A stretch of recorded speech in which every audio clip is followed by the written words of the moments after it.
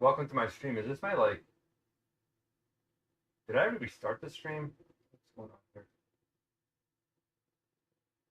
I don't know. Welcome if I did already start the stream. Okay, no. This is the actual long one. 11 hours, 30 minutes. Okay, good. I've done so many of these streams, like my brain doesn't want to remember the same process. Oh, like I've done it over. What am I at here? I've done it over 780 times, and that's just this hunger strike. Never mind the other hunger strikes that I did. So it's repetitive, even though I have to do it every 12 hours. Luckily, I don't have to do it every 2 hours. It still adds up. Okay, if you're on the other stream, thank you for joining me for this leg. There's something going on where I am cranky.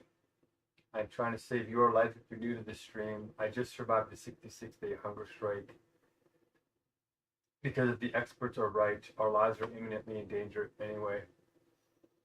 And I just found out, I was just telling the others, anybody else who's watching this, that I was under a dangerous presupposition, a dangerous assumption when I went into these, that I heard all these stories about these hunger strikers in the 1970s and 80s and 60s and 1920s and through all of history. The Irish have made it even legal protocol for 3,000 years. But these other people that went, 66 days, like Bobby Sands, or some guy went 73 days, and some people went 94 days. I thought, well, I'm a pretty in shape person. I can probably make it because I treat my body pretty well. I'm a vegan, all these things. But all those people that went past 60 or 70 days is, I guess, biologically proven, unless you're very, very obese. But for normal sized people, there's like a 70-day limit where everybody dies, or very close, because the body starts shutting down. It's just, if you only drink plain water, you die, because your body literally shuts down. There's only so much sodium in a normal sized person. If you have a bunch of fat on you, that's the only time you can go longer, but you still need to take vitamin supplements. So all those people who went 73 days and 94 days, it turns out, I just read this, that they were actually drinking salted water and tea and wafers and all these types of things to keep them going. And it's still hard, but it's at least a little bit of sustenance every day, which I didn't take at all. I was thinking they were doing real hunger strikes, which means just nothing but plain water. Like, I even filter my water, so I'm not even getting the minerals out of the tap water. But Bobby Sands was real. He didn't cheat. He died on day 66. So he fit the. And when I reached day 62, or day 63, one of the two, I moved to the next stage of my hunger strike, which kind of surprised me because nobody ever talks about this, which is that you start puking uncontrollably every couple of hours because peristalsis, which means that your intestine muscles and your stomach muscles, they stop holding the food down and pushing it through. They just stop entirely because the electrical signal is no longer, there's not enough sodium to hold that signal. So that shuts off. And that means the fluid gets pushed back up. You start vomiting. And so I started vomiting. I started feeling really nauseous, and then I just couldn't hold it in. I don't like puking. And it's just like puke, all this green stuff. And so it turns out I had pancreatitis and organ failure. And I went 2 or 3 days like that. And luckily we got the blessings on day 65. Like, I have this meal plan that you can be a part of. And I'll get to eat like I'm doing now. I get to recover for all of refeeding syndrome, which, if you go 7 days, you enter mild refeeding syndrome and you recover. You recover in like 3 days, of gentle eating, maybe 5 days. It doesn't take very long to recover from mild refeeding syndrome. But when you go 28 days, which was my previous long-term one, you're hungry for weeks. I think I recovered for like four weeks, maybe 3-4 weeks, so like a month of eating before I could eat a full meal again. And they say it takes 2, 3, 4 months, like long time to get your bones and all the stuff that was stripped, your heart, all that stuff has to recover from months. So I'm not having full recovery. I'm just recovering from like getting my electrolytes and my vitamins back up so that I could digest properly again and get my Paracelsus and stuff going, which I'm not sure how long it's going to take now because I've gone over twice what my previous maximum was on a wet hunger strike. So I don't know how long it's going to recover because I've never been here. I've never had numbingness like this. I really pushed the limit.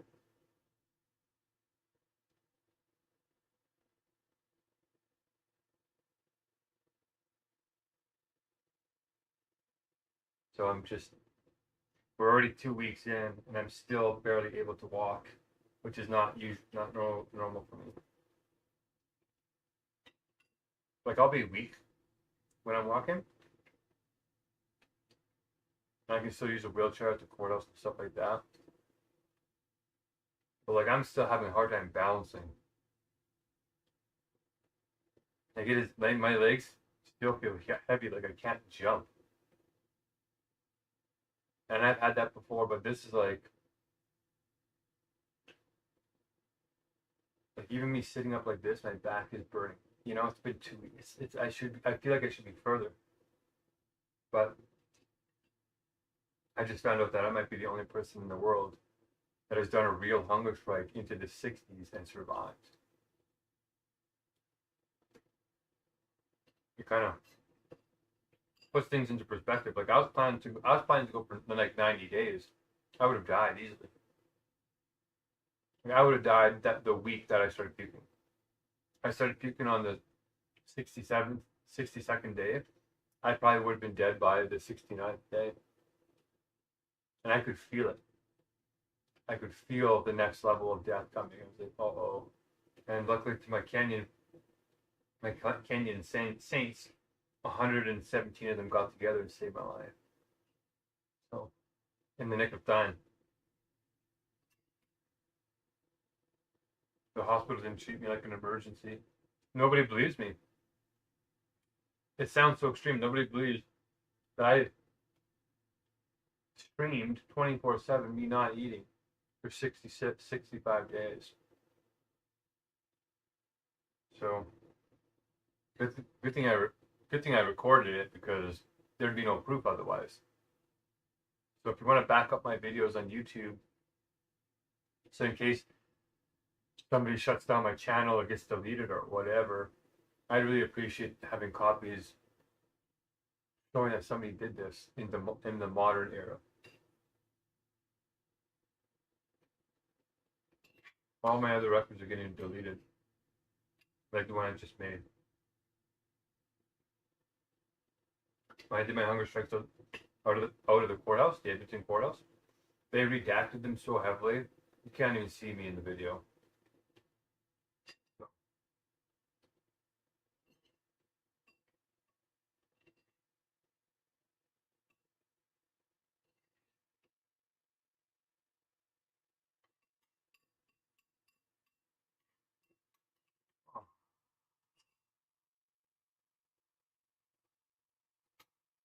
Personally, I think the reason why I'm surviving is because of the veganism.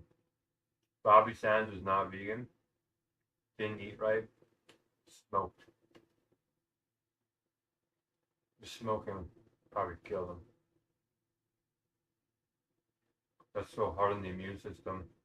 You have to deal with all that tar at the same time as your body's trying to survive.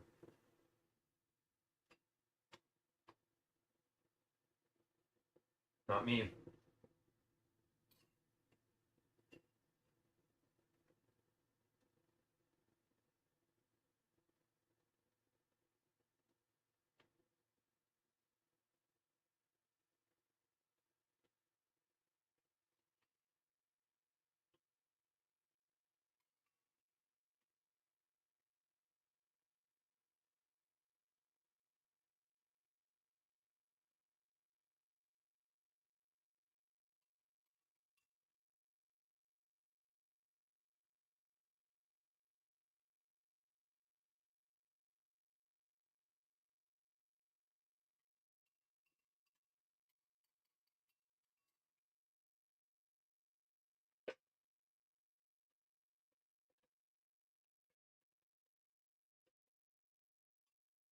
We need 10 people to pay 10 grand for a phone call to get Brian Rose to help connect God's government to the ultra wealthy so we can get to the poor and complete the circle and save ourselves by aligning quad mythos with universal logic, a new way of life, eternal life.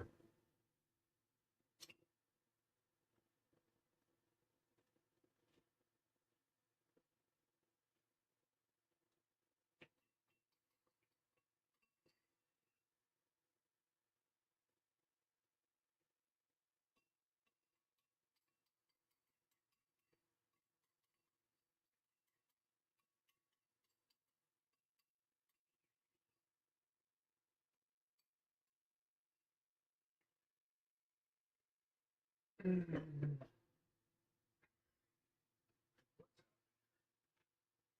breaking like everything. Not even like breaking. I literally am breaking things because I'm sloppy in my movements. Like I don't want to move, so every move is still like taking 10 times more effort, and it's really weird. But when you're in a cluttered setting like this, and I'm doing this on purpose because I want everything close to me. I don't want to move, right?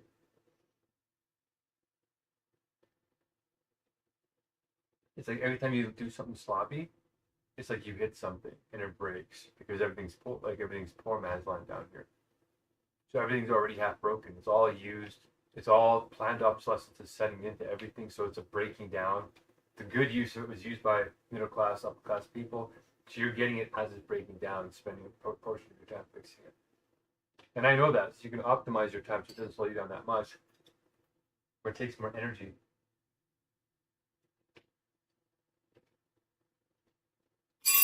Hmm.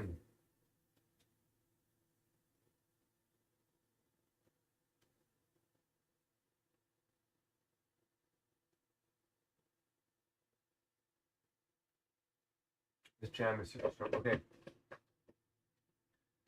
Oh, I don't want to do this again.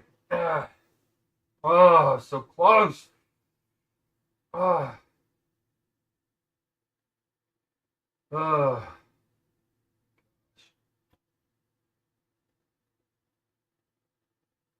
Do you see how my arm is dropped? Like my arms get kind of numb and it's tired. So instead of like dropping it gently like this, which I can do, my body saves a little energy just by saying drop. And then I kind of hurt my wrist just now on the bone of my knee. Just minor kind of like tiny things like that just add up when you're in a vulnerable state like this, and there's nobody around to help you because everybody's so caught up in the dead world, hyper competing with each other. It's just, it's not good, you guys. Okay, I'm gonna dictate. I'm gonna have to redo all this.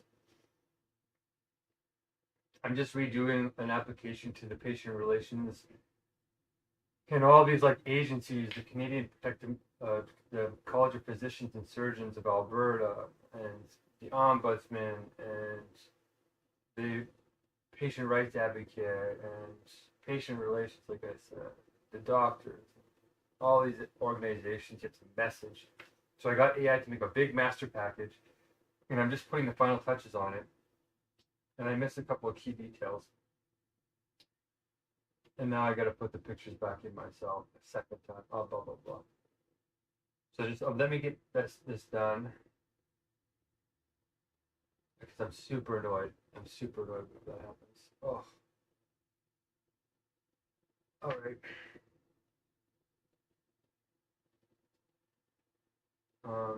Thanks for joining me.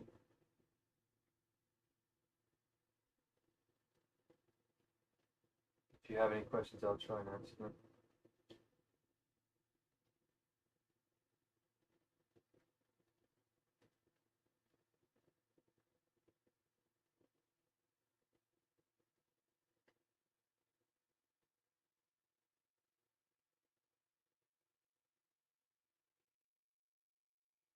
Oh, I really don't want to do this. Oh, jeez, man. Okay. This is the real heroic stuff. the mundane, boring stuff that's not dramatic or exciting, but you've got to do it anyway. This is where the real hero journey begins. Okay.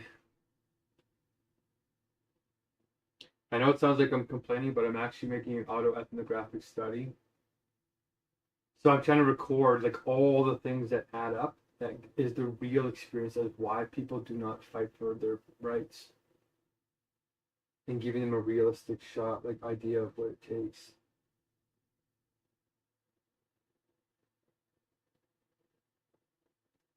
I'm getting more critique. My gosh, every single person is going through something and being like mean.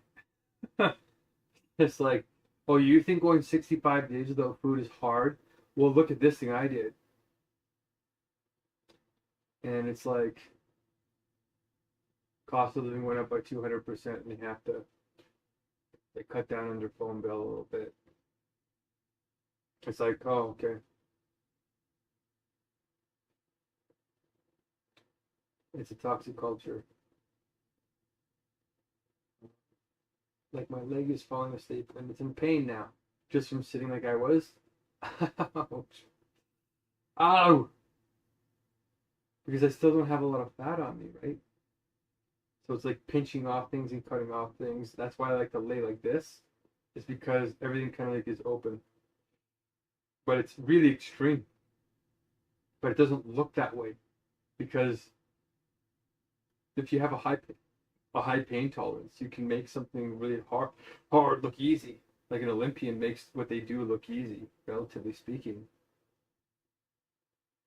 But it's because they practice for tens of thousands of hours, right? Okay, let's see the picture here to just get this out of the way. Ugh. Ouch. My hair is getting all matted. I can't even untangle my hair. Welcome. Okay, now I gotta sort through all these pictures.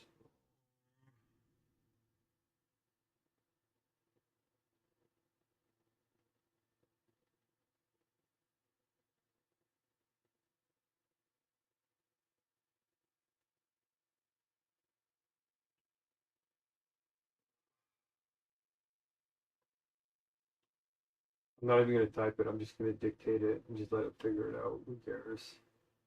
Most of it's in there. Like 90% is done. It's like the extra cherry on top though, because that's usually what wins the court cases, I find. Is that extra little push at the margin is where you get the edge. You fought just a little bit harder than the other guy for justice. Okay.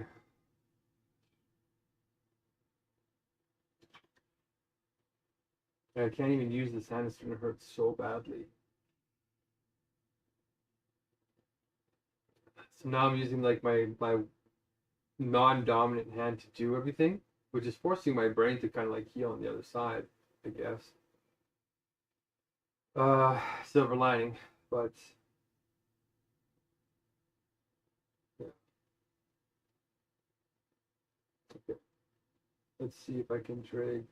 Like my buttons are broken too, so I can't even drag properly. Oh, okay. It doesn't do it right.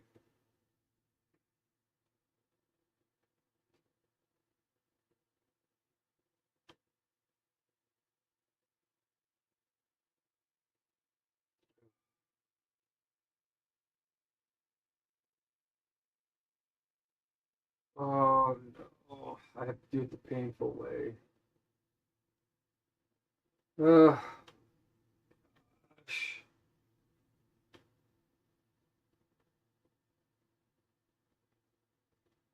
Okay. Fine then. We'll do it the absolutely brutal way. I have to go now and look at all the individual numbers, and because they're off my phone, it's like you have to read the entire image 6572314 and there's no preview of the picture. You have to actually go and read each one, then memorize it, and then put it in, and it's just excruciatingly pedantic. It's excruciating. You know, could there be harder things? Could I have my arm chopped off? Yeah, like I feel like my arm is chopped off. It hurts.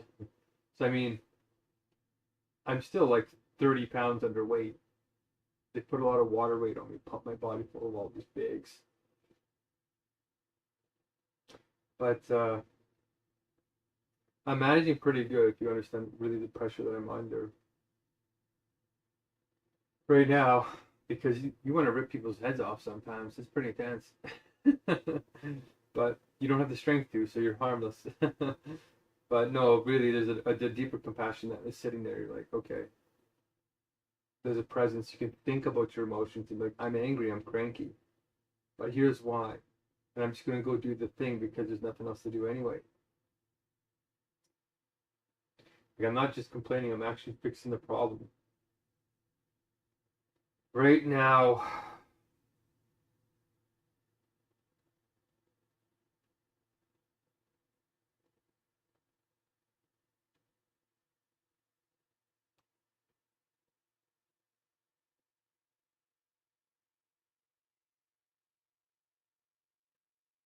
I'm getting attacked constantly.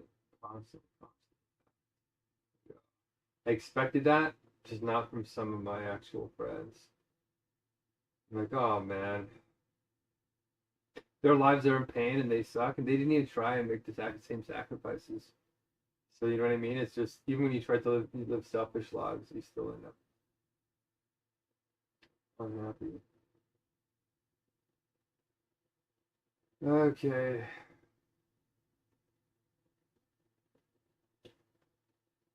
Oh, I'm so annoyed. I have to go through all my blood results and all. I take hundreds of screenshots.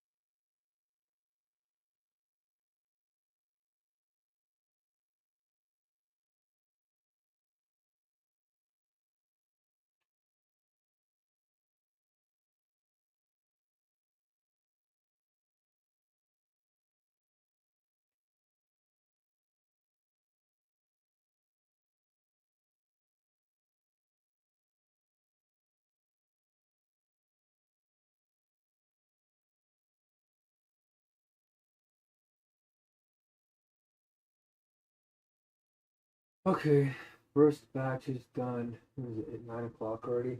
Jeez.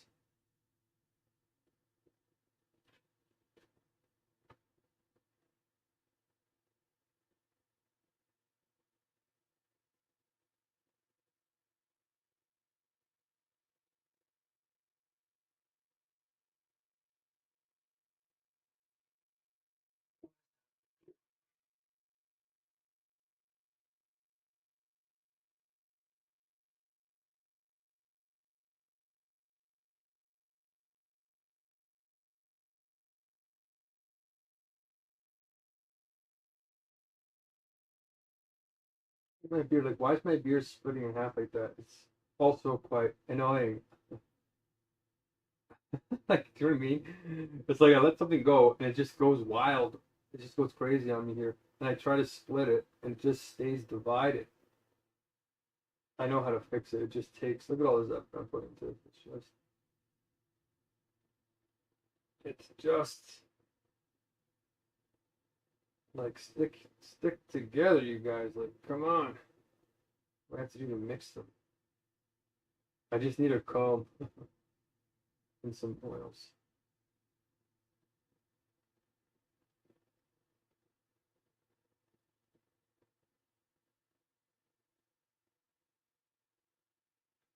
Okay, if I can get through this, you can get through too.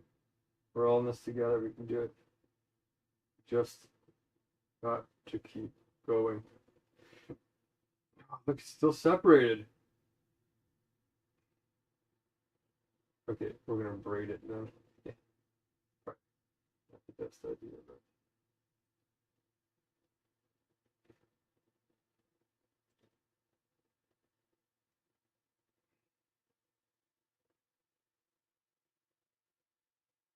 Anyway. Okay, let's move.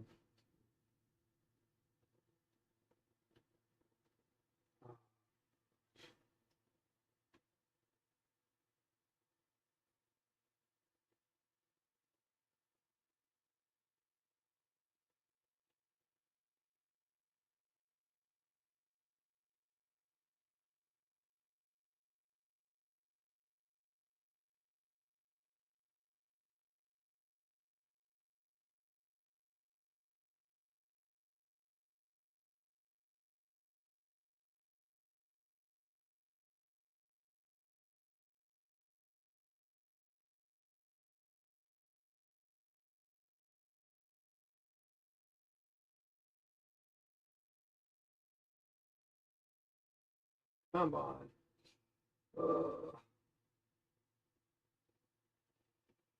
Oh, because I'm using my non-dominant hand. Like, well, okay, understand this one again. But it's speeding up the hunger crisis, the main crisis. So, okay, here's the note.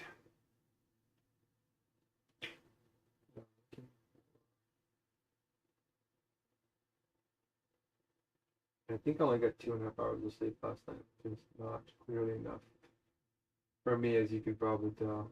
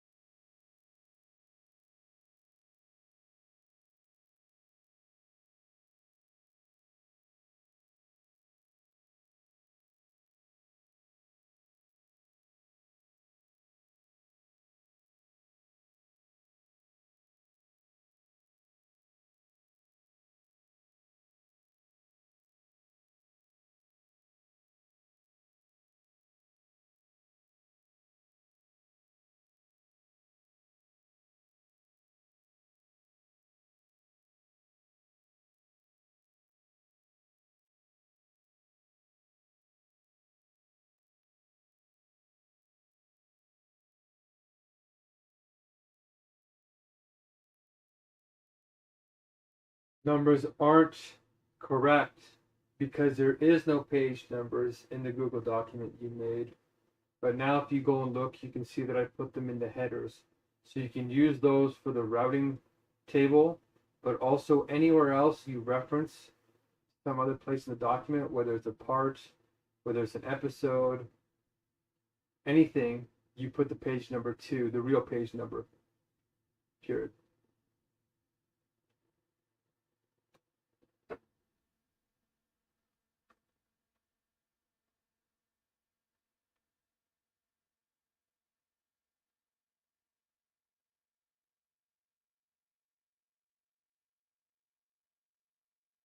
It deleted that again. Ah! Ouch! This is painful. Holy crap, man.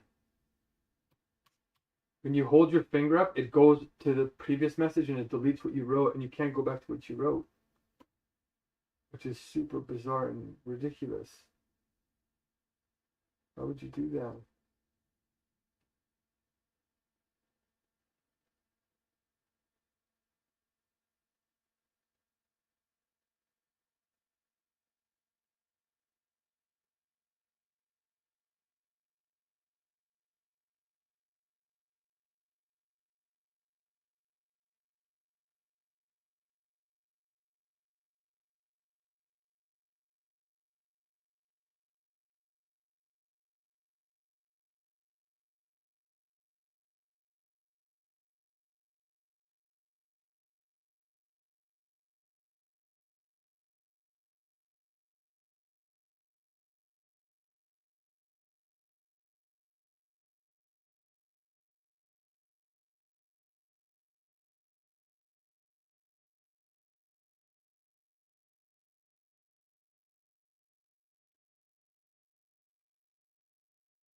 There is no page numbers on the Google document, so I added them, period.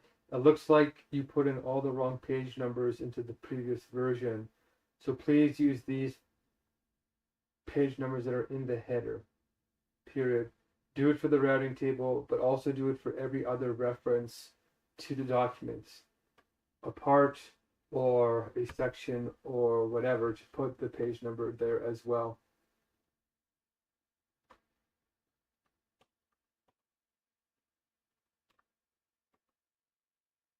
Can't even remember what the heck I was doing for the other ones now.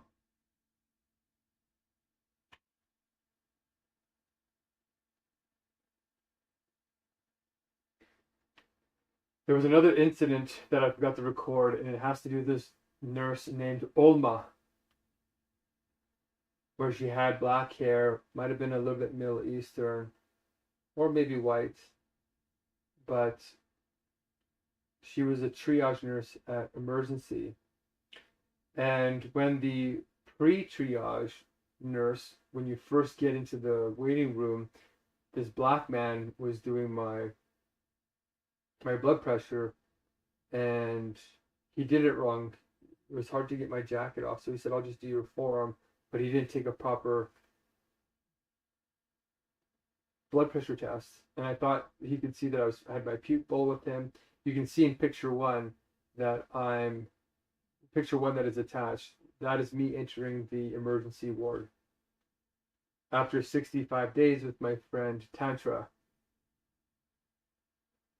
And they made us wait there for 2 hours.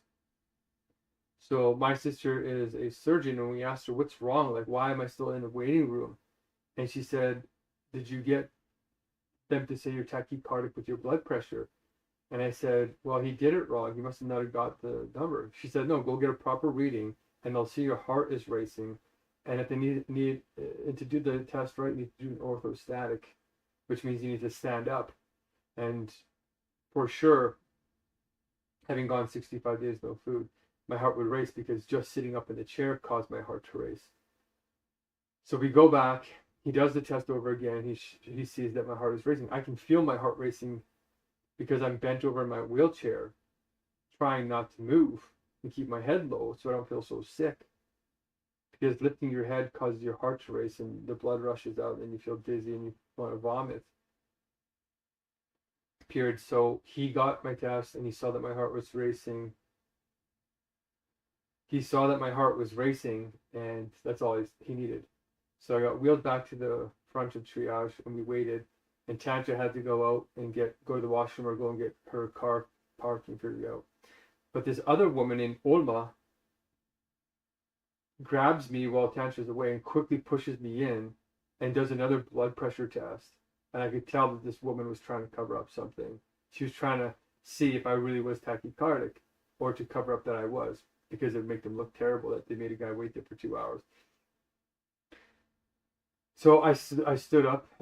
I said, okay, I'm going to stand up too because I want to guarantee you get this full blood pressure test. And I could tell she didn't want me to do it. She's like, oh, I was like sitting up and it was really hard on me. And I'm like, oh, and I had to wait there for the blood pressure test. It feels like your brain is being sucked down into your eyeballs. It hurts. It's not like a normal headache. It's like a dizziness, sickness, pain. Like you've been awake for like 50 hours and everything is sore and like scrunched up. And during the test, like I was really vibrating. I was really holding on because it was painful. And she said, oh, stop it. You're making yourself look worse than you are. And I opened my eyes and I looked at her and I said, what did you just say? I couldn't believe the crass, rude disrespect for a charter protected activity where I was near death. Organ failure, that's why I was puking. It was because my stomach and my intestines were turning off. It was literal organ failure. And I learned that there is no one else recorded on a pure plain water hunger strike that has gone over 60 days and survived. And I thought there was lots of people, but it turns out that there isn't, because everybody who goes longer than 60 days is usually drinking tea or salted water or sugar or wafers or something like that. Pure, but in terms of a pure plain filtered water hunger strike, I really was close to death. Bobby Sands looks like he didn't cheat, and he also died on day 66. So that my medical condition is very serious, and it felt like the nurses were underestimating it and thinking that I was pretending, because I think a lot of them thought I was joking or making up that I went 65 days and didn't think it was real. So I said to her, okay, you took the blood pressure. And she said, oh, you're not tachycardic. I said, how can I not be tachycardic? I can feel it in my chest. And I said, I'll stand up. And she wouldn't do the test standing up for orthostatic. And my sister told me they have to do orthostatic if they're suspecting that there might be something wrong. So if you think that somebody is making up 65 days of hunger striking, you should probably get them to stand if they're willing to stand. And I didn't just say I'm willing, I said I want to do it. Because if you're saying I'm not tachycardic, that's crazy. I'll show you tachycardic. I'm probably going to fall over, but whatever. I was so mad. So I said, no, I'm going to do it. And she took the cuff off. She's like, "Duh, duh, duh, duh." And I was like, no, I want to stand up. And she just pushed me out of there because I couldn't do anything. I was so weak. And so that Olma woman, I think, needs to be held to account for extremely unprofessional conduct. And also, like, illegally truncating. I believe it's probably illegal to, like, some kind of form of neglect to not do these tests properly when there's reason to do them properly. So this whole incident with Nurse Olma on June 25th, 2025, sometime between 2 p.m. and 5 p.m. Mountain Daylight Time, is when this woman was in the triage. Because we arrived sometime around 2 or 3, and then we sat in the triage for 1 or 2, over 1 hour for sure. But somewhere around 2 hours before we started doing the second blood test, and we still got in. I got in after that because I think she lied. She saw that I was tachycardic, or the other guy saw that I was really severely tachycardic. But I got in there. But I think that this nurse needs to be reported as well. in the complaints. And that's Nurse Olma, Oloma,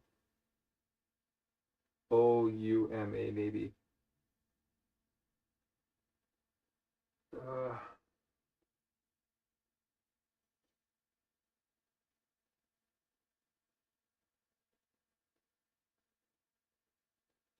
Okay, so that's one of the incidents.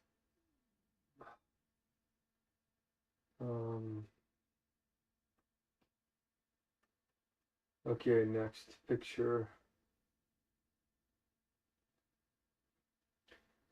Picture one is me arriving with my puke buckets, and I was in a wheelchair trying to keep my head as low as possible so that the dizziness and the sickness would slow down the vomiting.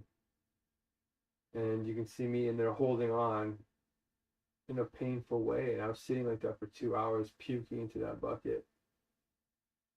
So I feel like there was misconduct, and they were putting my life at undue risk because of incompetence and prejudicially interpreting my symptoms as non-symptomatic. That a man who's gone 65 days without hunger, without food, is in a true life or death situation of true medical emergency. But there's a tremendous prejudice and entitlement and lack of education on political charter right activities like Hungerstrike that are protected by the rule of law in the Constitution of Canada, and as well as the Charter of Rights and Freedoms. Period. So the waiting time was absolutely brutal.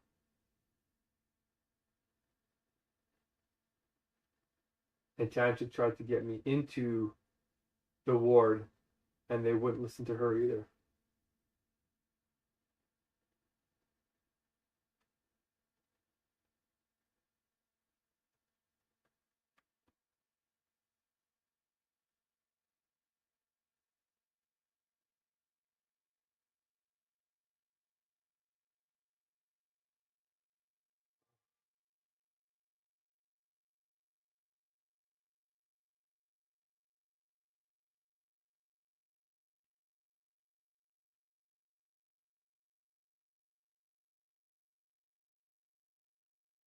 I was also very cold, and the emergency rooms are cold already, and the lack of calories to make body heat made it even more painful.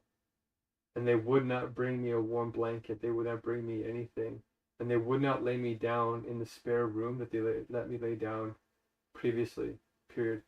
This other nurse named Mark was also very crass and rude, and guilted and shamed me for going on the hunger strikes, and was trying to encourage me off of them, which I believe breaches my charter rights, and that they're supposed to be neutral actors, not trying to be political.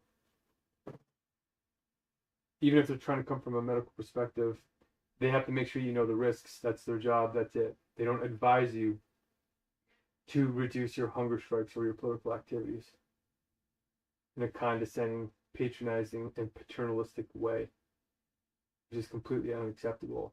And all the nurses did it to me except for the black man who had a hard time speaking English and didn't do the test right in the first place, but luckily it looks like he did it in the second.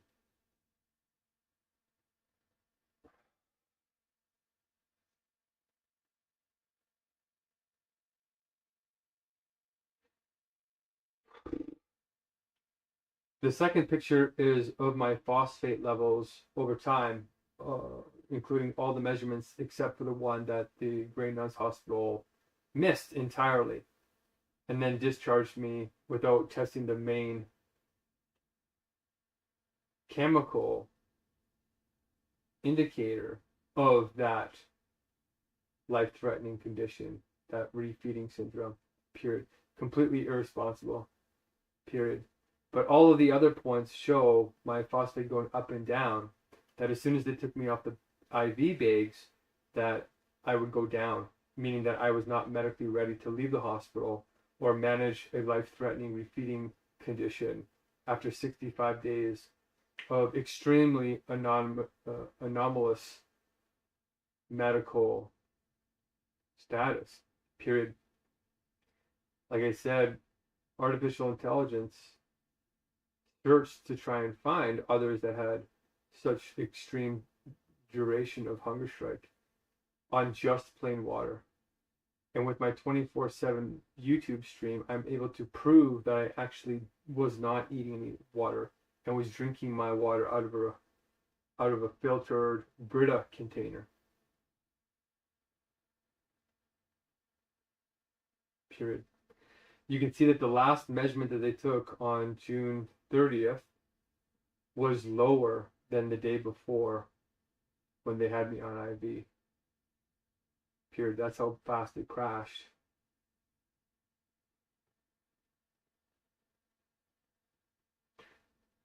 The chart just shows how unstable my levels were.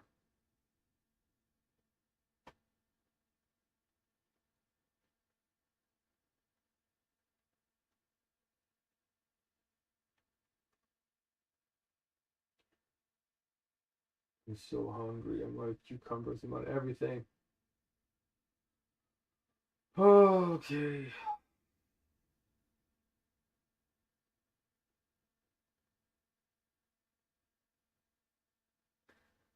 The third picture attached to this message is my actual phosphate level. Well, it cut into the paragraph halfway and started typing. Why would it do that? I am cranky, as you guys can tell on my streams.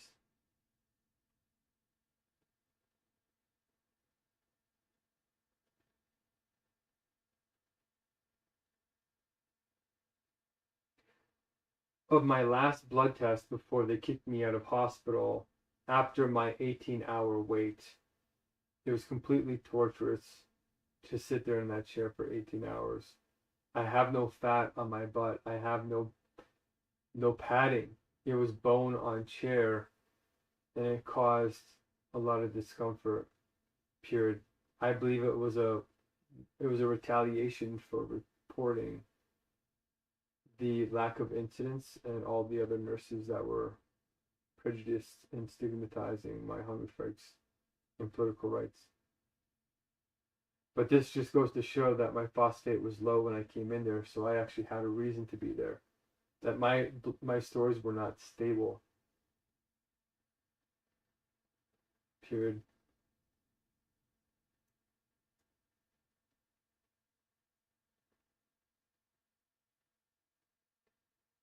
It maybe should be added that Dr. Wong on June 30th around 8:40 a.m. came in with the sheet, the requisition sheet for the sodium phosphate micro-base effervescent tablet and the thiamine B1, and said to me that they were discharging me not because of my well-being, and clear evidence that my blood was doing things all over the place after 5 days, that it was really about profits, money, and the hospital being full, that I was being discharged recklessly.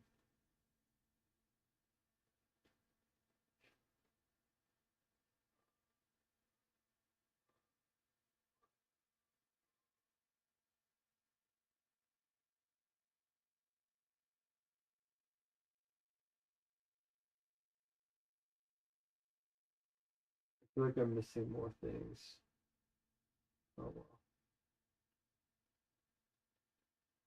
The fourth picture attached is of my last blood test as well in the hospital of the University of Alberta on June 30th, where the blood volume levels, I believe, said something that there was an anomaly. When I opened it, my red blood count, my hemoglobin, and everything to do with my blood, that wasn't easy to pop up, was low. And I think that these are indicators of how truly vulnerable I still was when I was being discharged recklessly. after having patiently waited for 18 hours for my third or fourth time in multiple hospitals where I had already spent 30 hours in lineups.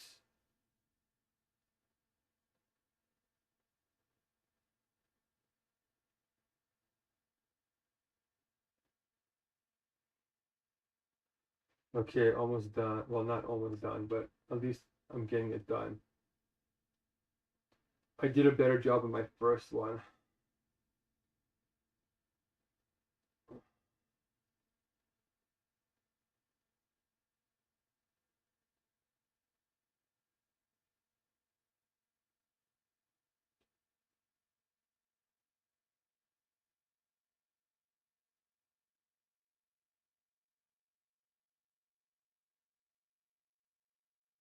The fifth picture attached is an image of me when I got home immediately after discharge.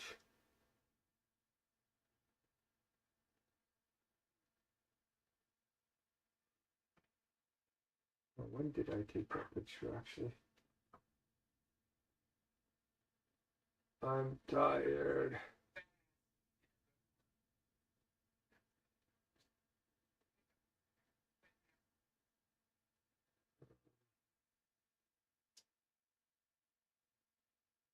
Okay, when did I take this picture? I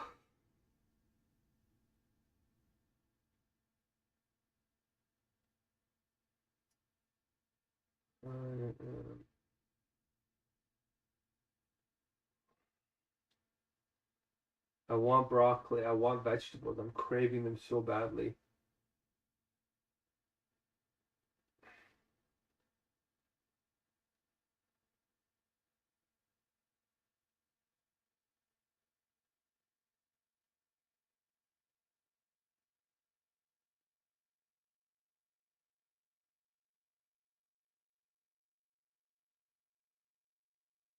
Right there. Yeah, June 30. So as soon as I got home.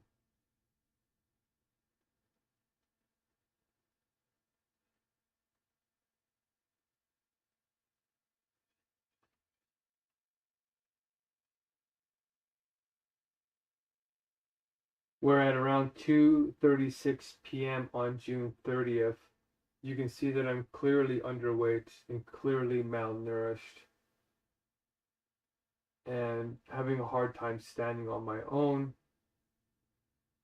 And that picture is with me after being pumped with fluid bags all night and with a little bit of a meal inside of me from my friend who took me out to try and help me get from the hospital to my home with my bags.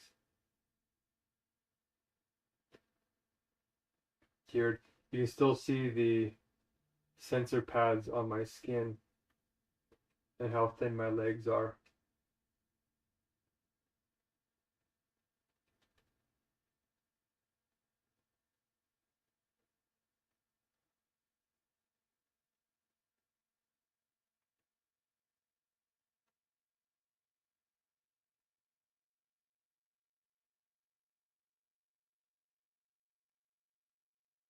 It should be noted that they did EEG tests on my heart, or they put these electrodes on my shoulders and ribs and on my ankles, on my legs, and they were monitoring my heart. And I guess what they saw on the heart monitor must not have freaked them out. Otherwise, I don't think they would have released me. So I think my results look better than they were. And I think that multiple negative factors were compensating for each other to make it look like I was healthier than I was. Period. For example, when they did the heart tests, I was laying down for a long time. And the fluids that they put into my body were being pushed into me so fast that perhaps it was causing my heart to look like it was healthier than it was.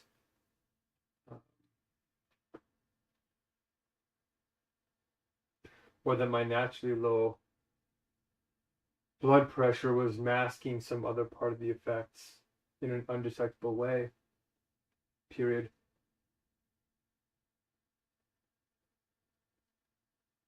similarly, when they did the nutrients in my blood, they said that my store of B12 was still surprisingly high. The concentrations of these minerals and vitamins were still relatively, it was low, but it wasn't deathly as low as they thought it was going to be.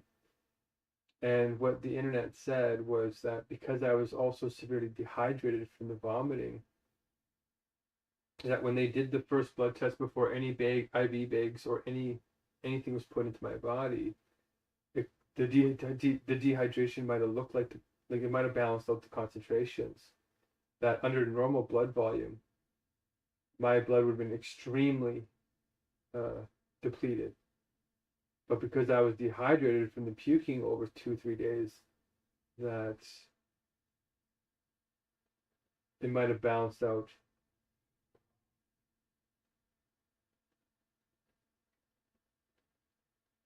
It might have balanced out the effect. It made it look like my stores were better than they were. The doctors were telling me bizarre things, that I was actually doing remarkably well. And perhaps they also didn't believe me that I had gone 65 days without anything but plain water.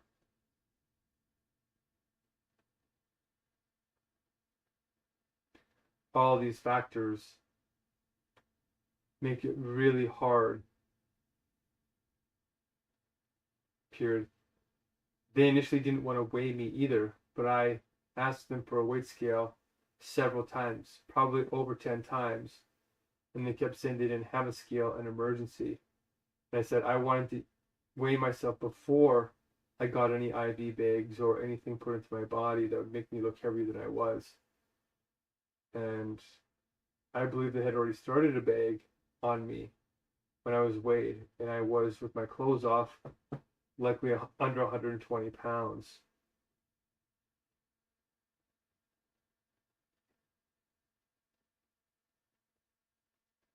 Period. But now I don't have a weight scale at home. Period.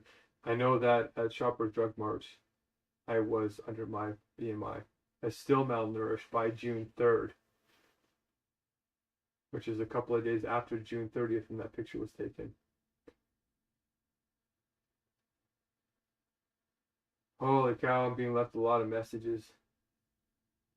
So we're almost another half an hour. Well, we are half an hour into this second approach. Like, I'm actually going to copy this. I'm not going to fall for this again. Like,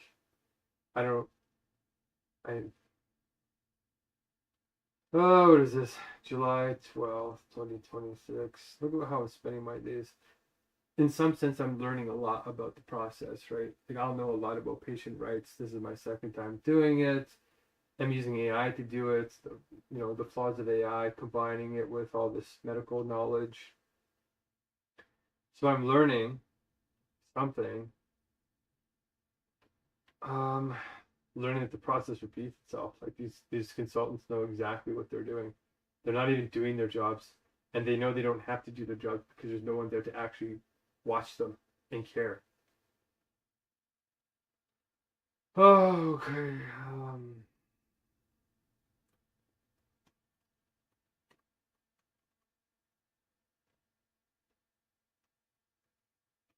My keyboard is not working right.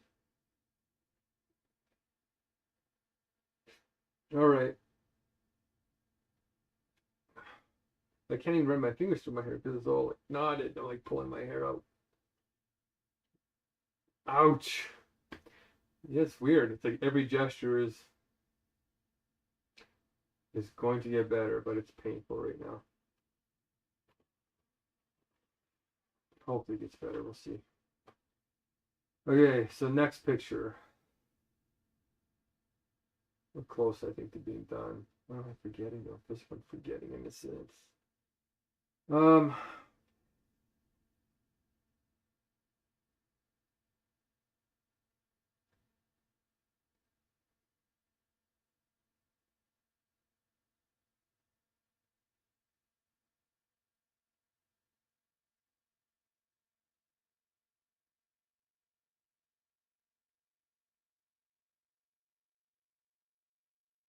So the sixth picture is of me on the ambulance stretcher after being taken out of my home after 811 triage nurses told me that my hand alone was a 911 call and medical emergency of neuropathy, palsy, nerve damage, very serious things they said, especially if it was getting worse. And it definitely is getting worse now, but that picture was taken at 2 a.m.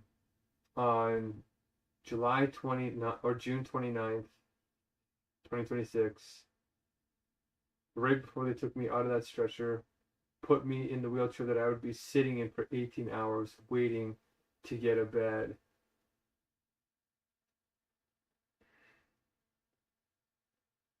Period. They made me put an oxygen thing into my nose. Period. I don't know if that threw off my charts or my heart or whatever. Period. I also have a very high pain tolerance and I'm just naturally strong and resilient. Period. I was always good at sports. Maybe I have fast twitch muscle fiber. We found out from our genetic tests of 23andMe that our parents and grandparents were not who we thought they were. There was some cheating in the family, and it was a very big reveal to us that we had genetics from completely different places that didn't relate to our normal genetic tree, and explain some of our abilities potentially.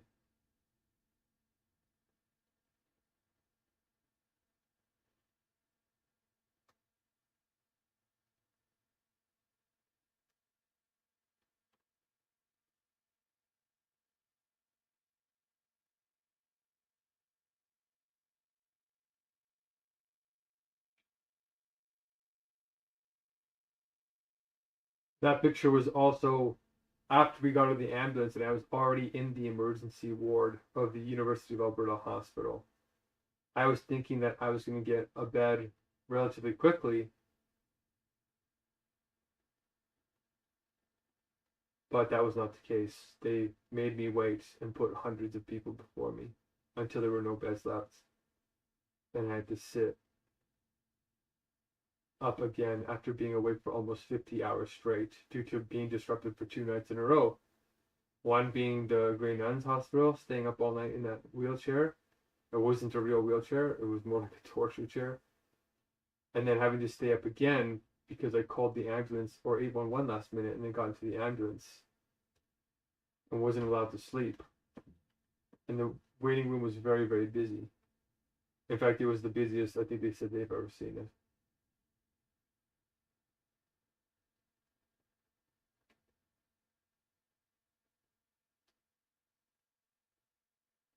The 7th picture is of the meal that I choked on and almost died from while the nurse was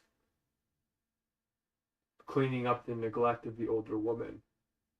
Period. And it was so severe they had to change the bed out. It took them 3 hours for that woman to get cleaned up and safe.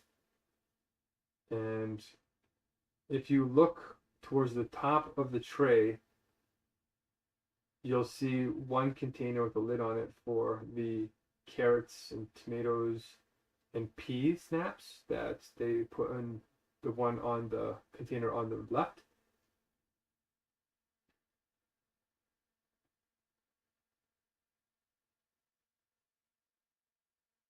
And then the container that was on the right or underneath the rice cake was the iceberg lettuce cheap salad that I thought would be safe to eat when the nurses didn't give me any water because they were busy dealing with another patient. And then they ignored my safety bell 3 times. Even though they went and turned it off and acknowledged it 3 times, they still didn't come and check on me. Period. And that tray was handed to me at close to 1 o'clock when those trays normally come at 12:30 or even earlier between 12 and 12:30. So that tray was up to an hour late. And nobody is sure when the tray arrived because everybody was so busy cleaning up after the old lady that they didn't notice the trays were sitting there because the food staff couldn't get around such a big mess.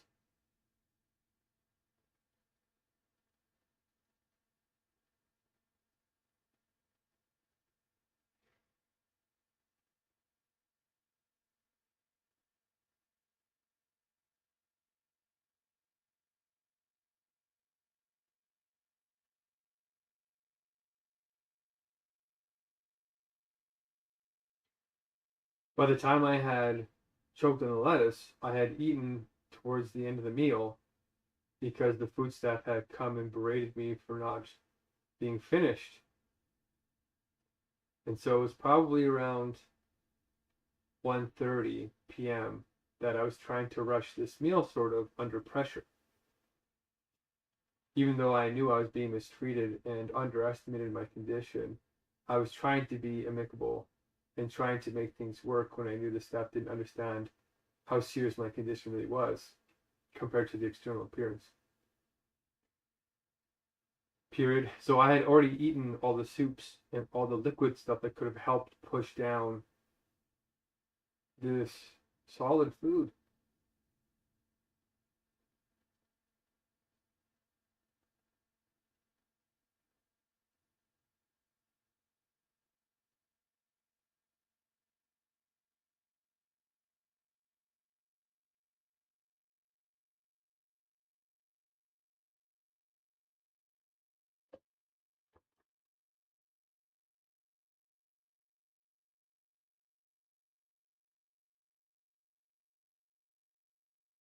Woman never comments back. All right. The eighth picture of the lentils, rice, beans, iceberg lettuce, and the orange and some other broth soup.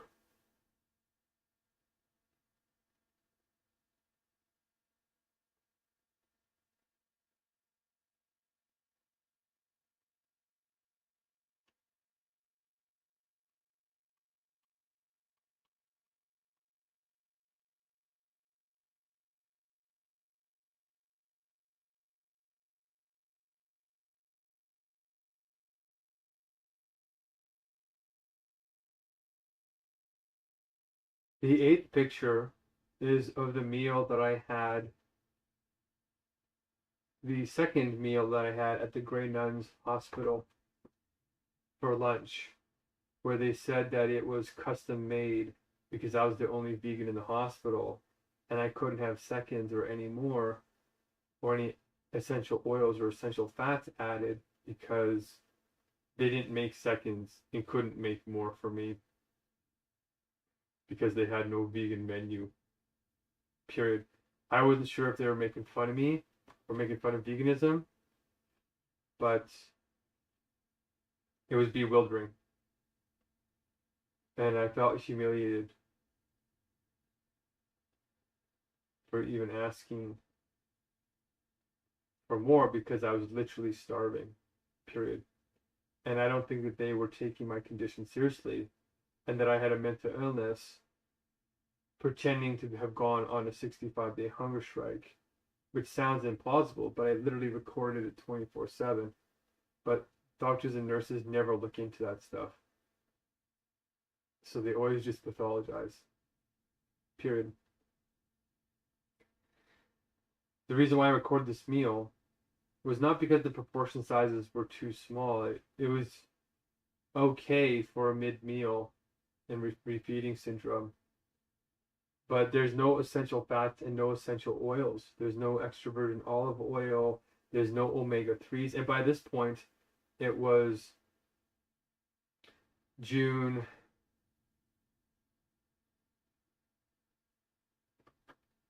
I believe June 29th.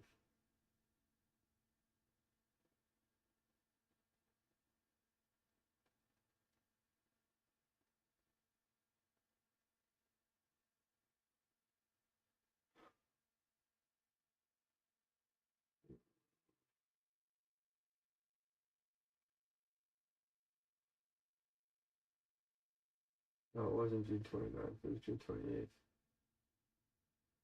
Yeah. See, that's why I don't delete any of my pictures. You never know.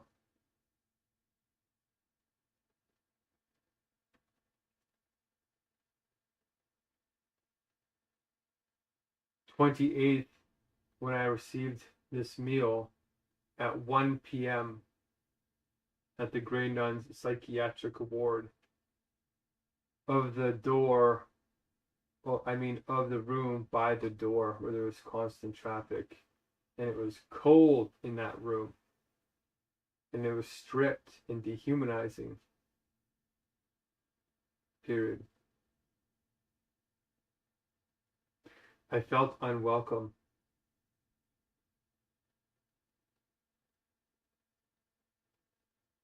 Period. So by this point, I had gone 3 days without any essential oils being pumped into my bag or into my food, except for 1 or 2 oat milk containers that I had when I was on 2C3 for that 1.5 stable days of recovery. Period. I was becoming concerned that I was getting a form of brain damage in some sense or mood shifts because I wasn't getting these essential oils in the proper way. And that I was being told that I wouldn't be getting anything.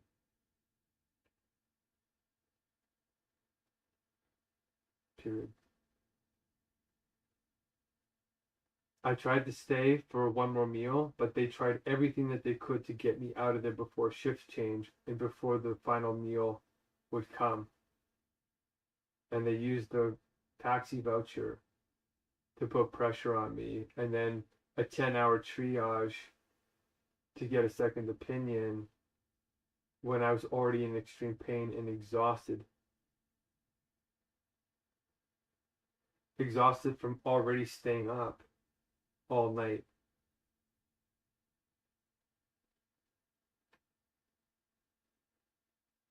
In that triage waiting room where I met Megan Byrne.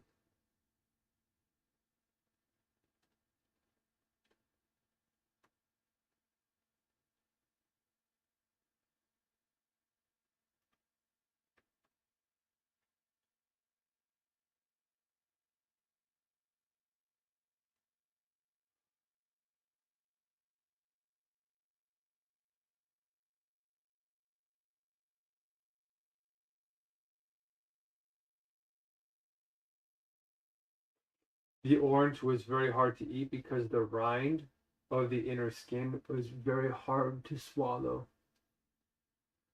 It wasn't like a mandarin orange, which was also hard to swallow, but these bigger oranges are not safe for hunger strikers who are already having a hard time swallowing.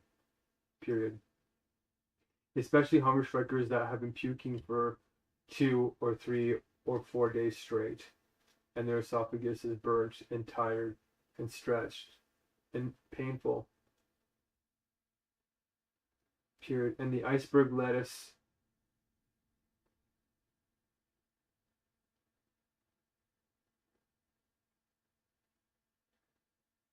might not have been that nutritious.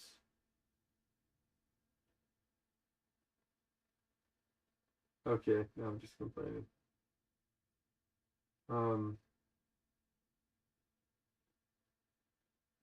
The next picture, I believe the 9th and final picture, is of the meal, the very last meal that I was brought after I returned to hospital and was being kicked out.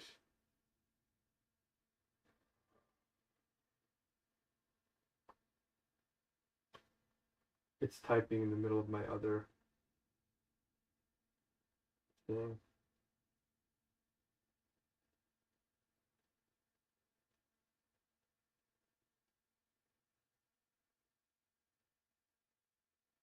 It's typing out of place.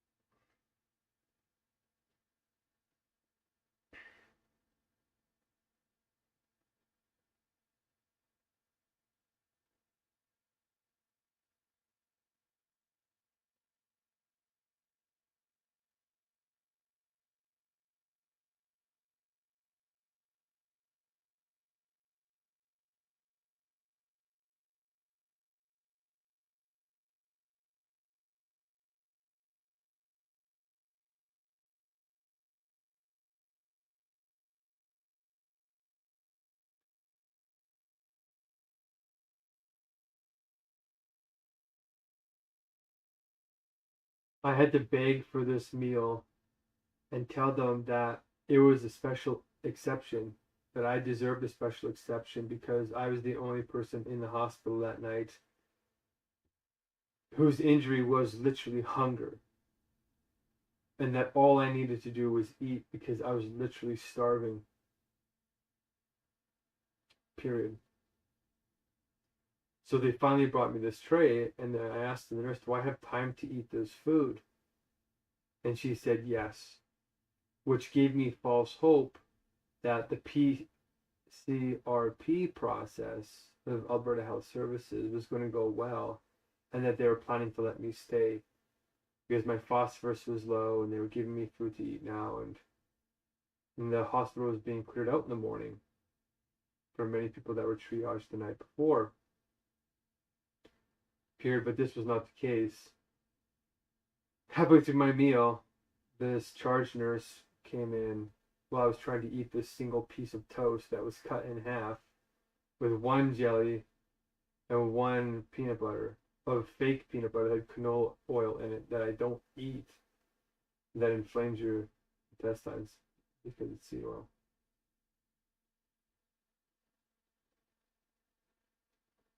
But also they brought me a coffee that's not fair trade certified, which I told them not to do. And then I had cream of wheat, which I tried to finish, but I don't believe I got a chance to finish it. I didn't get a chance to drink my soy milk, and I didn't get a chance to drink the juice. Period. So I didn't get very much calories out of that meal because I was lied to, and the charge nurse told the security guard, the peace officer, to basically kick me out. And he quite literally took the tray of food away from me and put it off to the side and started gathering up my belongings and then forcing me out in the wheelchair. But to his credit, he did last second grab me the apple juice or whatever juice was on the tray and threw it into one of my bags, because I think he knew or knows that the system is broken and is not working fairly. So, but it still was fairly rude.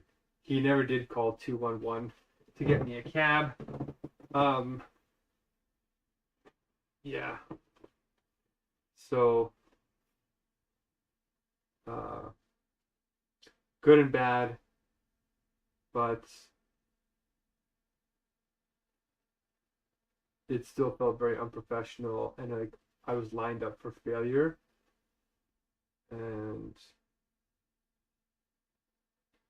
their treatment was creating conditions of mental unwellness. They were trying to induce, whether they consciously knew it or not, it felt like they were trying to create an environment which was hostile, to send a signal not to come back, and that they were retaliating, that I was reporting these instances as thoroughly as I could and filing lawsuits to try and protect others, including them, from the burnout and the complacency that was washing over our systems as they seemed to crumble. Period. So that last meal was pathetic.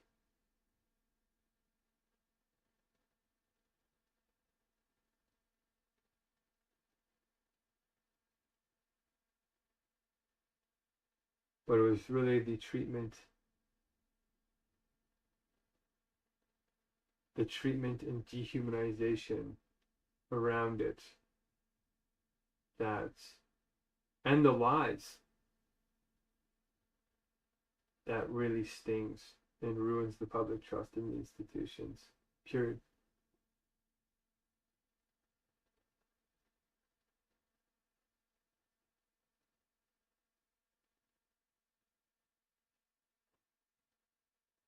Okay, this time we are not going to let this fly. I'm exhausted. Was it 9:47? Another hour gone. Another hour wasted repeating what I had already done. Okay, well, it's done now, I think. Let me just double check here. What?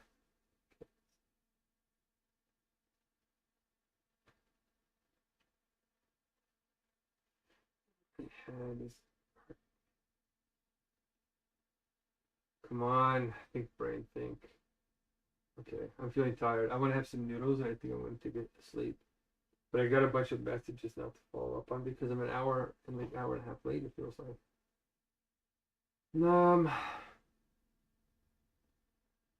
I want to get this done today because tomorrow's Monday. And then they're going to say, well, you didn't file it on time. And I want to say, no, I filed it on the weekend. And you guys got it before the week began.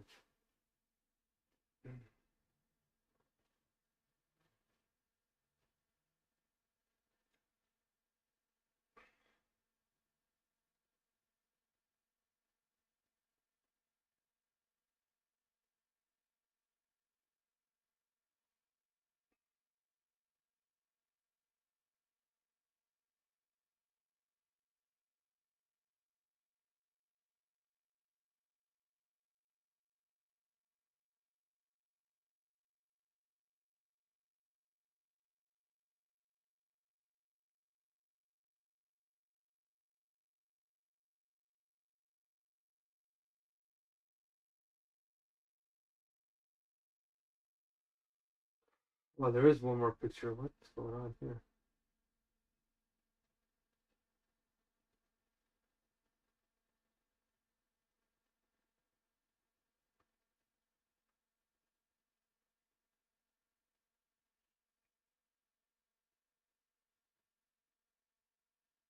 Oh, 929.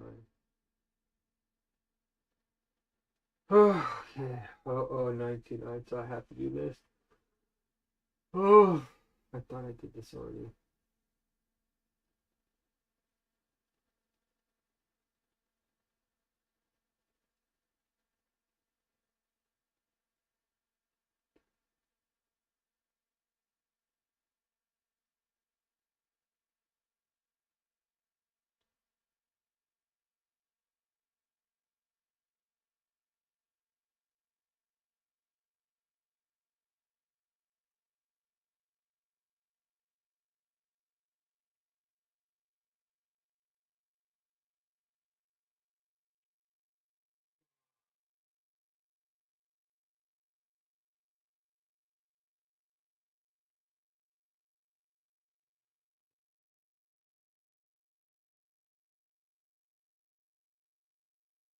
On.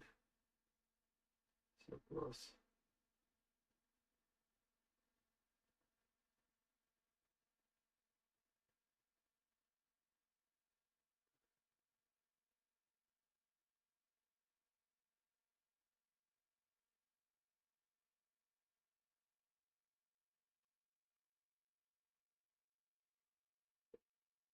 Okay, the last two pictures are of the doctor's note that Dr.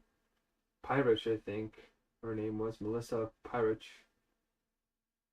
are her agreeing to write the doctor's note for my court case date on June 30th. And she did it the early morning hours of June 30th at somewhere between 2 and 4 a.m. Period. I took two pictures because the first one was too far away, a little blurry, and the second one is close up and you can read the words. That she told the court that I was in medical care and they weren't sure for how long. I scanned that with my phone and sent it to the Attorney General, who are the defendants, and to the staff of the Associate Chief Justice, and to the Court of Appeals,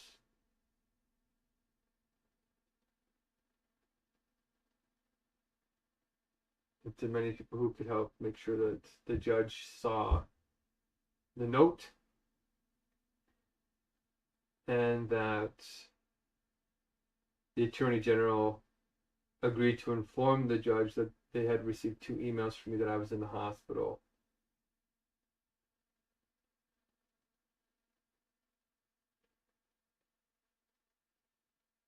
Period. It looks like the judge voted against me, and that the Attorney General doesn't seem to want to clarify properly what happened. But it sounds like the Attorney General got everything they wanted, and I was treated as if I was supposed to show up. Period. I had sent the note to service the King's Bench directly, JSG period service.hmk, and also to Jeanette Goldberg and to Patricia Copeman, who work directly out of the Associate Chief Justice's office. So I sent to all the appropriate people, and I sent from a secondary email to try and ensure that it arrived to those intimately involved in my case.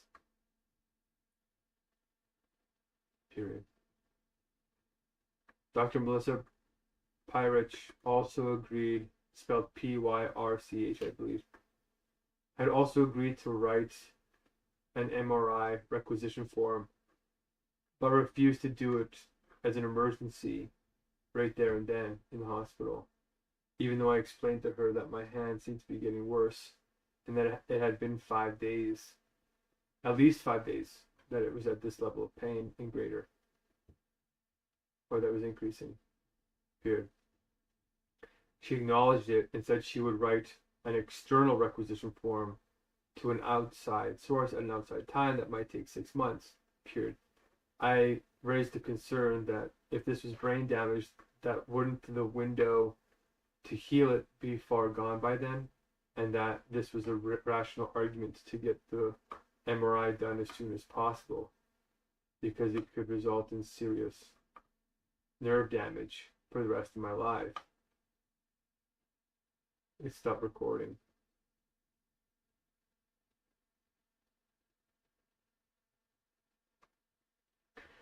I had sent the email with the medical note to all the appropriate emails, such as JSG period service HMK, and also to Patricia Copeman and Jeanette Goldberg, who work directly out of the Associate Chief Justice's office. And I sent from my primary email, but I also sent from a secondary email to ensure that they got it after I had sent it to the Attorney General and all those who might want to know. Period.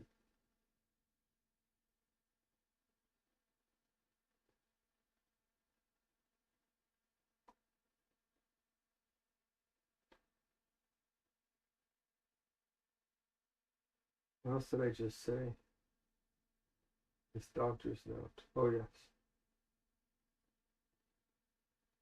Dr. Pyrich was also willing to write an external requisition form, but wouldn't do an emergency one. She said that she could. She looked at my hand and looked at the symptoms, and I said it's been 5 days and it's been this bad or worsening. And she said that she would write an external requisition for an MRI 6 months from now, or that it could take 6 months, and that she refused to do an emergency MRI, despite me raising the argument that there was a window in which nerve damage could be solved, and that 6 months might mean that it would be long gone. So that alone, I thought, would be reason enough to get an emergency MRI at 4 in the morning when there might not be any patients.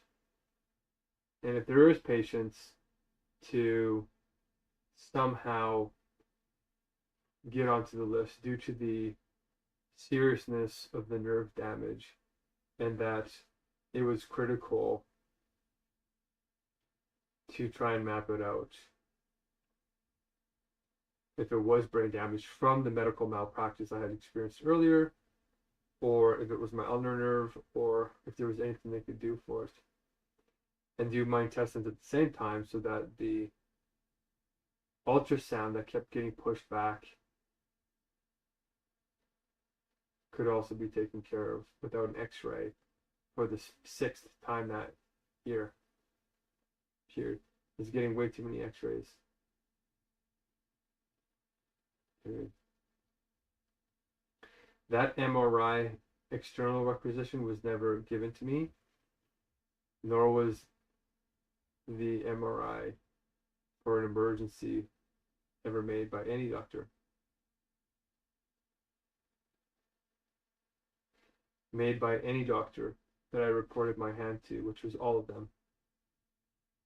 Period.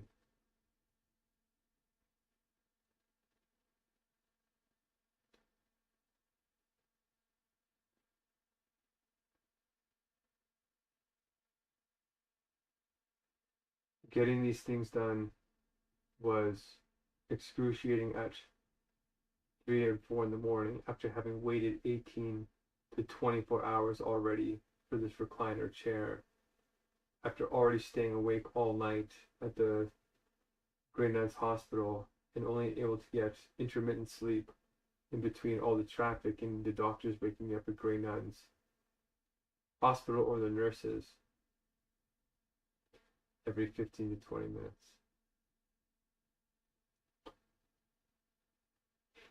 Okay, I think that's got it. I think that's got all of them. It asked me for these, and I did them all. So now you can see, like, look, it's over an hour. You can see why. I still don't have all this stuff in there. It feels like, oh, my arm. Oh,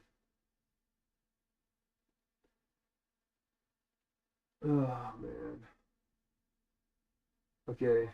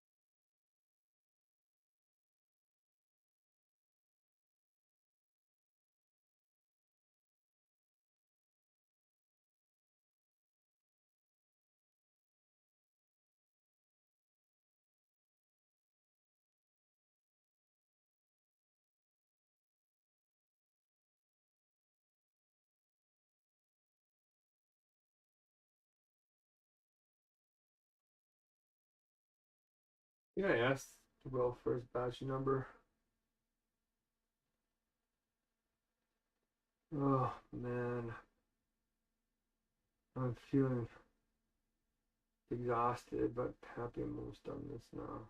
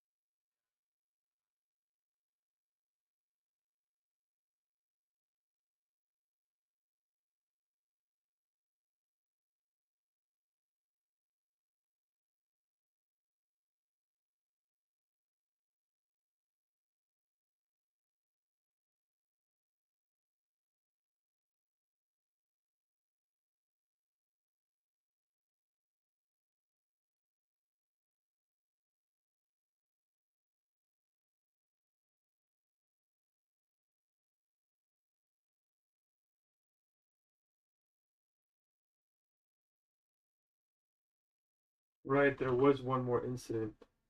And it's going to sound bizarre, but theft.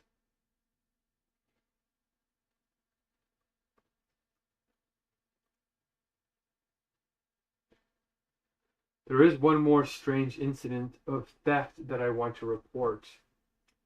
That on, I believe, the final day of 2C3, when Will was pushing me in a wheelchair with another peace officer out of the ward, that I realized I had unplugged my cable from the iPhone charging block that was behind my bed that I think Nurse Beverly put there, the very first nurse that was making fun of my hunger strike, the black nurse,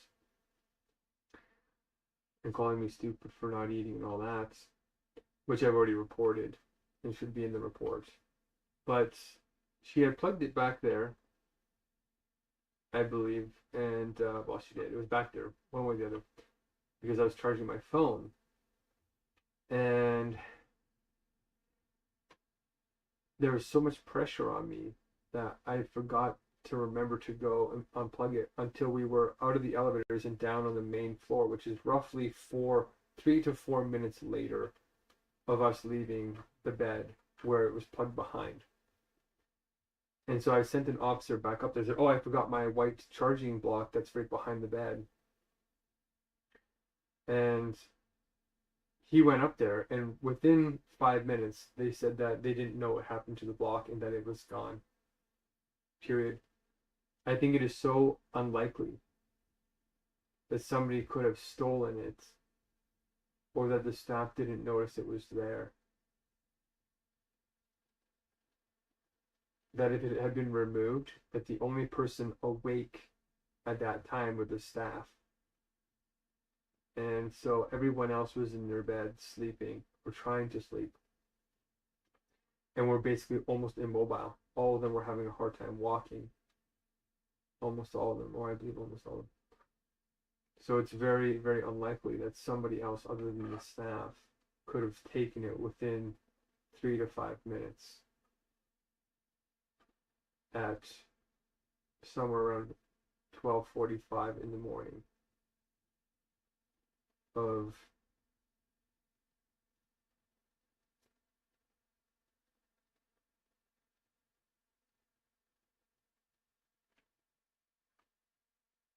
that day of June 27th, 2026.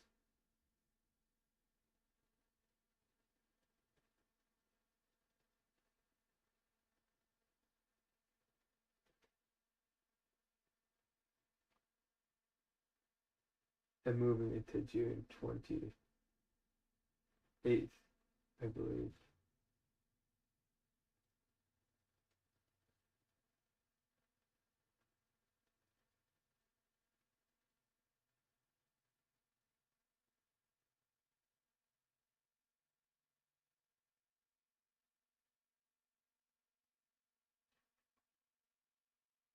Period.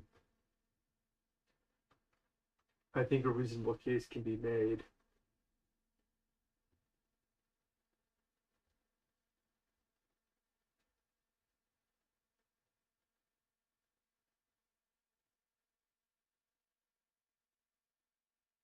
I believe a reasonable case can be made that either the nurses or the doctors or the site managers or the guards or the peace officers took my charging block in retaliation. Period.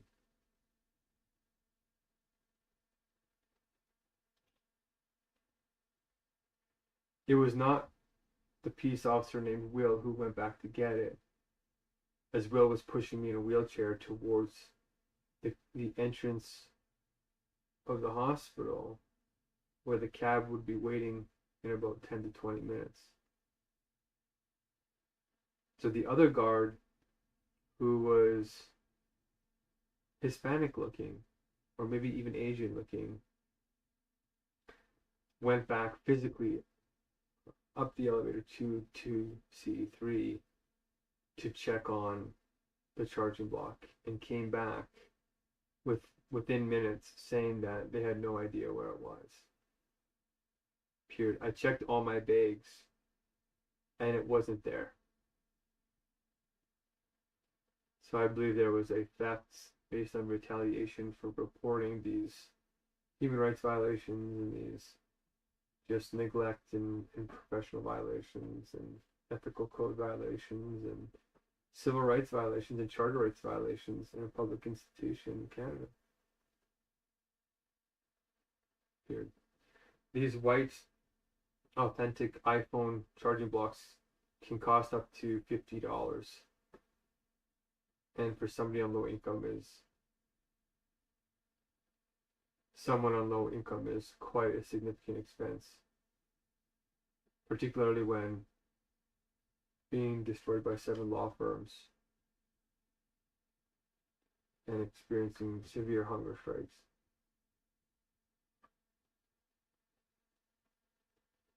Now I think we got everything.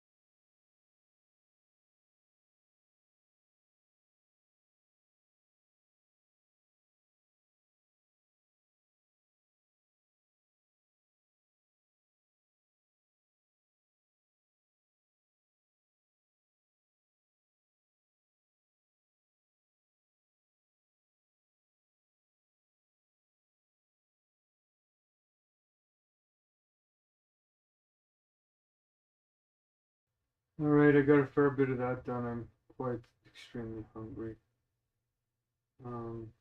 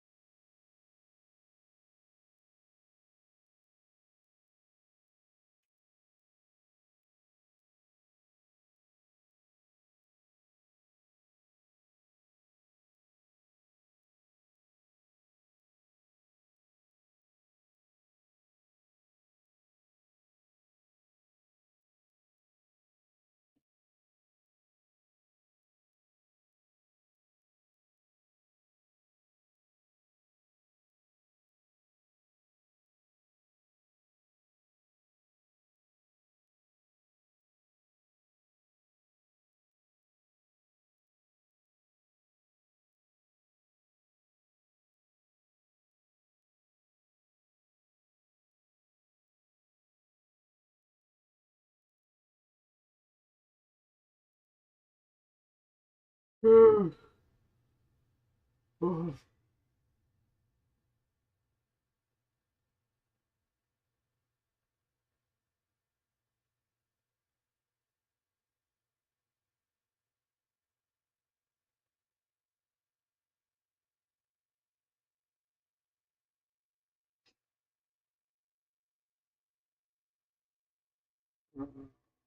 Gotta use the washer. Very, very soon. Very, very soon.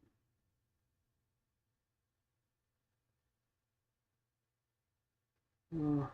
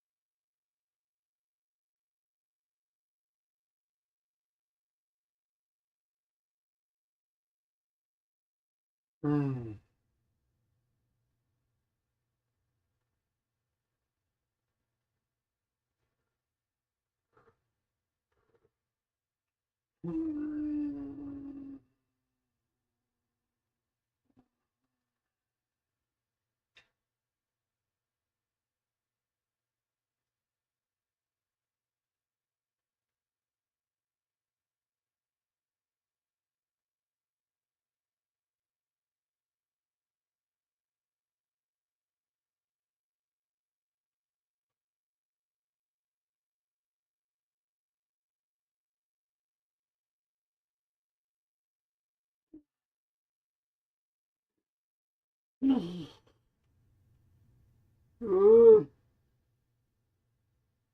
Oh.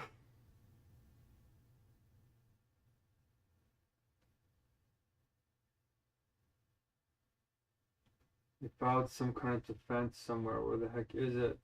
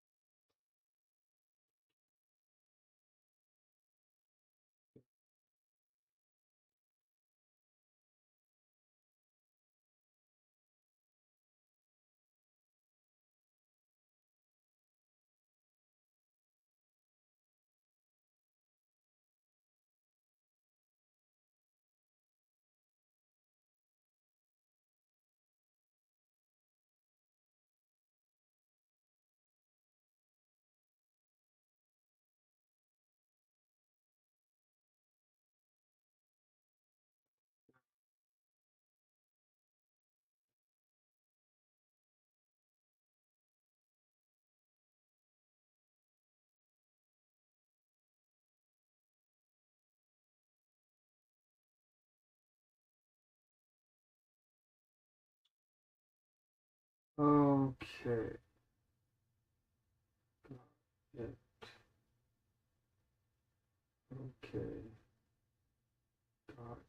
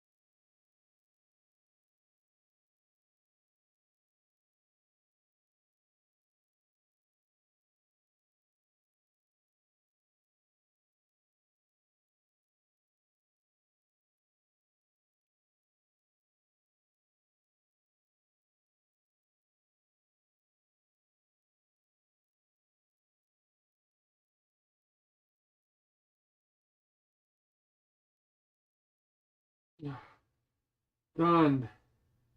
Yes, I can't believe I did it.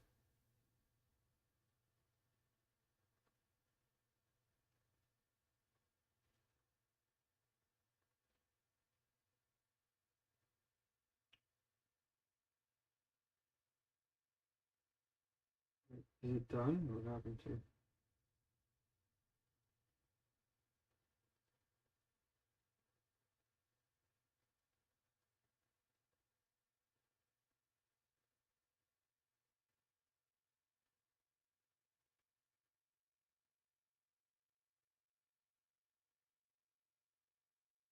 Mm.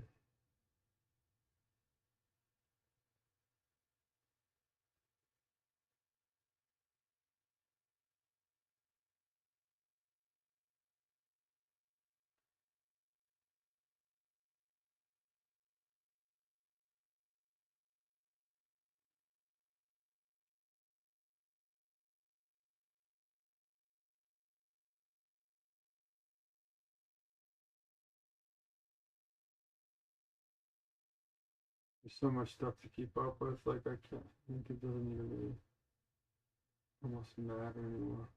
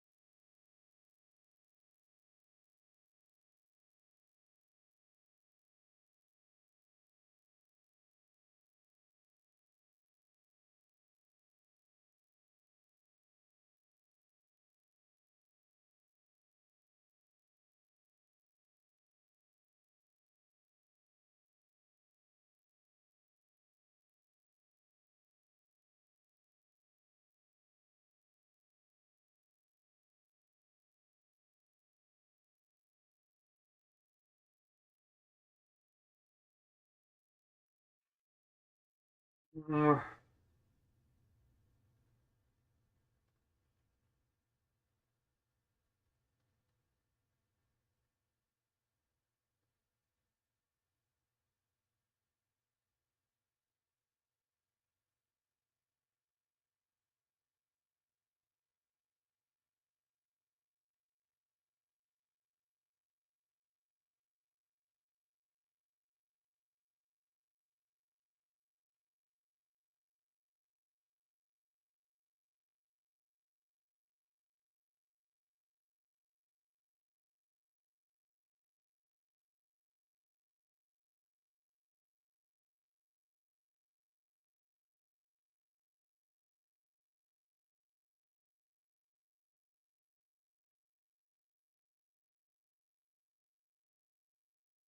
Good. That is cool. Mm.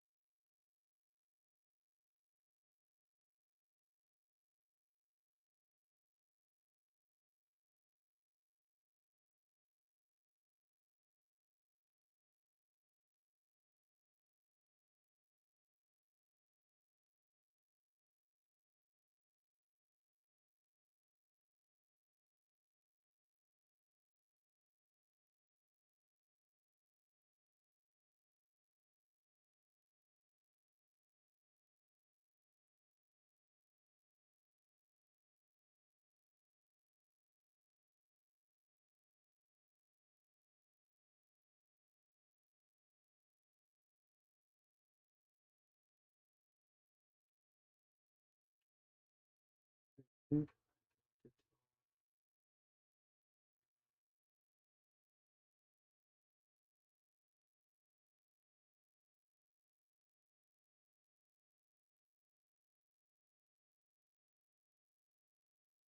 not ready with page numbers.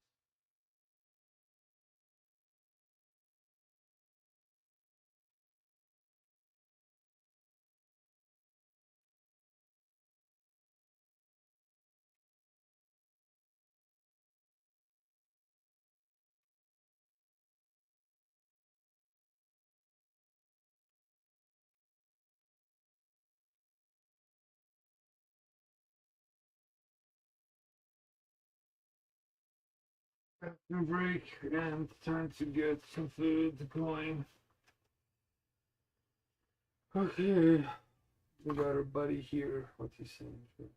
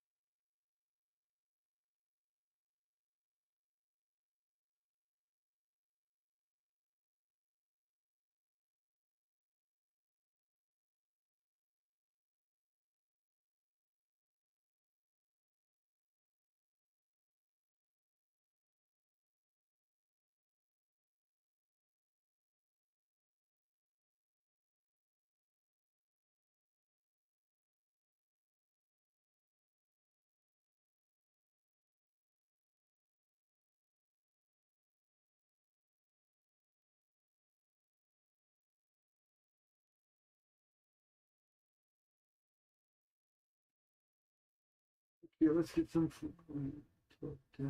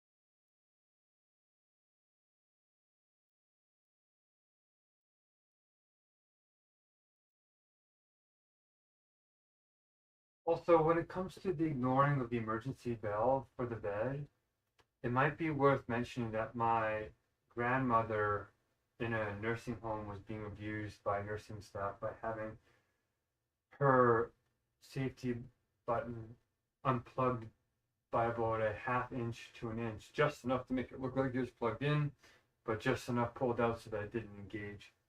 And I found that twice and became terrified for my grandmother that somebody was angry at her on the ward, period. And she had lost the ability to speak and tell us who it was that was doing that.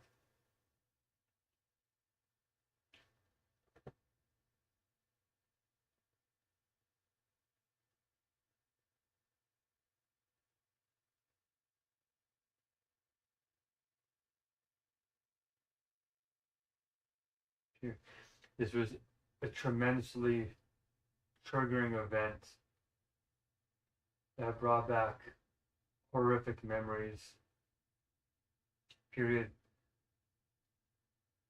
I ended up speaking to undercover police and going to seniors advocacy events to find out the neglect and loneliness and vulnerability of my grandmother, my Baba,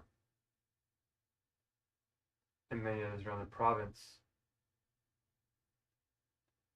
period. We tried to catch the person who was doing it, and we emailed the head of the nursing home in Edmonton, period. My grandmother felt like she was in hell. And it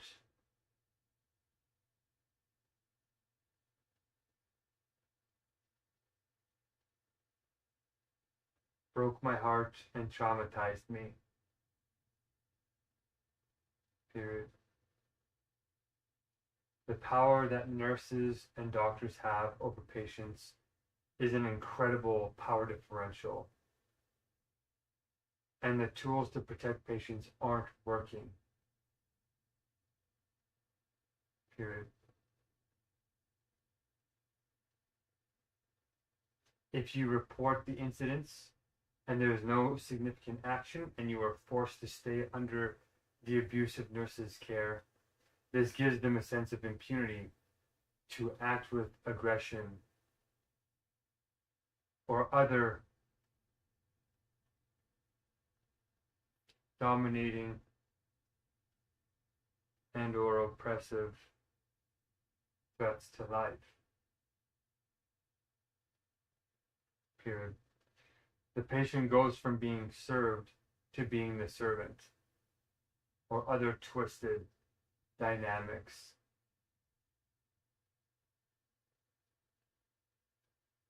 That would show up in my grandmother's care, such as mysterious rashes or unexplained events, period.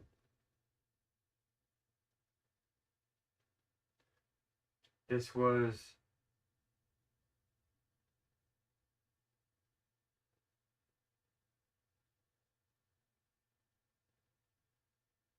several years ago,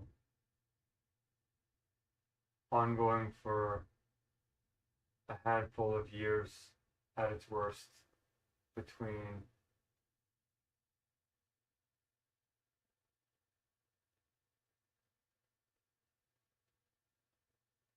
2015 and 20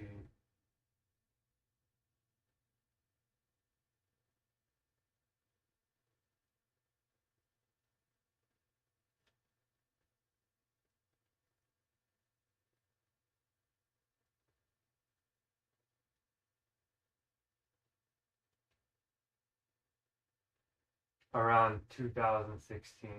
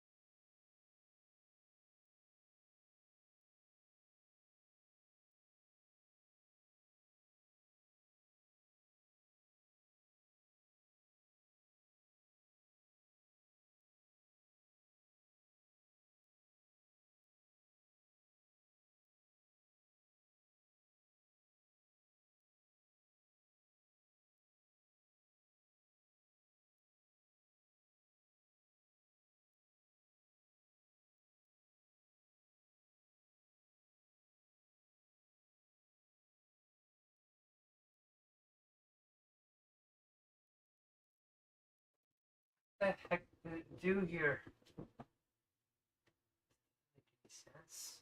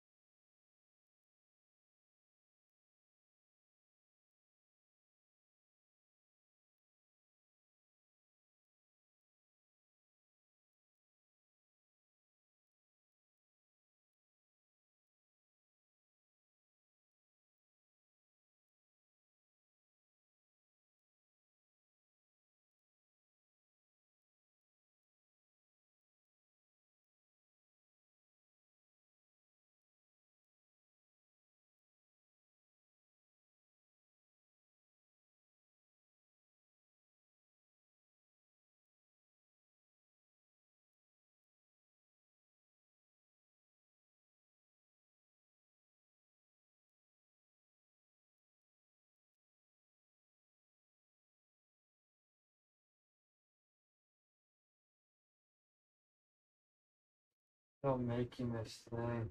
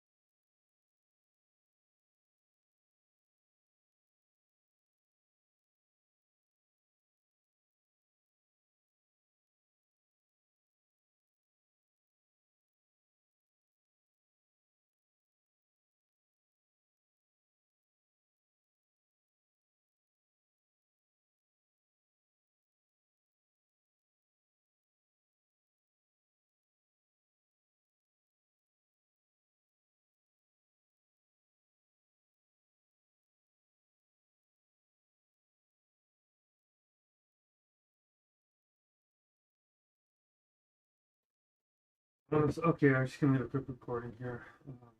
Thank you for admiring the strength of devotion. My devotion is with intention, right? You got an accidental damage to you because you went in for a selfish reason, right? Which is to get care for your tooth or something like that, or what was it? So I mean, you were just thinking about yourself and the damage to you. You weren't actually risking your life for anybody when you were going in for your tooth, right? So it doesn't really count the same. It's like if Jesus went to get dental done and he says, I'm the Messiah because I got an accident happened when I was in the dentist's office. It doesn't work the same as saying, I'm going to go to the cross and die for you, be misunderstood. And I'm doing it intentionally, even though I could have run away. So I could confront this huge evil power head on that I knew I couldn't beat physically. So I was going to beat them innerly in the kingdom and start the spirit as a passion within the people that would carry on far beyond me and change this world and bring kingdom come in a second coming. That's more like Messiah talk. Intentional, you know what I mean? Not accidental or peripheral.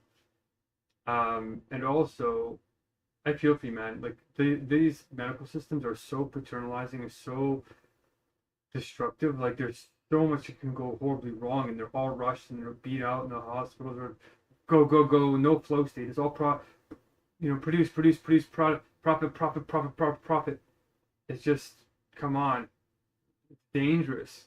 I got COVID in the hospital when I went I think I went a year or two without it, and then I got into the hospital and they made me eat, and then I got COVID. Now I can't smell anything. Like 70% of my smell, 80% of my smell is gone. I can't taste anything. My life is not the same. It's a huge change not to be able to smell anything, and you die 10 years sooner than other people because you're exposed to more dangers that you don't detect right away. So I feel you, but these are real stats that we can die much sooner. So I agree with you that you're harmed now. So that might mean you need to try something radically new, not the smaller stuff that was working before, or even partially working or not working at all. I think we need to take this as a God-given gift that we have access to the ultra wealth that will protect us. Go with in Brian is open to creating God's government, man. Like, how many show hosts are open to not just covering it in an episode, but actually helping to build it as new content, like as a big ongoing story? How many people, Thomas, do you know that are ultra wealthy or are connected to it who want to do that? A lot of them don't want to change anything. They're all buying bunkers and saying, well, goodbye, poor people. See you later. It's like the opposite of the Christian spirit. So I feel for you, man, about your kids' education. You know what? You know what? I bet you there's a wealthy person. You know, if you say it to Brian Rose, just message him and say, "Here's the true situation, Brian. I'm holding on to my money because I'm saving it for my kid because I'm worried I got brain damage and stuff like that from this last episode in the hospital. And like you, I'm fighting the for the small guy in these big institutions, and you just get destroyed.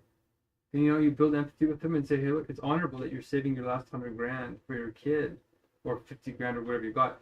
I bet you Brian will find somebody who will pay for your kid's education and everything else if you tell him the honest truth.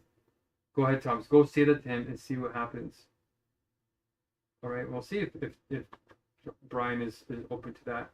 And you can say, you know what, I'll give you the 10,000 if you can take care of my kid, or something like that, you know, or help build God's government, something honorable. Okay. Peace.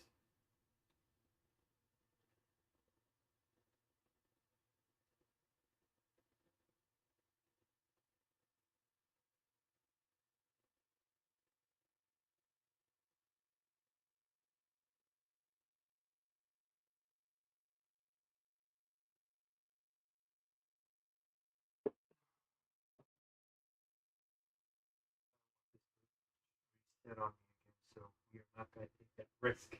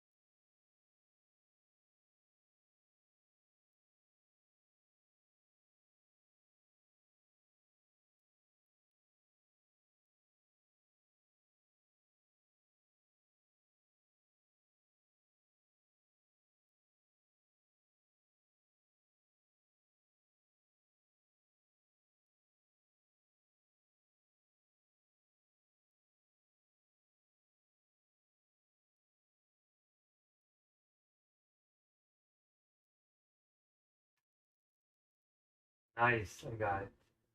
Okay. All right, I get to eat. Ah, I'm excited. I get to eat.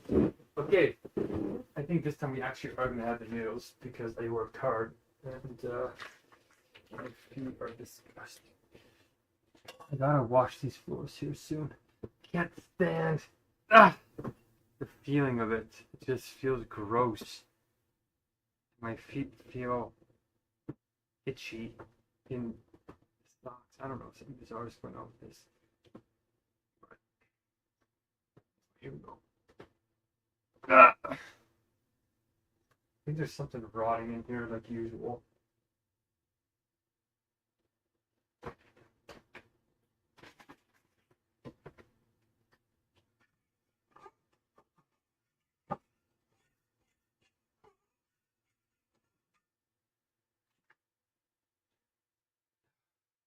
Shoot, I was gonna do my.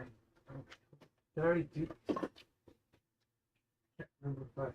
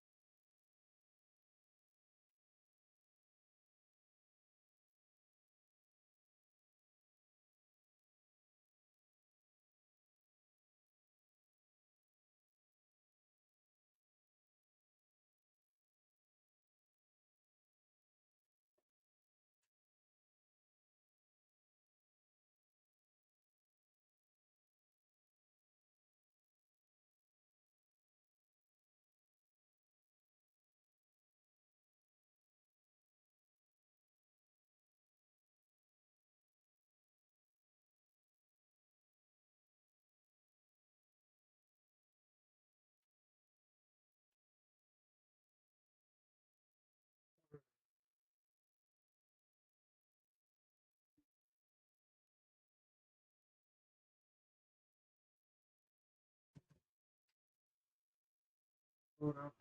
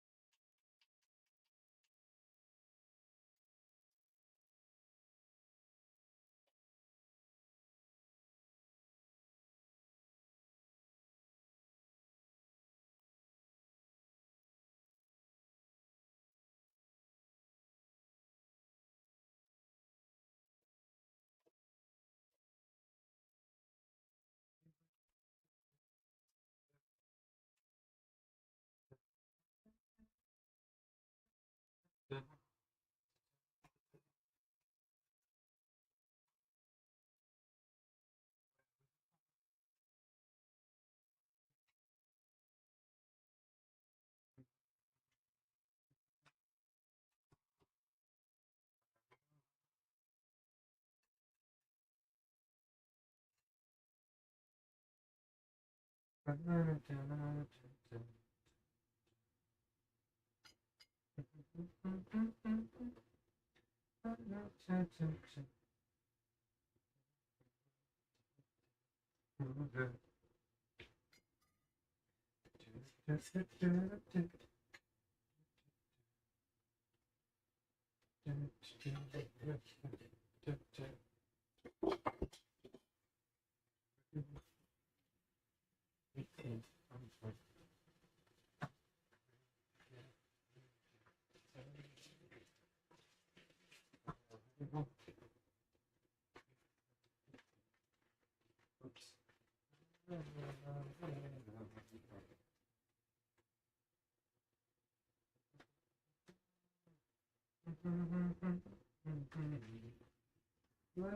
you?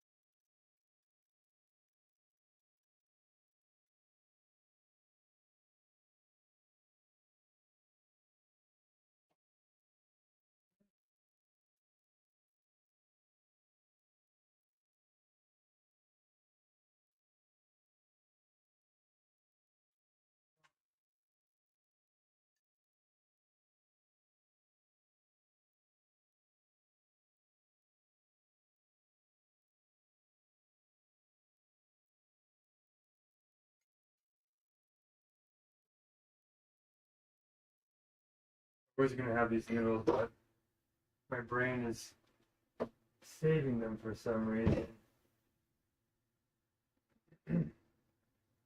So let's see.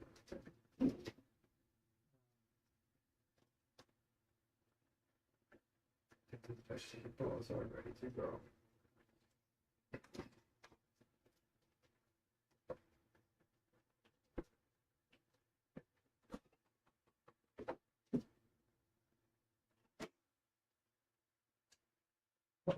Why not put this in? Shoot.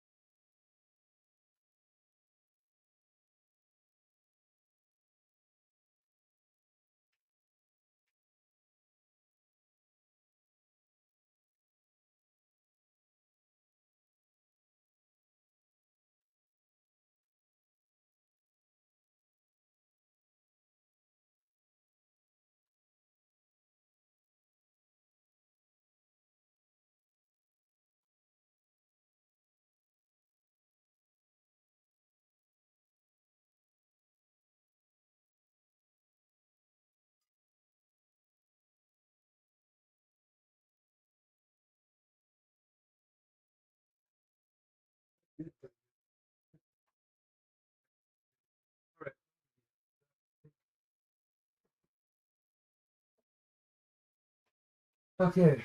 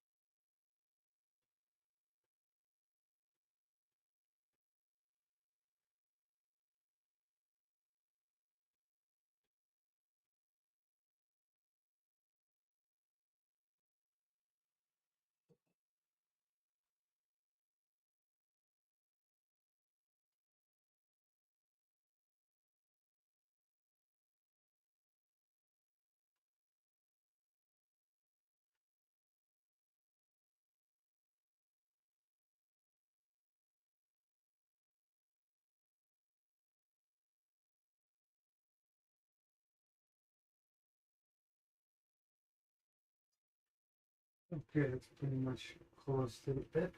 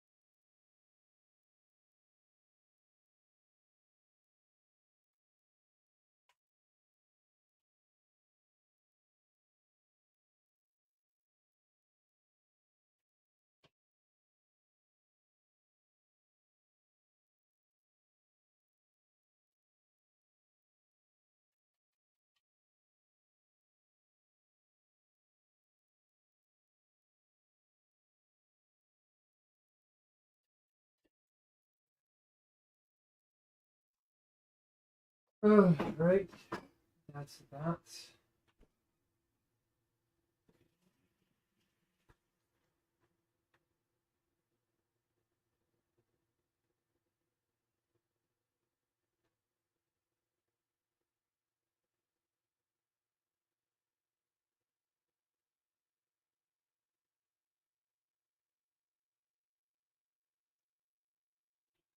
Oops,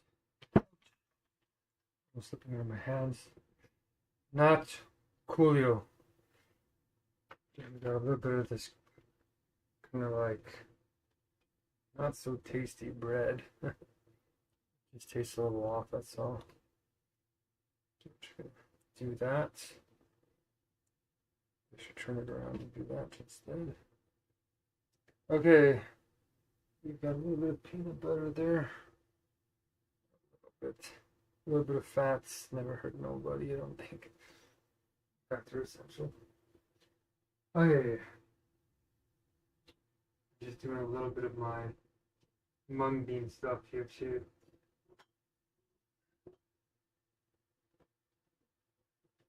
Wow, I have to do like 3 or 4 containers of water just to wash these things out.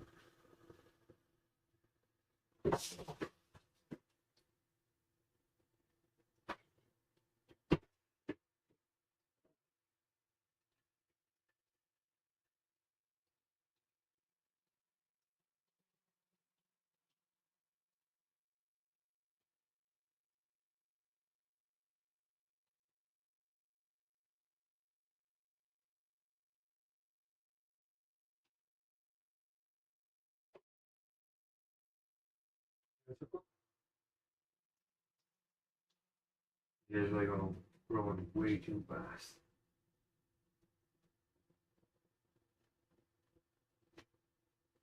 It's kind of incredible.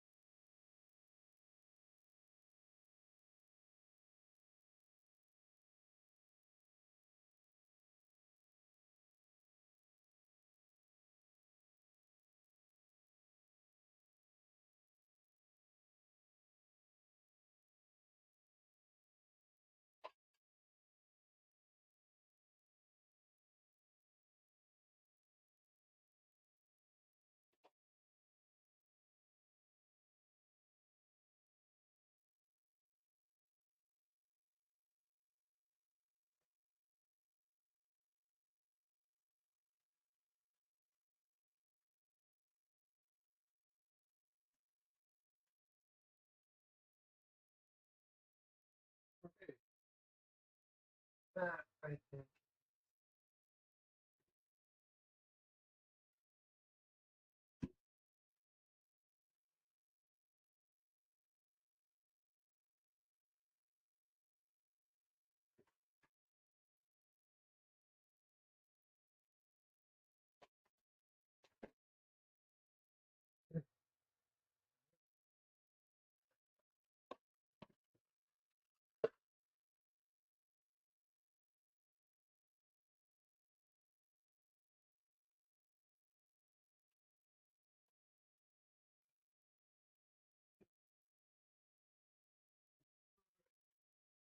I feel like I cooled off a little bit, so let's see what happens if I do this.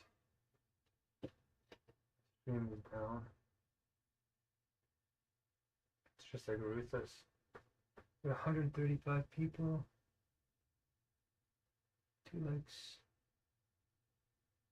7 comments. Okay.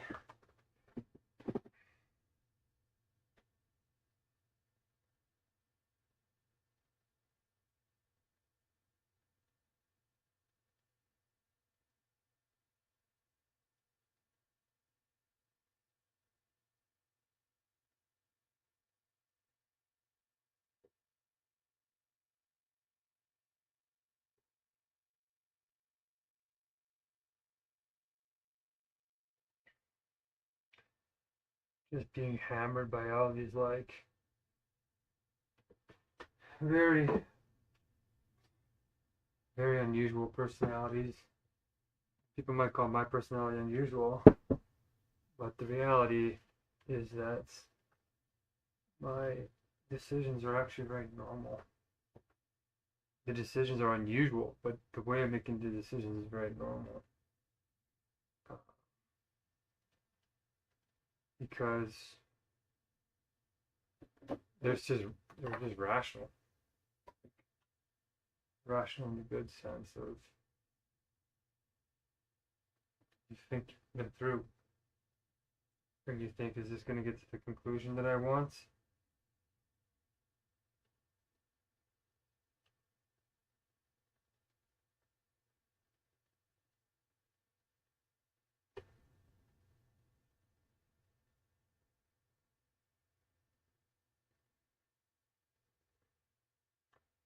Okay. Okay, blessings to those who don't get to eat right now. We're coming to help you as soon as we can. And we need your help, you guys. Alright. Let's drink a little bit of water first. Actually, I need to take these water pill things. The phosphate.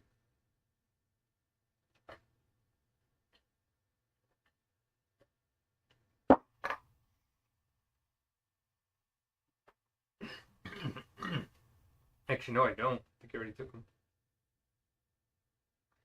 Okay, let's see what happens here. Is this a good batch?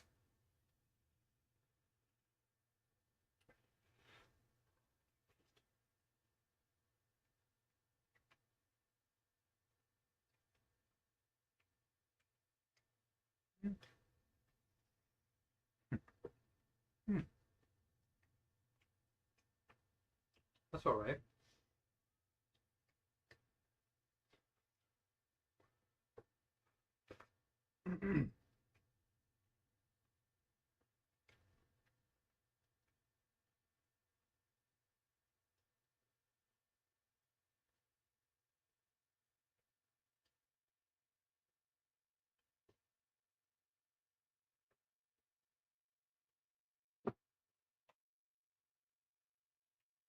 Can you not see what I'm eating?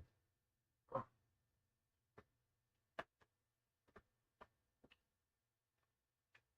I can't see. If I put it up here. Can you see that? No?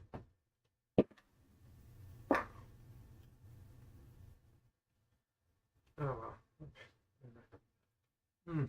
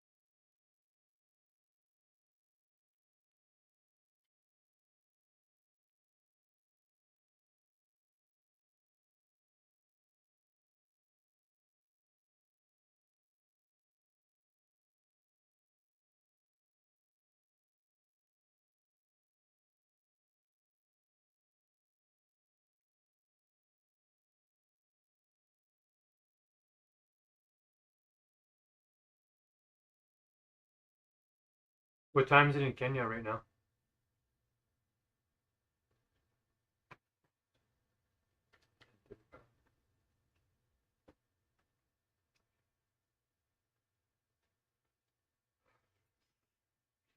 Hmm. Hmm.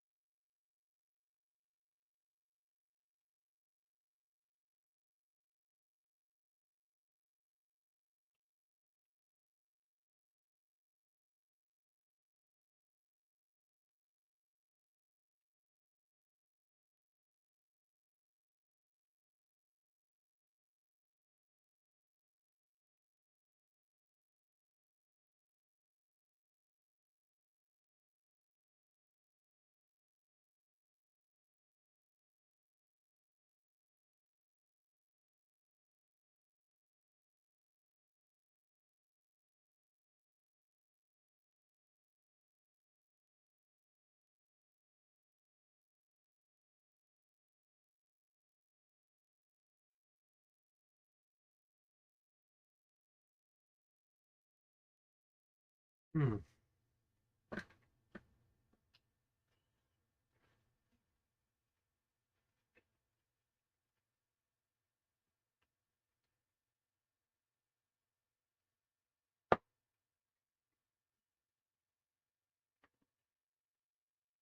It's good.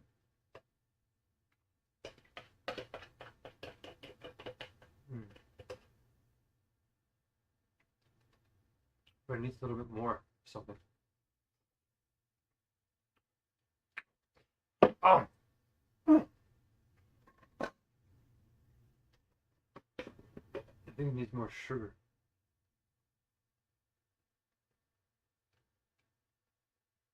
I use a little bit of jam. Mm, mm, mm.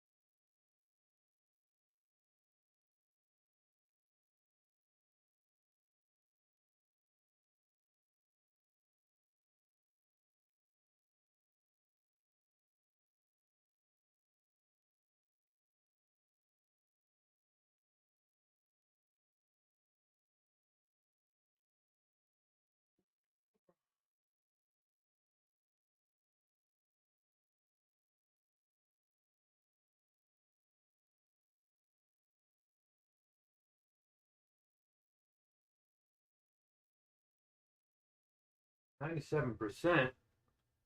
Well, so much for Claude Mid though, or Claude Babel.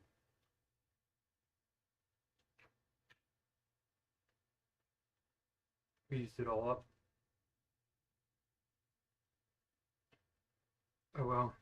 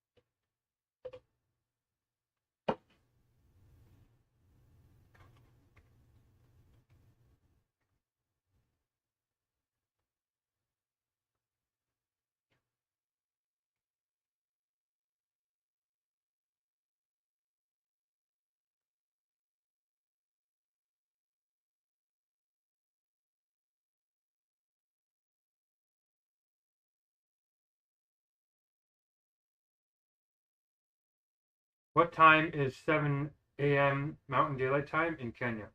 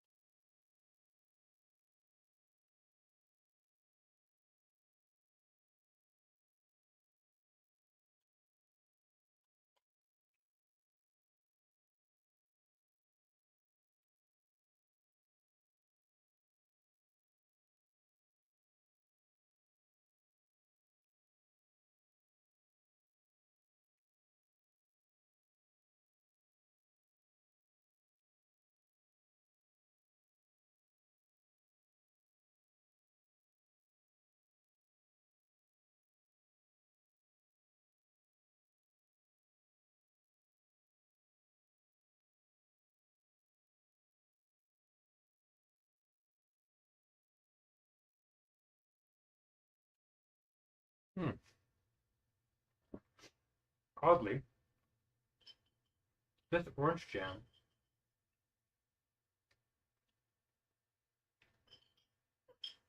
goes a lot better with this dish compared to the blueberry.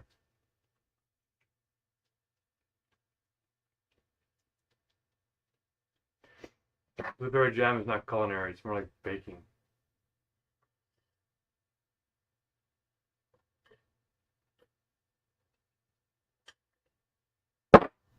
Yeah, getting super hot now. That's the food, I think.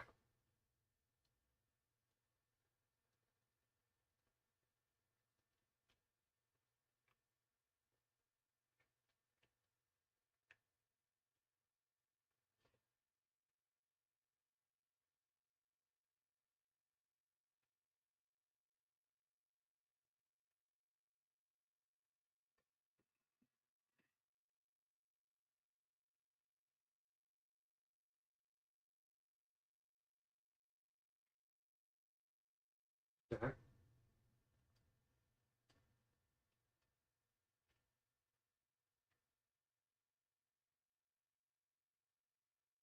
%98%. Wow.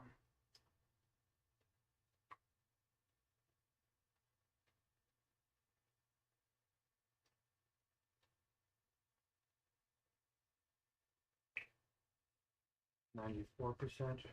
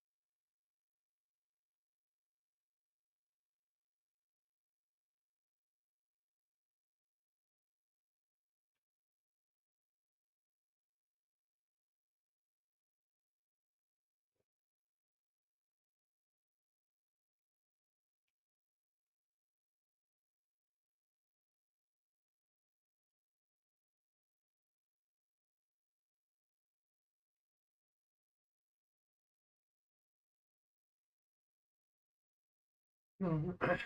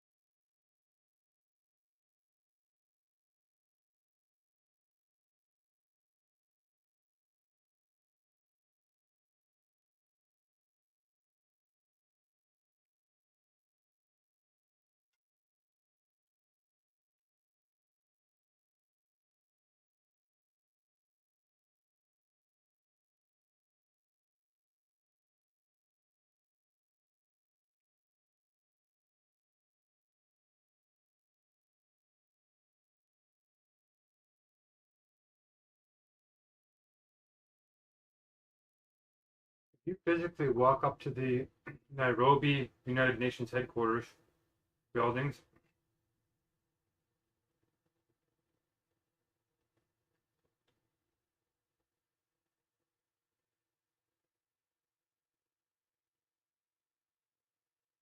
Google Gemini.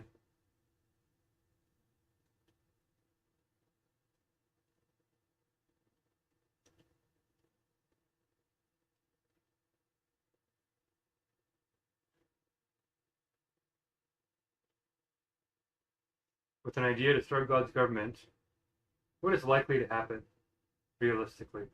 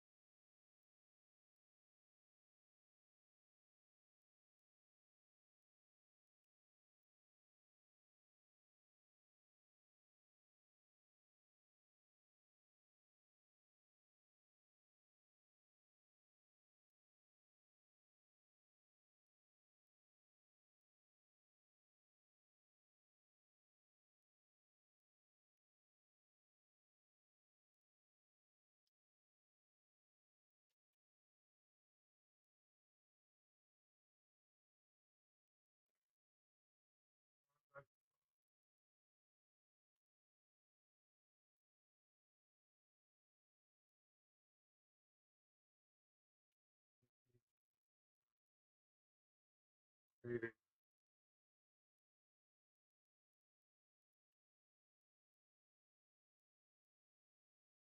I'm not gonna wait. I think I'm just gonna put some in there.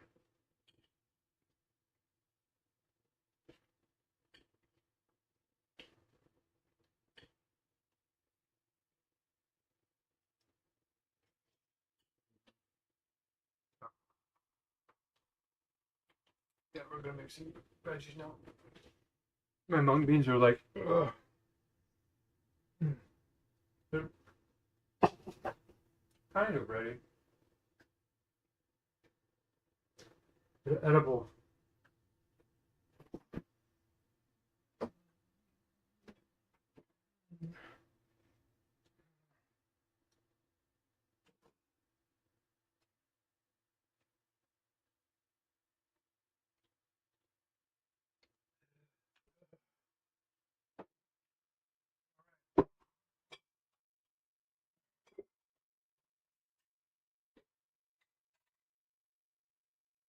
You want to see it well?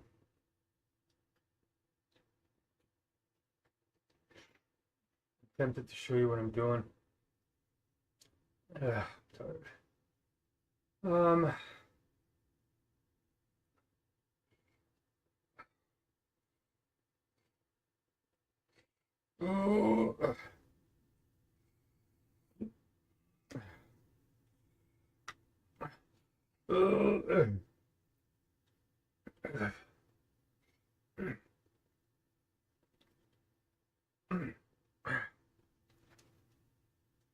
Okay, I'll put this off to the side and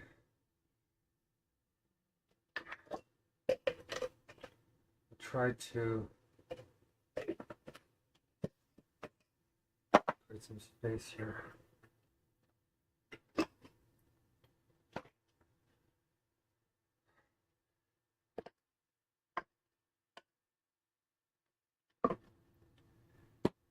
Oh, boy.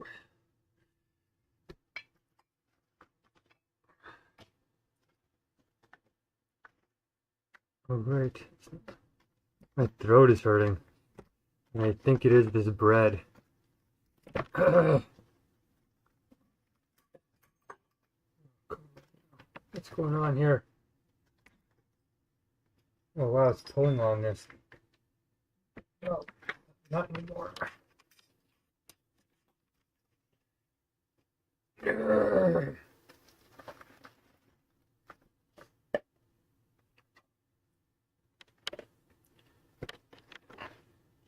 Look at this. Getting into cleaning mode. Slowly but surely.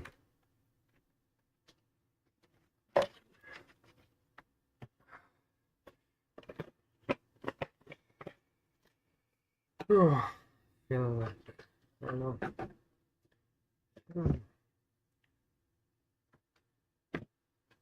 Feeling off.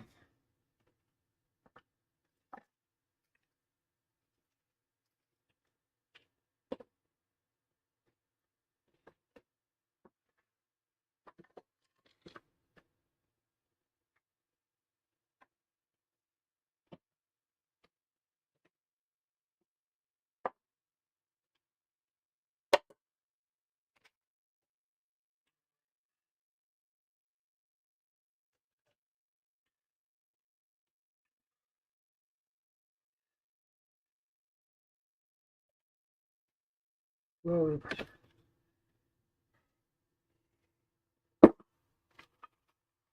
What the heck was that? What is this? This is my lawsuit. I just served everyone. Another lawsuit.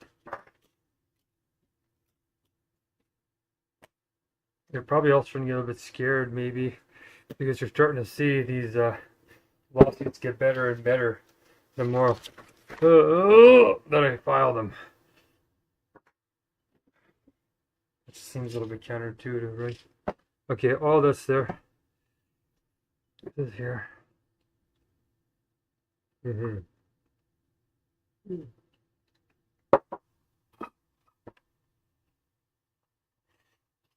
when I'm drinking like that, I feel like I'm gonna fall down.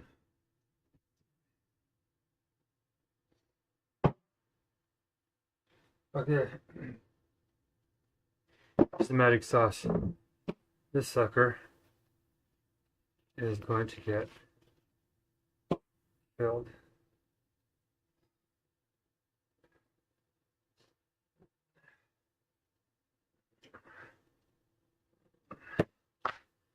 Here's some Pavminati veggies, which would probably go good with noodles. Like, I feel like I'm wasting it a little bit. We'll see. Maybe I won't have to. We'll see. We're gonna need a little bit more mung bean.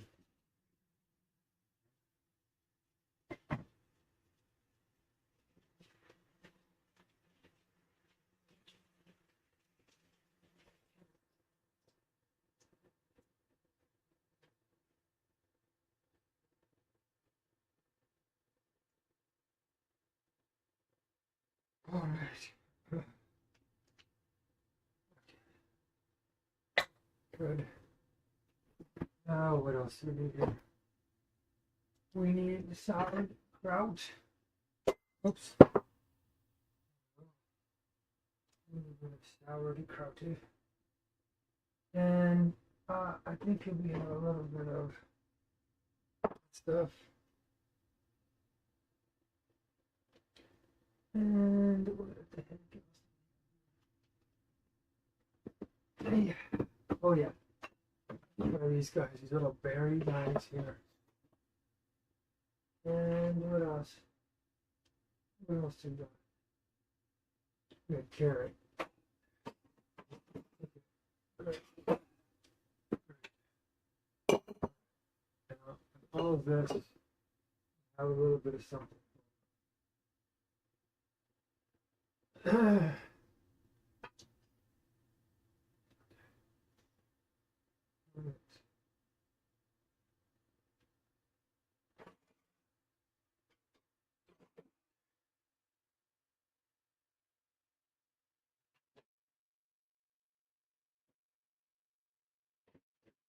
Oops.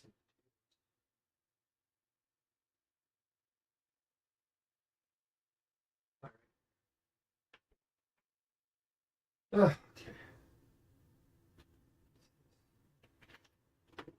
What the heck?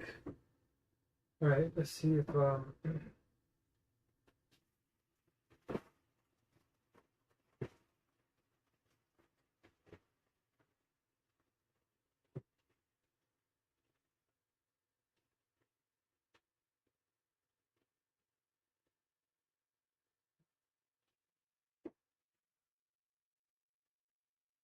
don't have any soy sauce.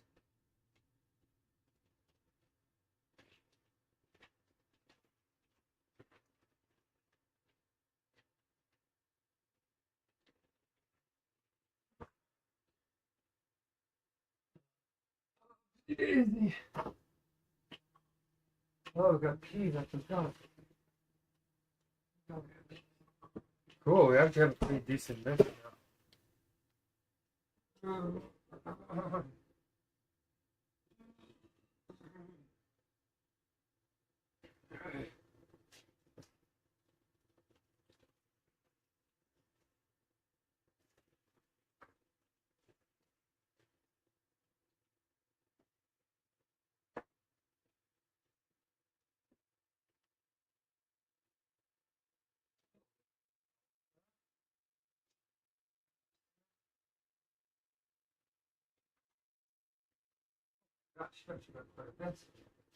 Oh my gosh, what's going on here? How can I put this here? Holy. So we got potatoes. Oh, we got some this. Oh, we got some apples. Salsa and tomato sauce. Now, I wanted to probably chop some potato.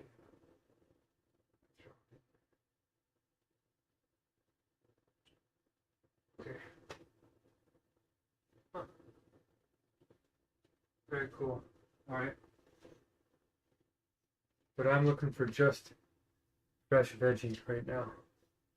Just fresh veggie. Okay. Let's assemble. Put everything around this guy.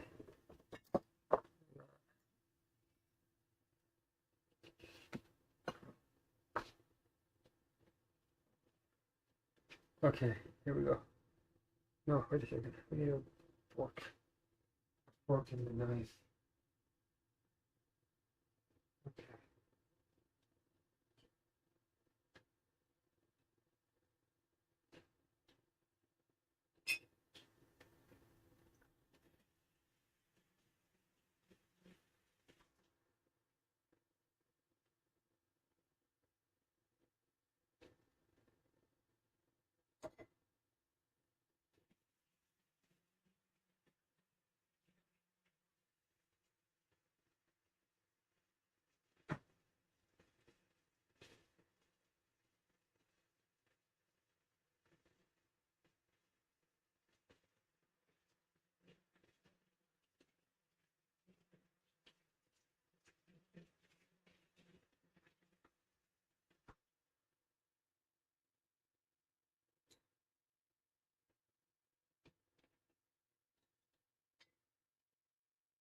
Okay.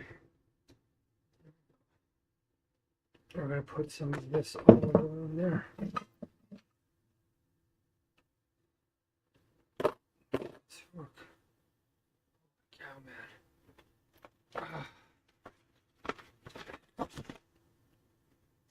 I'm feeling it. I have to say. I'm pretty feeling it. Big time.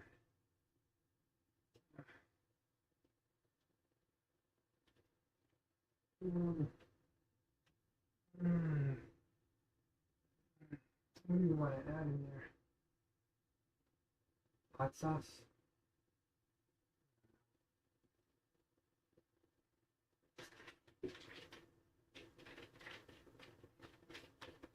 Okay. Black salt is a miracle. All right.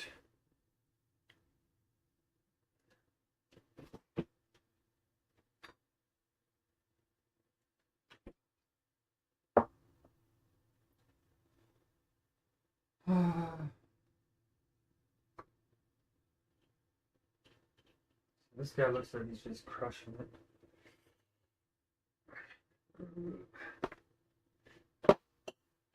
Okay.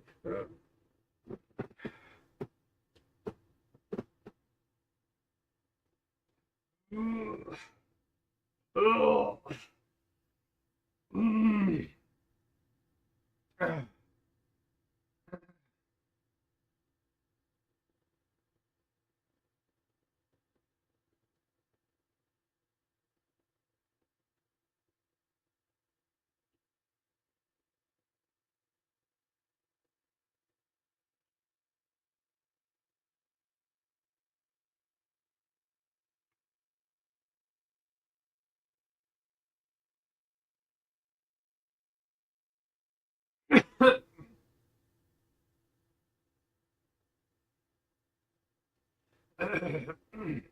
Yeah, my throat's closing up here a little bit. I gotta stop eating that bread.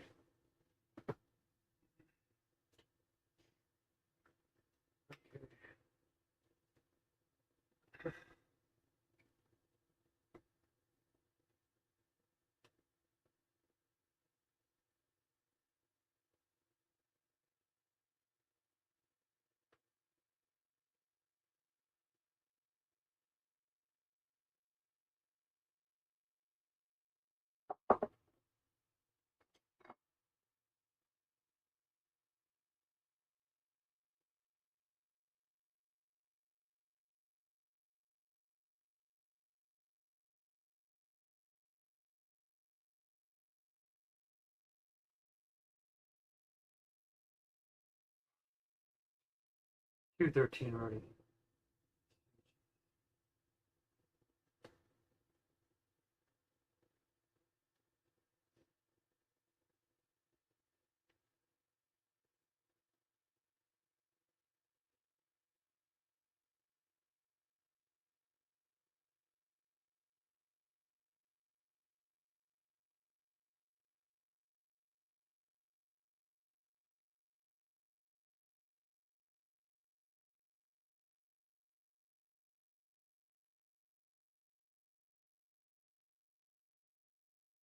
Okay, should we start cooking?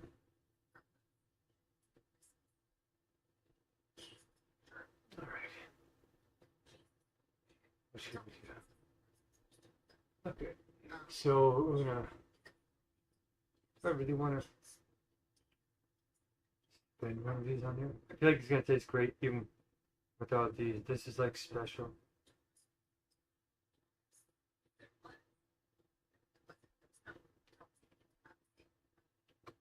Oh, it's good.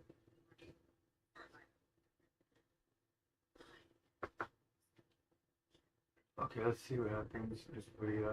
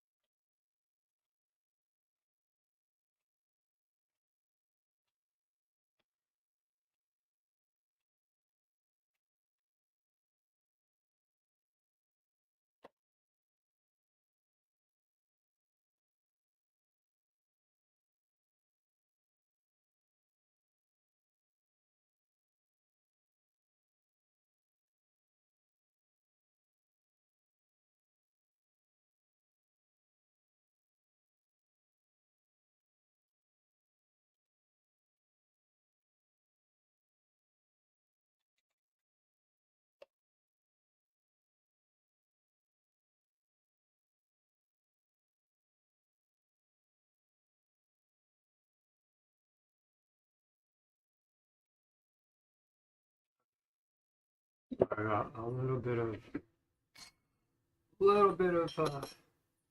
pickle in there. I'm gonna put some like the remainder of our sauerkraut basically in here. Okay. It's maybe a little bit more. There we go. All right.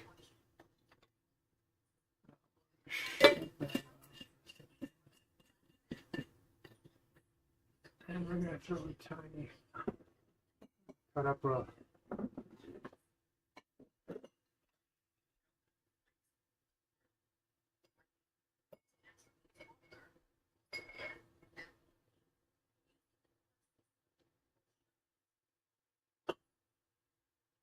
you know what?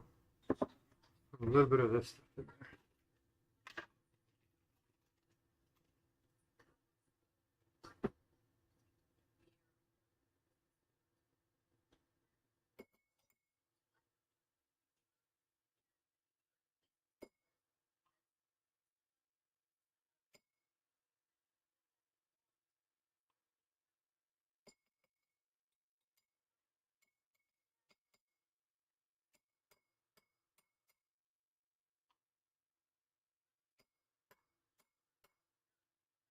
Okay.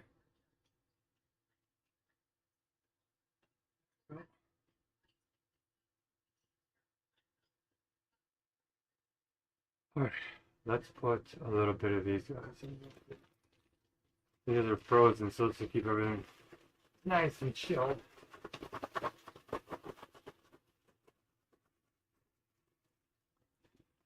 Can you see that? I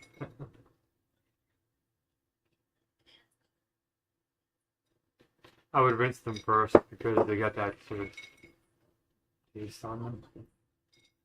Okay, great. So this is gonna be a nicely mixed one. A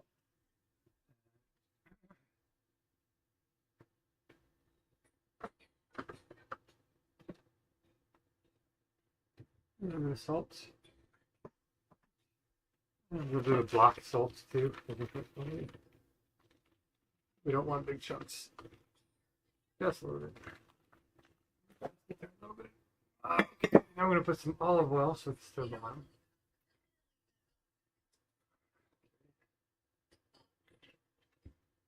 Oh, I actually also need to put in the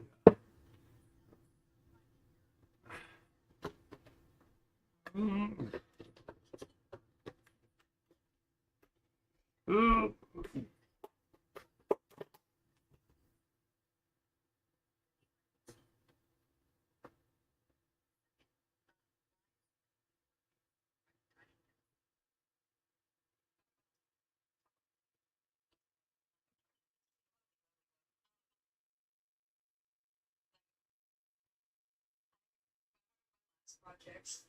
It's called One Free Community on TikTok. Don't interact with it, please. Just leave it alone, leave it alone, leave it alone. My good friend just said, oh, good friend, someone I love and adore, just said he runs it. In the beginning, there were three of us. He just said he had one team. That will not be the one I'm talking about. One of the other people, a billionaire, and their father, who would come to meetings and have conversations and offer to fund a lot of it, and offers to do a lot of things. Beautiful people, wonderful. Had me learn a lot about my assumptions about rich people, like that the billionaire guys struggled with eating. I was like, the guy was doing Meals on Wheels. They were like, I also struggle with food. I was like, a billionaire. Like, what? Anyway, no, the creator brings flourish, brings people who are meant to know exactly when they're meant to be there.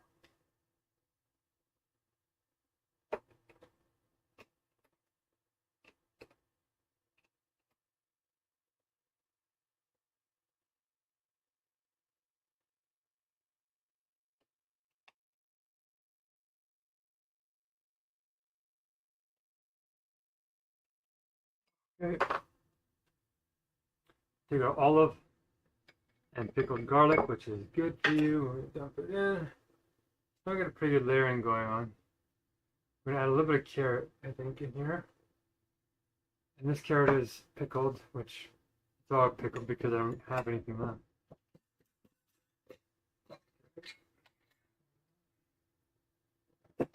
And we're just gonna take this little guy on the bottom.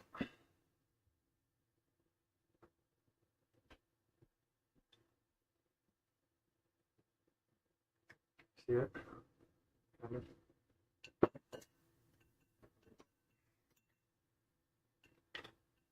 So, I think this guy. Don't have a lot of olives left, so quite pricey. Okay. Here we go. I would love to have some onion. It'd be perfect with onion.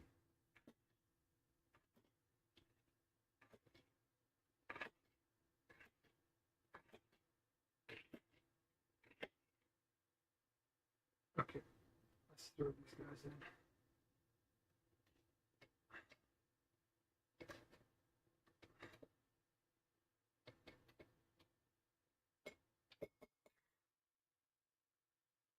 Oh, right. So it's all kind of in there now.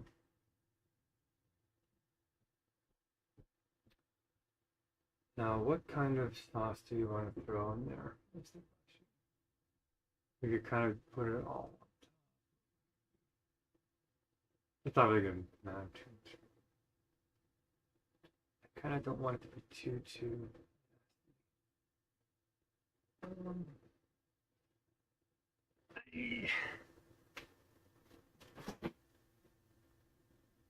put a little bit of this vinegary broth over here.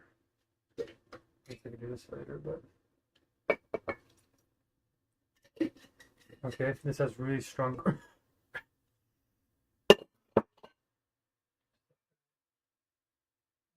Need to put some sugar in here.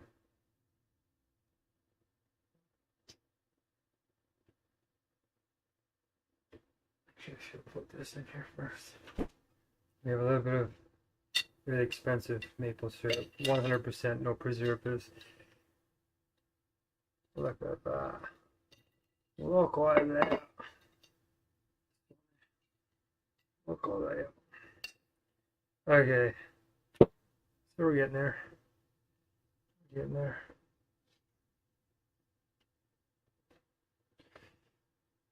I'm not going to put any blueberry in because it's going to ruin it, but we can put a little bit of orange.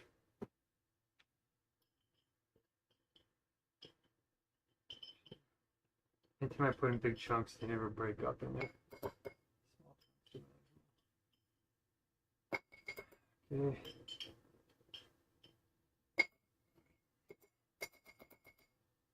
All right.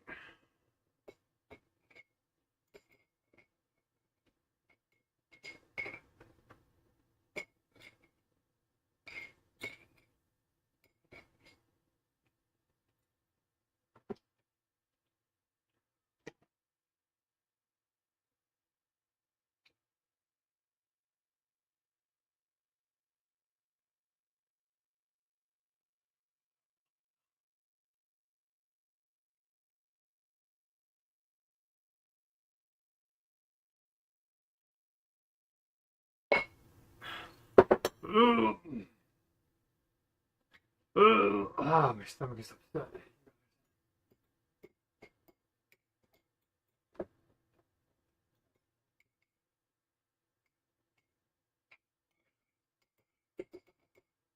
Oh, that's what I was gonna do. I was gonna put the yeah.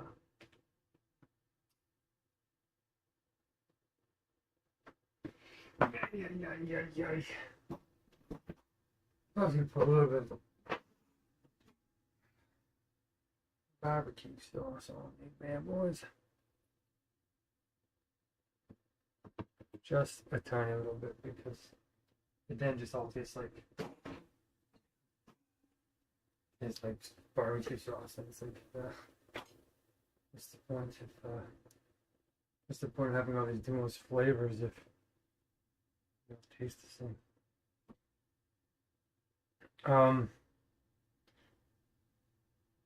Yeah.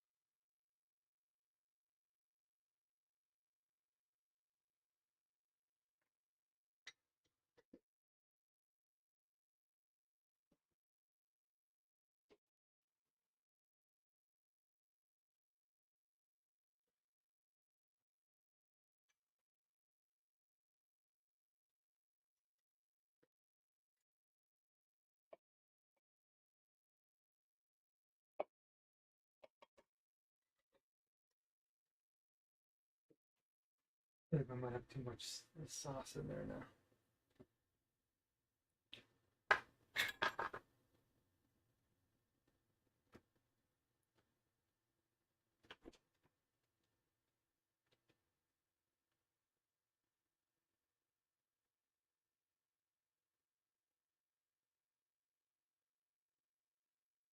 Kind of annoying.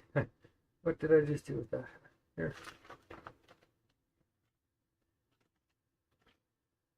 There's the lid to this in here. Whatever. Okay, so we're going to add a little bit more of this, just because it sometimes loses it. And more of this.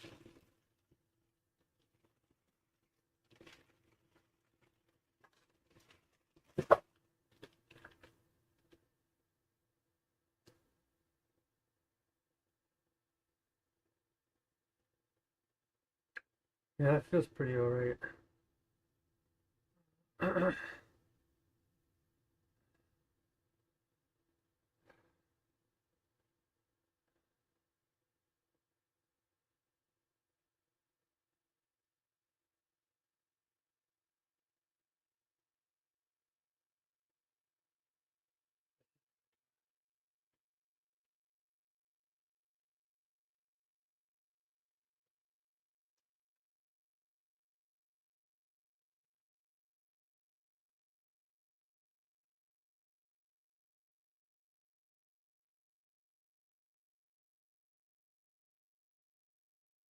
People doing stuff outside my place.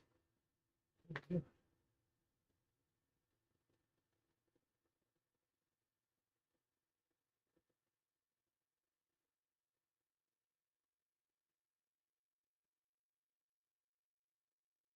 Oh wow, Julian and them, they're trying to transplant a tree or something. I don't know. There was this like patch of like soil, and I tried to keep up with it, and then I realized it's impossible. It's just like non-stop trees everywhere, like little seedlings. And Yeah. It's bad. Okay, so let's take more of this stuff here. Oops.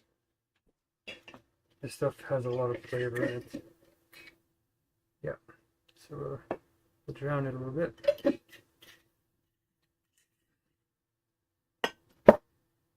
I actually already feel like that's enough. Yeah, probably. And what's this going to do? Right. Soy sauce. That's soy sauce if I had any, but sesame oil. And what else do you want here? In there. I would put apple cider vinegar, but gochujang. Let's try a little bit of gochujang. Even though we have a little bit of barbecue sauce.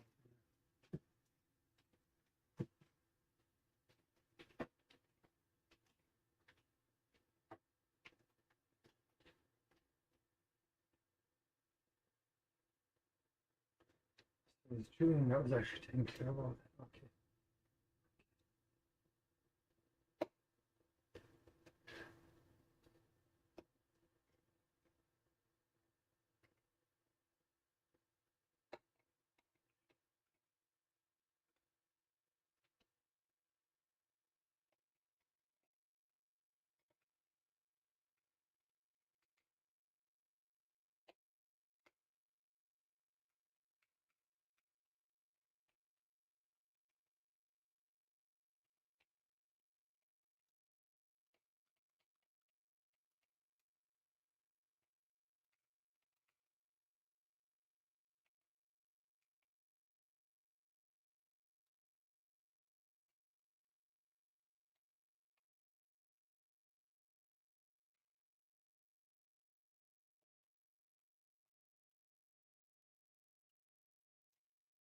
Okay, gochujang has been inserted.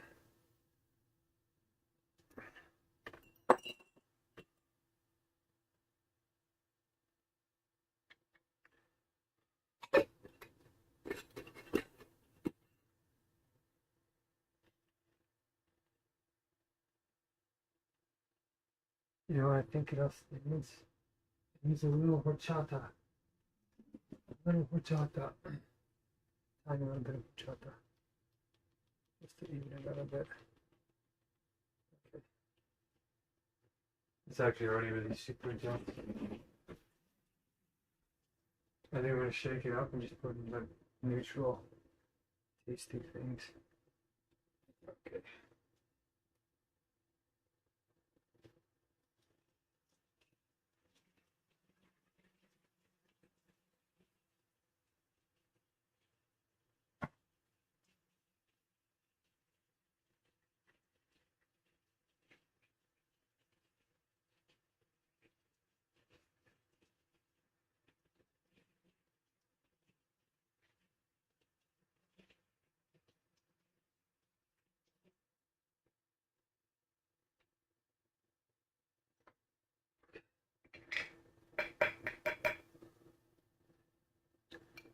I was going to put a little bit more oil in there, but I can't do it. Oh.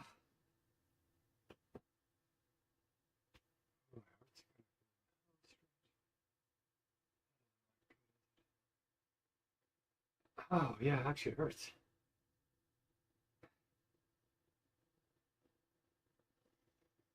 No.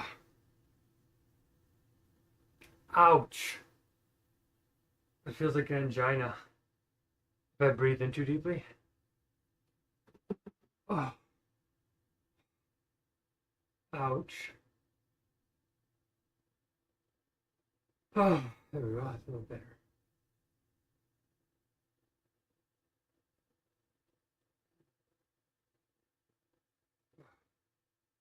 It's gone.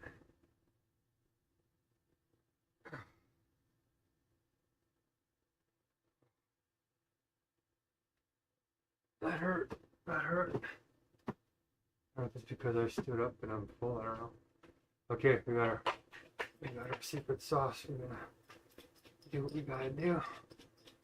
Do what we gotta do.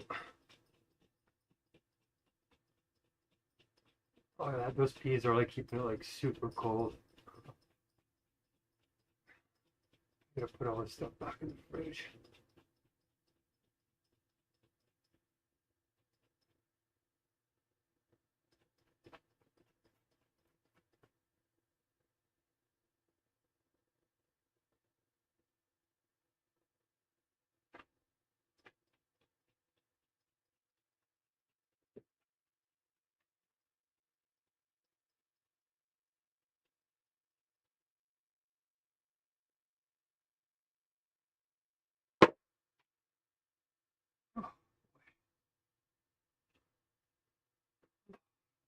It's actually staying pretty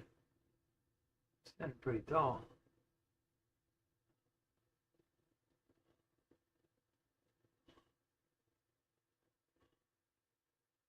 Holy cow. This is pasteurized, isn't it? Back hurts a little bit. Cabbage and salt from Germany.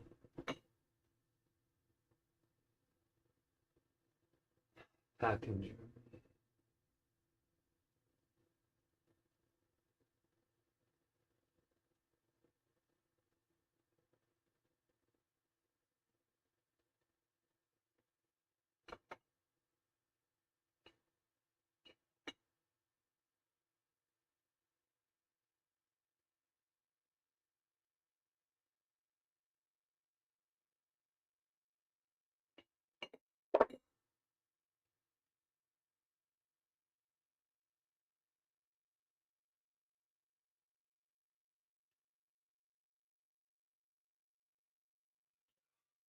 Oh.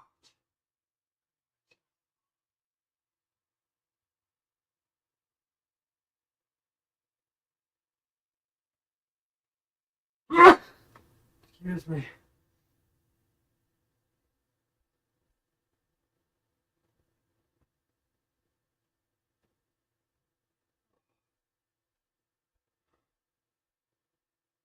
Holy cow. I should be feeling a lot better than this by now.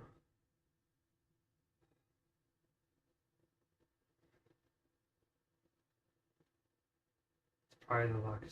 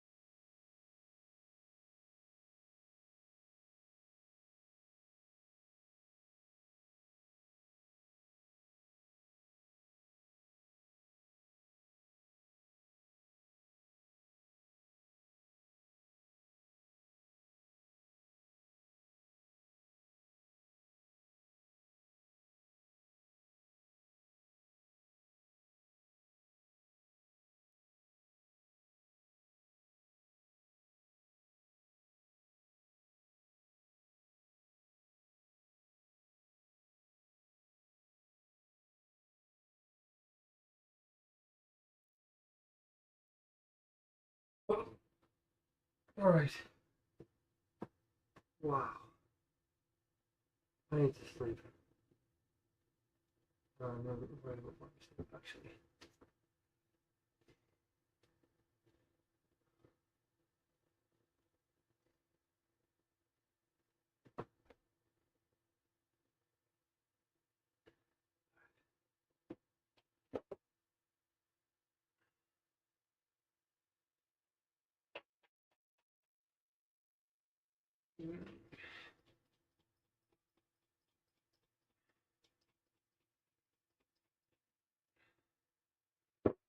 There we got our rest of it.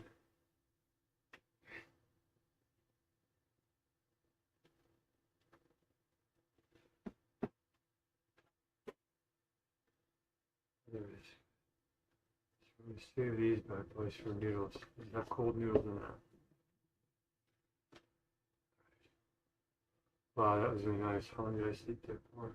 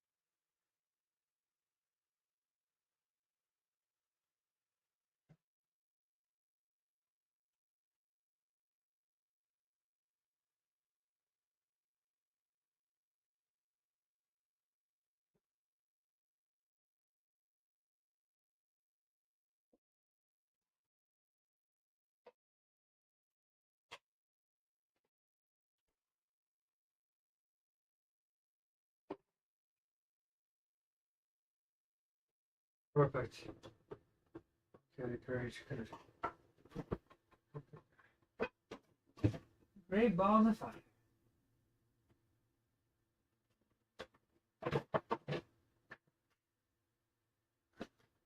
There.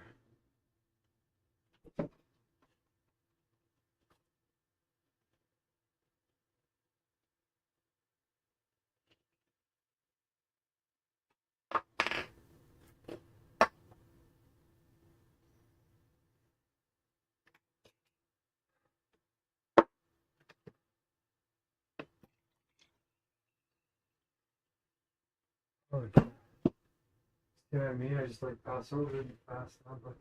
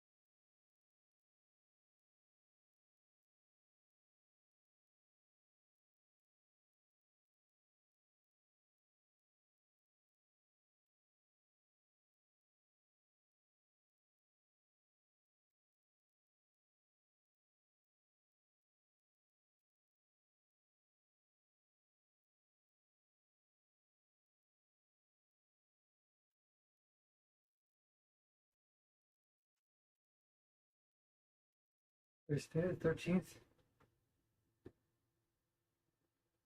No, tomorrow. Yeah.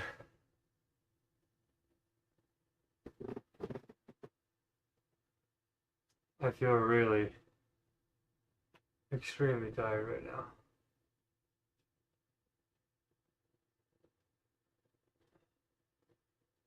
I cleaned up my little space here. It's kind of nice, actually.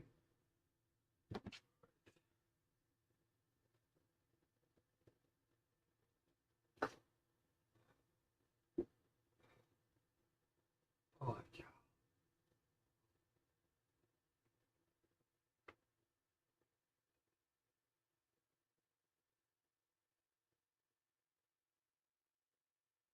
yeah.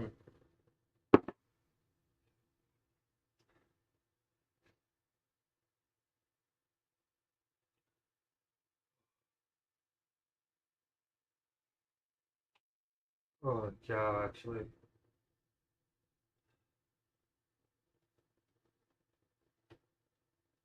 I overate a little bit.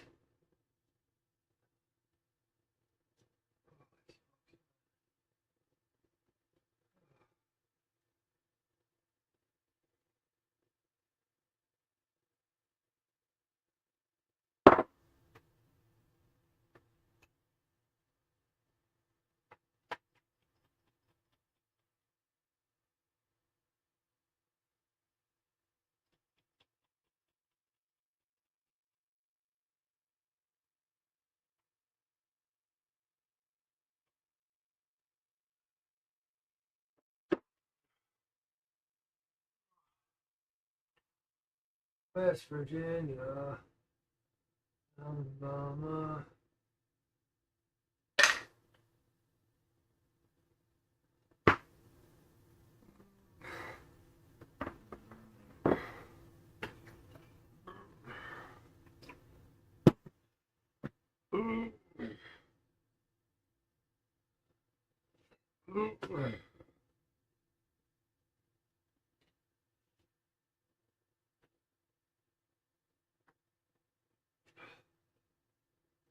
Okay.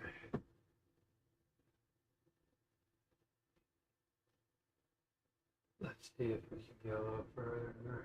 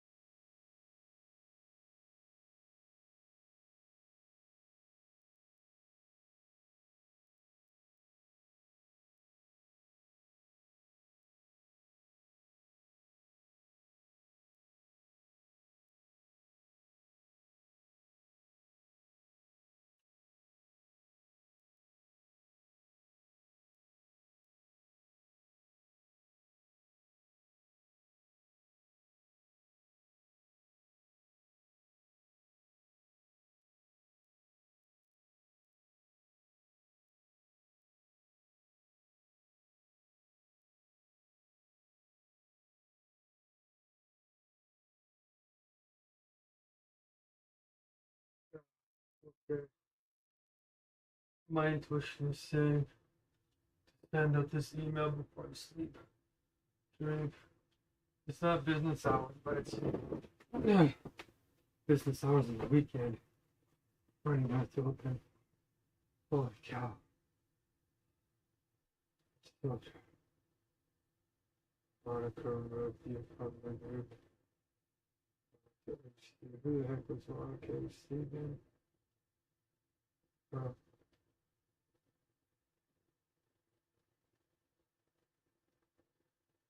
What are we gonna do?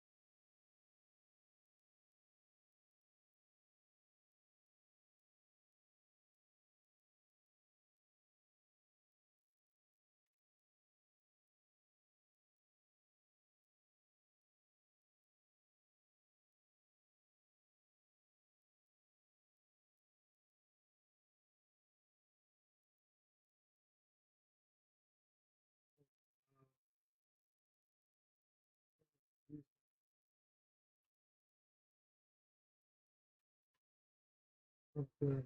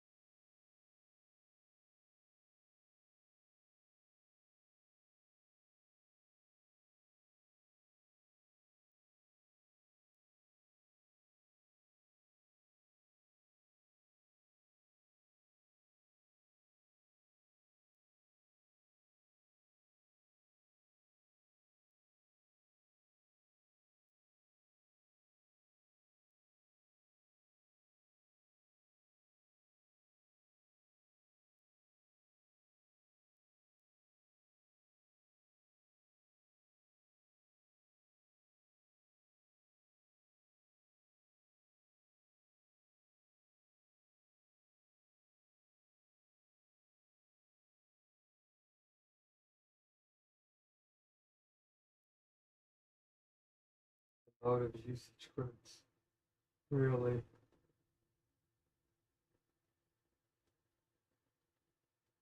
Exactly. Well,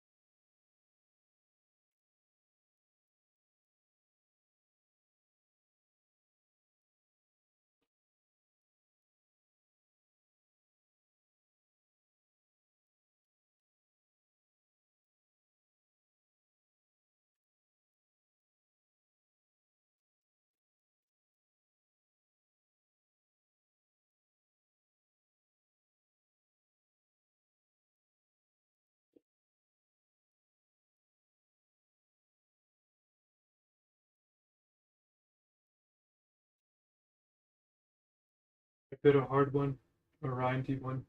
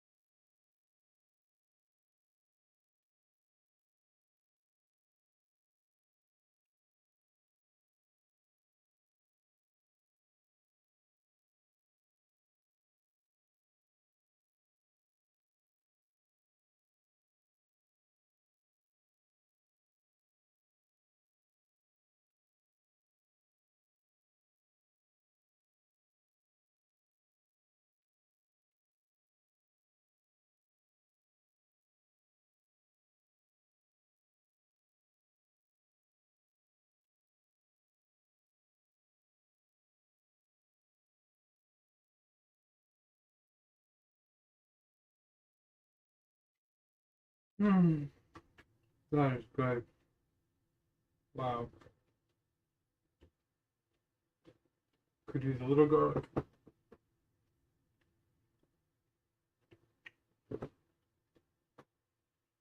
Whew.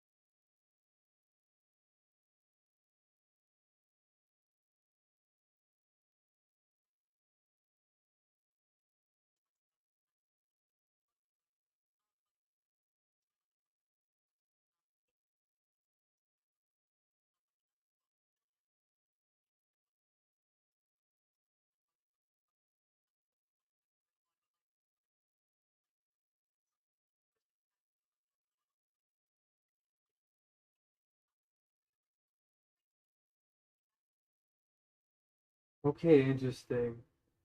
I watched a little bit of this burger. I think this is small fry stuff, unless Carlos Dillard has something, some kind of status that gives him some kind of influence in the world. I'm a little bit leery of your other billionaire friend in your community. If they're on meals on wheels, they're probably not a billionaire. because billionaires have to take special precautions, usually with their food, because people are trying to constantly kidnap them and a bunch of crazy things. So they usually have security that goes through their food, and their food is usually specially prepared. Like Oprah, for example, has her own home chef that she's known for like 20, 30 years or something. So that if there is poison in the food, you know who's doing it. So it's very unlikely that this person is a billionaire. But I am open because crazy things do happen, especially to people who live like you do and like I do.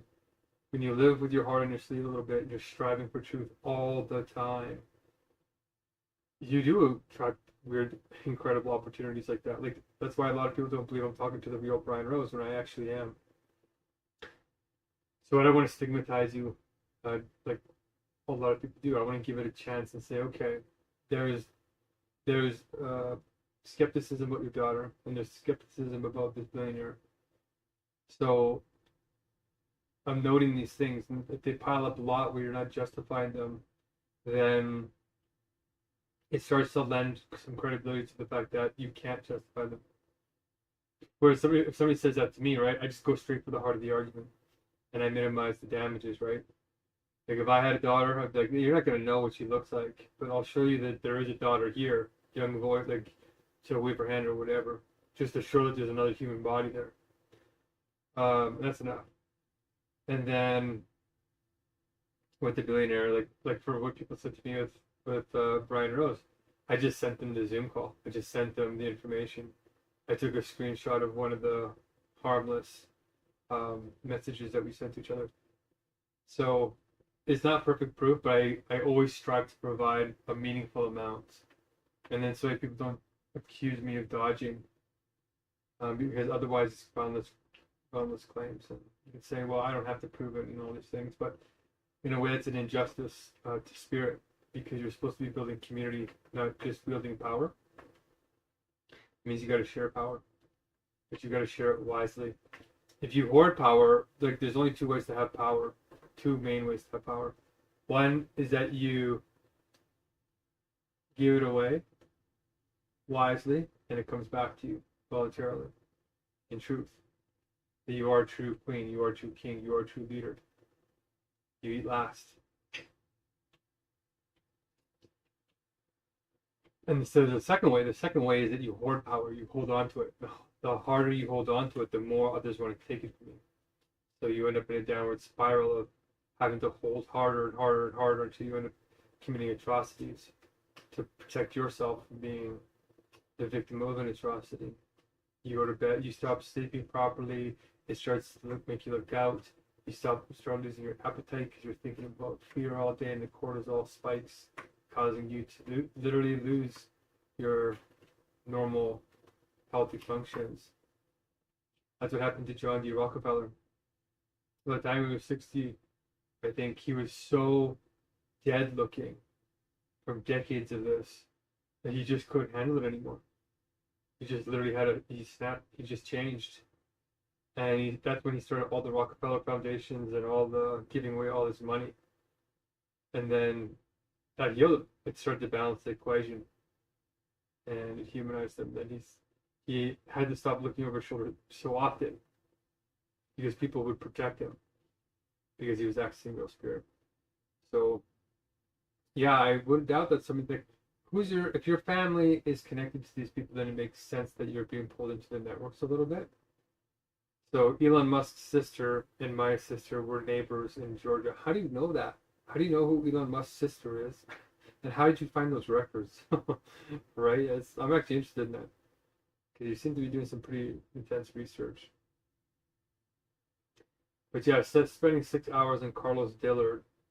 If he's your neighbor, I can see why you're putting time into this. What I would do is I would just go legal. And I would say defamation of character. And if it becomes libel or slander, then you'll take him to court. And you'll be a self-representing litigant. You're low income. You apply for, what do you call it down there in the States? Ex parte status, or you get amicus. And then through amicus and any other programs, you just take it to the whatever level of court is necessary. And if it needs to go to the Supreme Court, there are some online notaries that might be able to get wage. So yeah, I have a lot of legal experience. I got like 6 lawsuits going. I'm filing two more now, plus a complaint, plus an investigation, plus a bunch of. There's a lot of stuff going on. But in the end, if you don't know how to pursue something legally, you're actually almost powerless. You have to know the law, and you have to know the politics if you want to go somewhere. That's why we have to create God's government. But the legal structures are horribly, horribly inefficient and built and captured by lawyers, right? It's to protect lawyers. The more they can make you look like a fool for trying, the more they protect their jobs. So there's actually an incentive built in for them to make the system as hard as possible for the public to use. And it actually is. It's really garbage. It's 2026. We could make an app for like probably $10 million. That's 1,000 times more efficient than 10 times the amount of courthouse staff that there are. It's atrocious. It's terrible. And it's prejudiced. So, and they know it is. That's why we're just going to create God's government. We're just going to say, here you go. You can come over here. And we're just going to teach you the law in this special universal logic way. And because the other courts don't recognize it, it's our own court system. They don't have to treat it like real law. So then we just keep building it. So that's my thoughts, okay? I would have much rather have you spent those 6 hours working on God's government and the Jubilee that's going to be massive and 8. Well, to be honest, 85% of the world is roughly in some form of like abject, moderate, or relative poverty.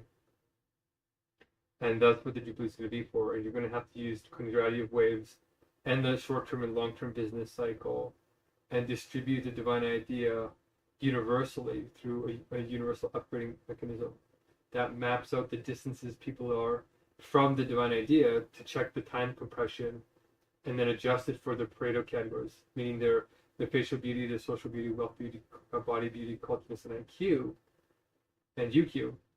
And then we got something magical. And then we can do big debt forgiveness without collapsing the system.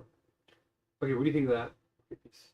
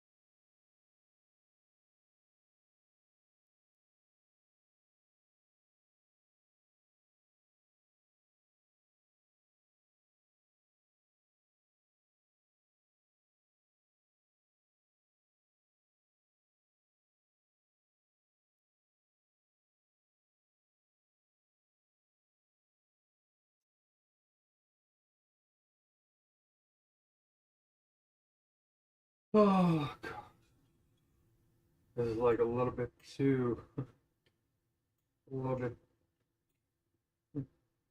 too thick. Oh come on!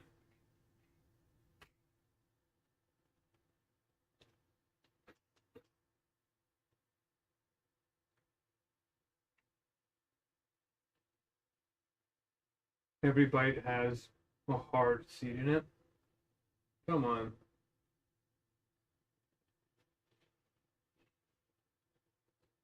Uh,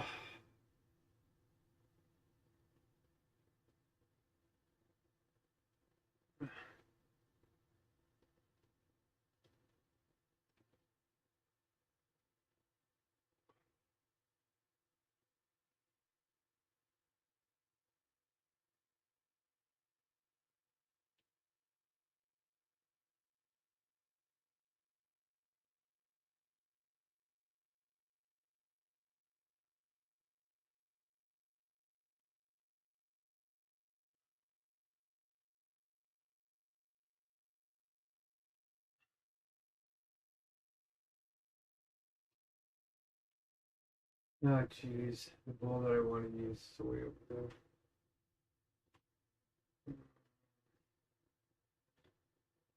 Could use that. I don't want to go.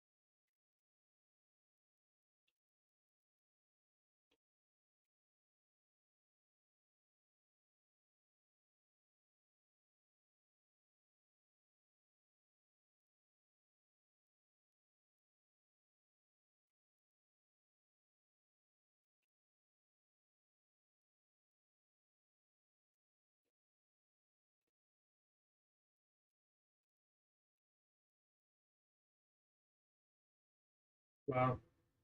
Every bite almost has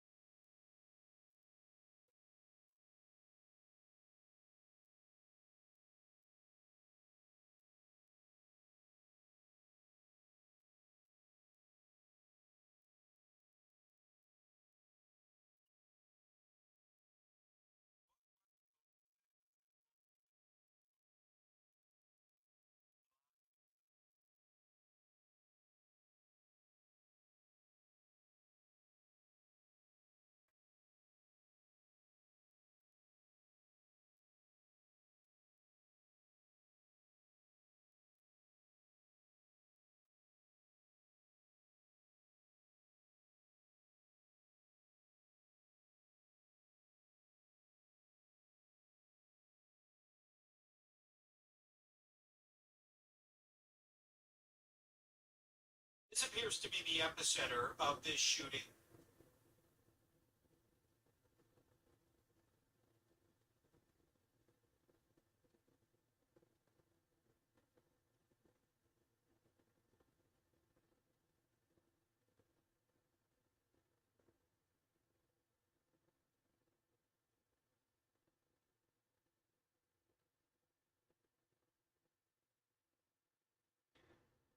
Mm.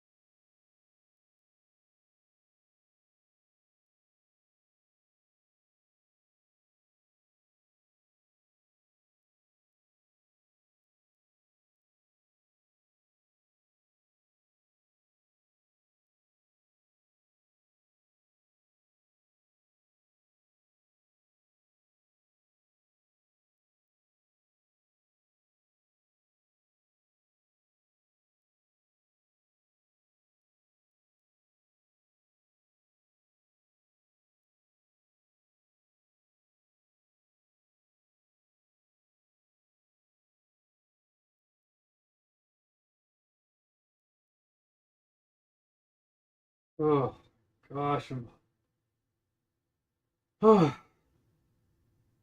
overheating.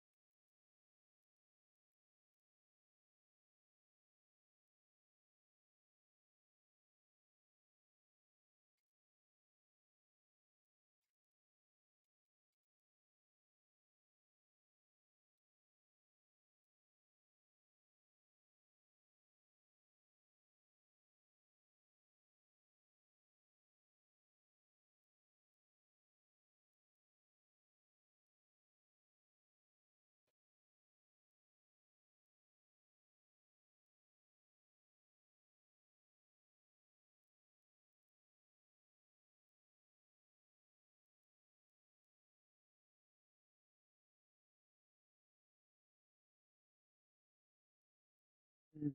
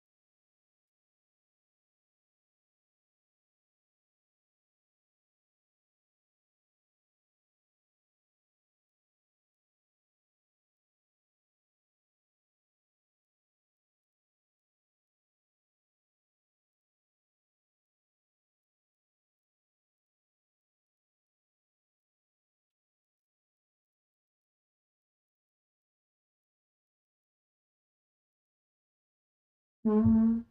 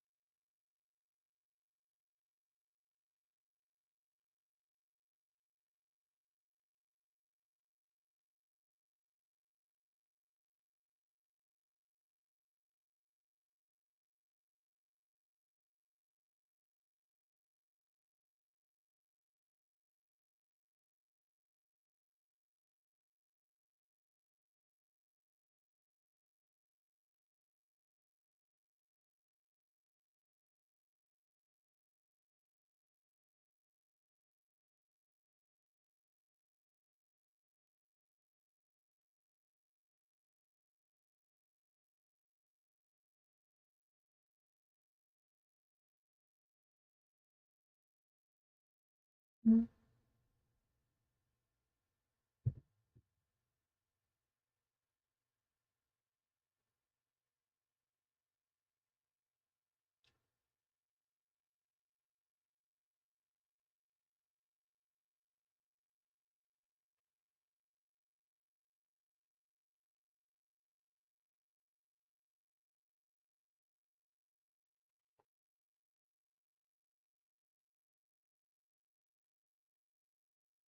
Mm.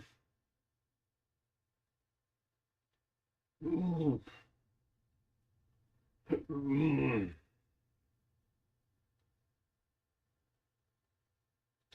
Mm.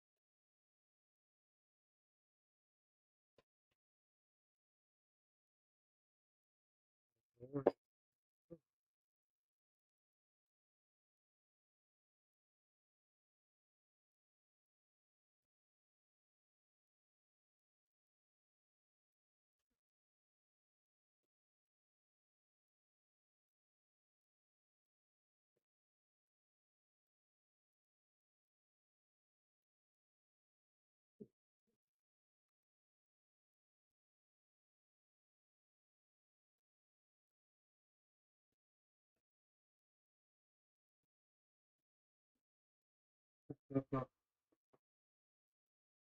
course, it's gonna turn on this room.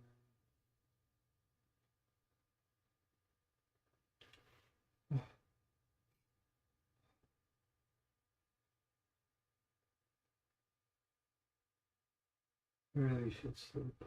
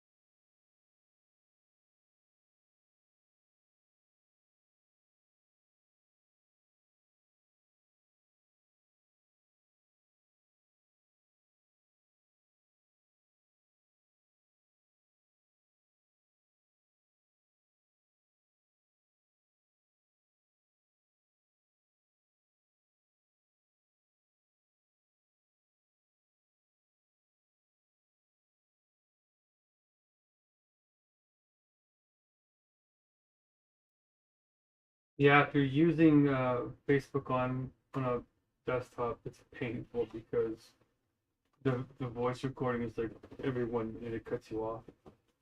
But if you use your phone, you just push the microphone, right?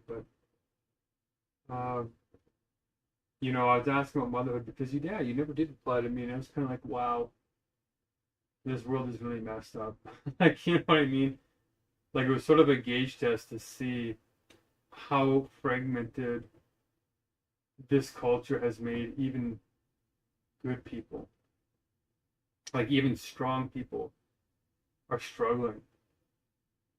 And I consider you a quiet but an innerly strong person that did actually courageous things. And you know, with the way you were born, right? Like, you were born into a very technically comfortable. You could have lived a totally normal life, and you chose to go up and above.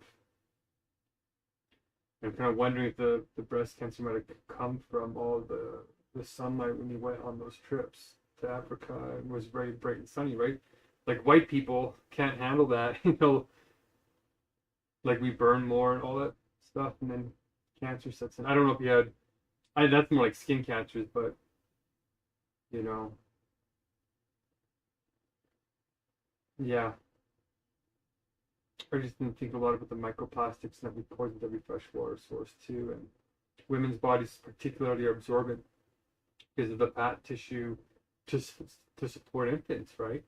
And I recently just learned that women actually are more at danger when they go on hunger strikes. So when I talk to people, I need to be careful with women. Like, when I say go, if you're going to go on a hunger strike, you got to be.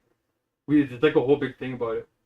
Like, you have to go on intermittent fasting the week before your period, and then the week after, and then you can actually go on a real hunger strike just with water for like a week or what is it, a week?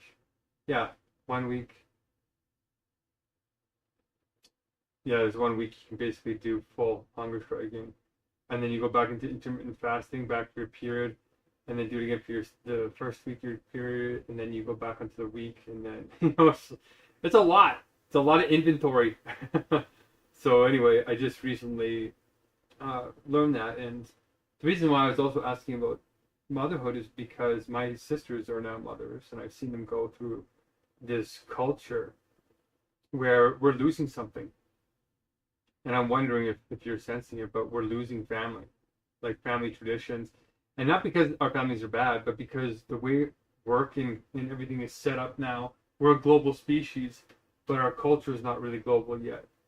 Like, it's not caught up in the right way, where, you know, your parents are given special, you know, dividends and you know, compensation from the government to travel long distances, to spend weeks with family, to help actually rear young. Because for like millions of years, like, human beings are like 7 million years old, or hominids anyway. You know, for like 99% of the time, we lived, like, first time mothers were never more than 19 kilometers away from their parents. And now we're like hundreds and thousands of kilometers from parents and people that can help us. And traditionally, grandparents are supposed to be there raising the kids, but we're stuffing those old folks into old folks' homes where they're rotting away lonely when they should be with family, spreading their wisdom. And that's what the ancient indigenous tribes did, right? They put the very young with the very old in a balanced dialectic. So I'm actually very curious about all parts of society because we're starting God's government, right? We need a regulatory environment worldwide. Nationwide is not powerful enough. We're actually getting a world government now, but it'll be more like a dystopia.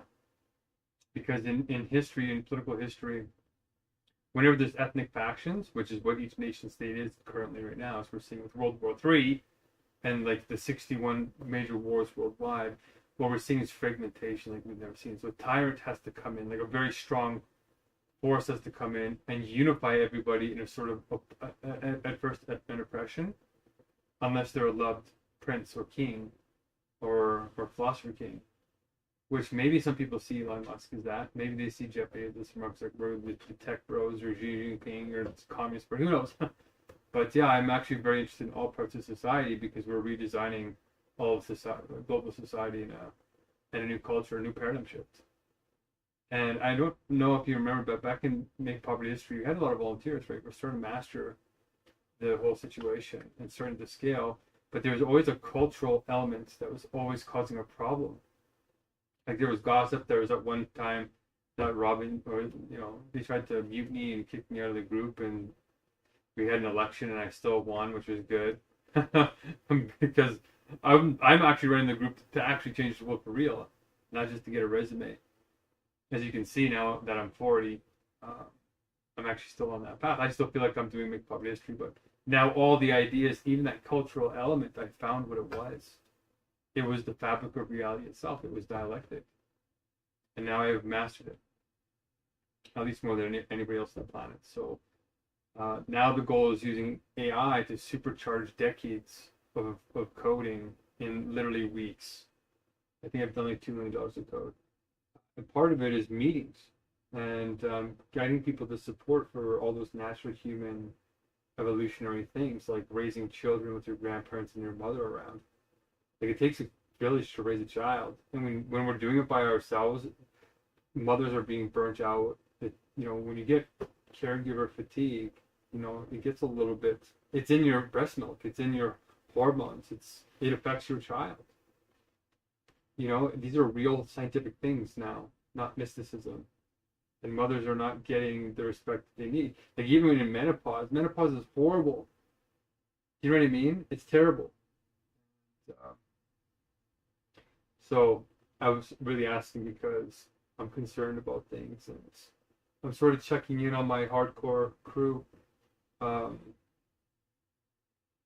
seeing if they've lost their way or if they're holding the light. Especially the women. The men are okay in a certain way.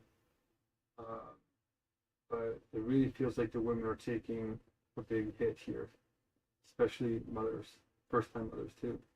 And like a lot of, we're in a bizarre place where everybody's only having like 1, maybe 2 children, and we're not even at our like population replacement rates anymore. Like our species is dying. It's for real. Like we're overpopulating the planet, but at the same time, the rate of growth is falling so fast that if it continues, it'll be a big threat. So we need to decline, but it needs to be in like a controlled kind of way, a humanized way, and not femicide and all the stuff China did. So, yeah. I was thinking that was the reason why you didn't respond. But I'm imagining you're still busy. So you said something interesting here. I caught you at a strange time. So is that like when you were... When did I leave that message anyway? A long time ago. Oh, back in... Wow! Okay, back in July. Oh, this July. That was just a couple days ago. Yeah, wow. The last message was in 2022 during COVID. Wow. I think I was still doing CRISPR back then or something. Anyway, it's all come together, and I'm wondering if you're worried about the future for your family, your kiddo. What is your dad doing? Like, what is your family doing? Are they preparing? Did your dad buy a bunker like all the other people, all the other millionaires? Like, I got in touch with this guy named Brian Rose, who's got into the big old conspiracy theory, David Icke, Trump, wormhole, and destroyed his reputation, kind of. Then he moved to Dubai because he said 10,000 ultra wealthy families moved there last year, which confirms my concern, which is that the wealthy know it's coming, and they're migrating to places of safety and where there's bunkers. Like Jared Kushner and the Trump team just bought the largest underground bunker set ever, like an old Soviet bunker with like 600 rooms underground, like 15 kilometers underground. Just massive. They're going to turn into an ultra luxury resort. And there's the big boom. So this guy named Brian was of like London Real or Dubai Real or whatever he's doing now, is trying to offer people this thing. So I got in on him and I said, hey, I'm worried that the world is going to end. How about we just do the luxury real estate thing like another time, and we try and start God's government and save the world? And what he told us was pretty shocking. He said he's open to it because he said, yeah, this wealth concentration is at all-time highs and it's continuing, and AI is taking over everything. And a lot of the wealthy are trying to get off the planet with these space stations or getting onto bunkers and islands. some of the wealthy people that I know, Berkeley, are actually looking into it seriously. And I was pretty, they're making fun of me, and nobody's really saying anything about my hunger strikes and my Facebooks too much. But behind the scenes, people are now, they've moved from making fun to actually preparing. So this is all just confirming that we are heading towards a catastrophe, and the kids are going to pay the price. I'm a little bit worried for my niece and nephew. Not in my sister, right? Because she's wealthy now. She's, they're both. There's 2 surgeons in the family. Like, holy cow, that happened fast. But for the rest of my family, my other sister who's not wealthy, they're trapped. Like, they're stuck. They can't move. So it's coming fast, and I was wondering, you're usually pretty adept at social justice issues. I'm not sure what happened. Like, what happened to you if your mother passed away here a couple months ago, and sorry to hear that. I mean, there's a lot of tragic things happening. I hope it wasn't cancer. We've poisoned every fresh water source in Earth, microplastics, everything, It's really, when you really look at it, all that social justice that we did, we're only 50% on track to the sustainability development goals. Like, we're way off track. So, yeah. I'm going through all my old messages, and I almost died here on this hunger strike, so it's a wake-up call in a way. So I'm checking in before my next hunger strike and really doing my due diligence. And I saw you there, and I was like, I wonder if she's, even on Facebook anymore. And I know it felt like you were struggling back in the day with pregnancy and stuff like that. But it's been a few years, so I thought maybe she's okay. Like, once you get past, like, the terrible 2s, and it starts to get a little bit easier when they get into the 3, 4, 5 age. Because then they can take care of themselves. Like, they still get into trouble, but they can take care of themselves. Anyway, this is a long recording now. But, yeah. That's sort of what I'm up to, and I'm checking in on each person to see where they're at. It's getting pretty serious now. Claude Mythos, if you don't know, if you're short on time, look up Claude Mythos. It's the most powerful AI, so dangerous it can't even be released to the public.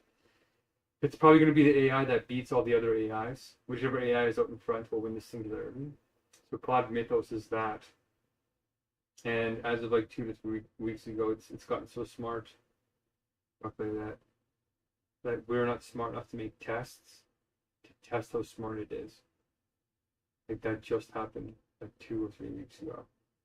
And the next version of it is coming out like 2 weeks, 3 weeks. Like, these are the last months, the control. If this gets out of control, it's there's a very high chance that it's going to harm us. So, but there's a solution, and there's hope. So don't give up hope. I'm just checking in with everyone. Like, I messaged like a lot of people because, like, I'm really weak. I can't really do much. So I'm sending out a bunch of messages, and I'm doing a lot of lawsuits. I've been doing a lot of lawsuits, which is a big story, but I've learned a lot, and I have a funny feeling you have too in the last couple of years. So, but we're the guardian class. We're in our working years where we're supposed to be guiding society and making the changes that protect the future generations. And we were left behind. Our parents, something went wrong, and now we're paying the price, right? So, anyway, let me know.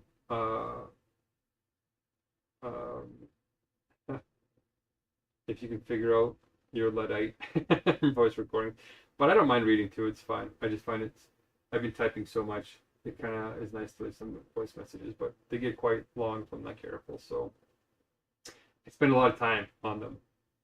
I had my childhood friend recently, my best friend in my early childhood, like we're talking grade 3, start calling me at midnight and discussing the meaning of life, and it was natural. Like, it's like him and I never stopped talking, and he moved away, in grade, I don't know, what was it, grade 7, 8, or 9 or something, And yeah, I haven't got to see him very much. Now he's got 3 kids, or you know. But hearing from him was so healing, because we're in a loneliness epidemic. I don't know what's going on with you, but like the Surgeon General of America, or the United States, says that all of North America, including Canada, is in a loneliness epidemic, which is so bizarre, you know? Like it's we're in a weird position. Anyway, it was good to hear from him, and I hope that this fragmentation is not affecting you too much. It felt good when he reached out, so when I'm reaching out to everybody, I hope it makes a difference. But okay, I'm glad that you responded this time. You'll like look at my message, you'll be like 15 minutes. Nah, you can't do that, but I hope you respond. Okay, stay blessed. Peace.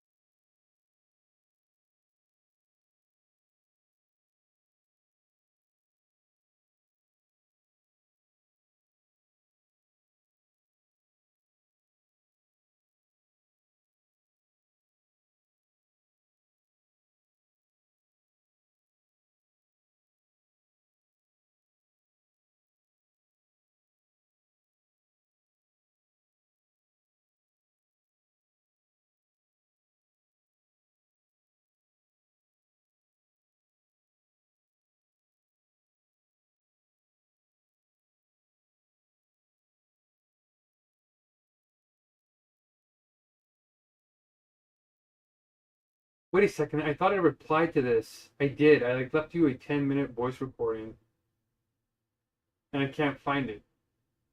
I saw the black guy in the video, and yeah, I'm not sure where the heck it went. But I sent you the Messiah link to like submit your proposal of how you plan to do the Jubilee and all that. But it's funny, there's like 2 other Messiah guys coming, and one of them has the same ethos as you. It's like he doesn't have to write anything down. He just is. To just speak the truth. So I'm very curious to see how that kind of methodology holds up to people that acknowledge writing things down is like healthy for the rest of the republic or the government that needs to be able to follow laws. And if you're going to be like Solomon, you're just going to say all these laws, you know, it's going to be interesting. So you do them beforehand, which then the public can like vote for you and know that you're the real deal, right? How does the public know that you're not just making up something that's not true? You know? How do they know? Like if some neo-Nazi came up and said, like, look, I'm the son of God, do what I say, and I don't have to actually write anything down. Would you trust that person? Probably not, right? So I want to get a bunch of different style of people who have the confidence to say that they're these big symbols, these big world changers. Because I'm like that too. I'm not afraid of that at all. I want to invite more people. And then we actually debate and compete and say, earn it. If you are the Messiah, if you're the Jubilee, you'll be able to outshine everybody else if it's a fair competition. And that's the thing. is we're gonna do a couple of mock tests. Like just a couple of small ones here in a couple of days on the 15th. And just get online with this new meeting software, or even just like on, I don't know, an easy platform that you can get on worldwide. I think Google Meet is the most scalable and easy. You don't even have an account. You can just get right in with the link. I think that's the easiest way for most people. And then just discuss the questions like on the form that I sent you here just now, and seeing if you think that's fair, or what questions should we ask on there. And yeah, this harassment guy, like I just had somebody try and charge me with harassment for my hunger strikes. And I'm like, dude, this is a public campus. I'm allowed to sit outside and have hunger strikes. I'm not bothering you. You told me to stop messaging you on these emails like I did. I messaged like 5,000 professors. I said I wasn't targeting you. I was sending out big blasts to public officials on publicly available emails, and I'm a student at this university. So I'm doing digital activism that is not against any of the spam laws, because I'm not selling anything. And I actually went over the 12 rules of emails at my university. And digital protest isn't under any of them. You're allowed to do it. So, but this one professor had the audacity to say, stop messaging me. I was like, fine. And I messaged the guy again for like a year. And then I was in the philosophy building, and he comes out of it. He's like right next to my professor's door. So when I go to do my professor's office hours, he's there. Like, oh, hey. And then he starts asking me questions about Hegel, because he was a big Marx scholar from Central America. And then he overheard me having meetings with students. And students would approach me. I'm not seeking out the students. They approach me. So he overheard some students talking with me in the library at the University of Alberta Philosophy Department. And he came and interrupted and disturbed me and tried to undermine me in front of the students because he thought I was a cult leader, which is against my religious freedoms, number one, but also I teach anti-cult training, and he's just being prejudicial and stigmatizing, right? So anyway, I think this black guy is... I don't know enough about him. He actually had a pretty reasonable response to some degree. But now I'm really wondering why you think he's eating babies and stuff like that. And why he thinks... Like, did the police find your daughter? Like what happened when they came? Did they just... Like, if they were challenging this black guy saying that you were, or black girl, or, I don't know, LGBTQ, they're saying that you're dangerous or that you're crazy or something like that. The police are saying that. How do you plan to address it?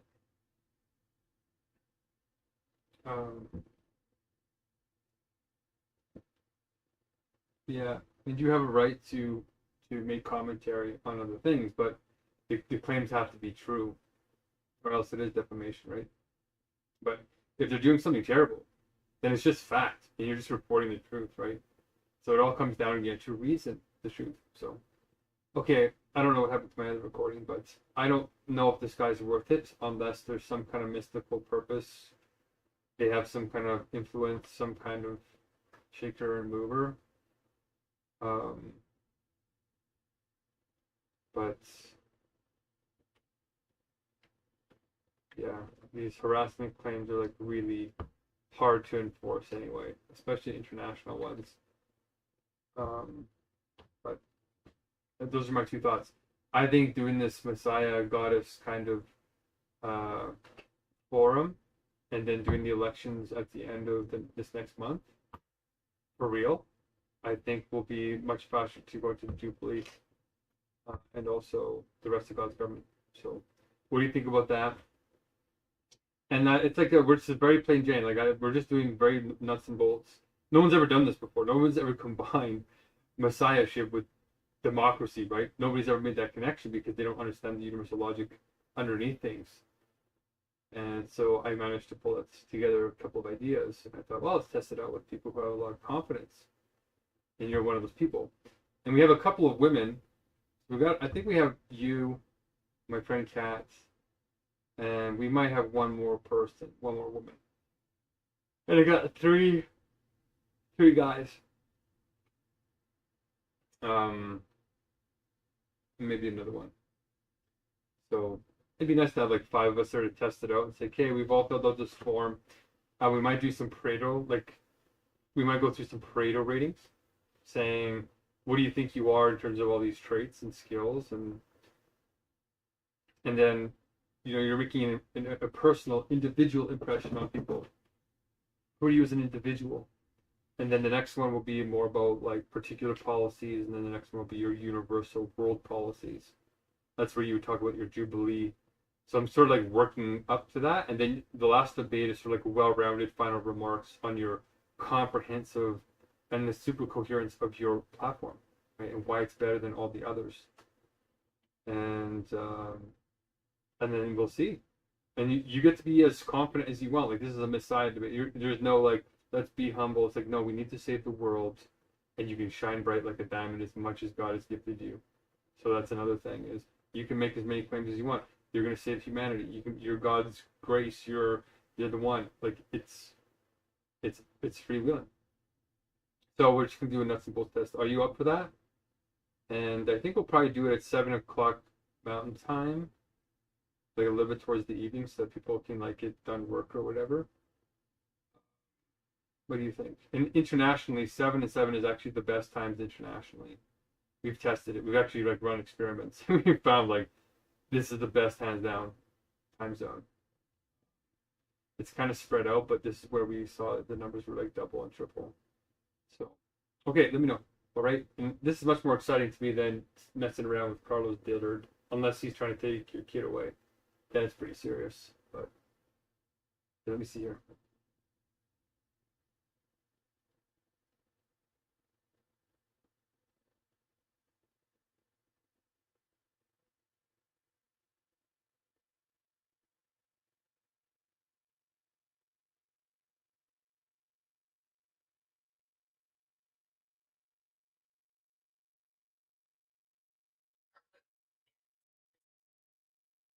Jesus picture, Jesus photo shoot, double Jesus, of course, because there's two of them.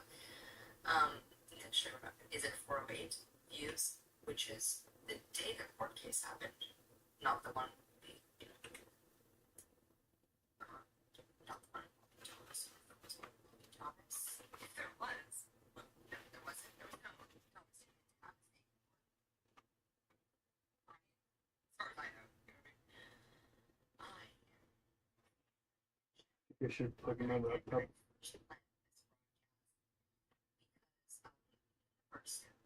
don't plan things because the universe steps in, and I can't do emails, can't do phone calls, can't do bare basics. What I can do is this.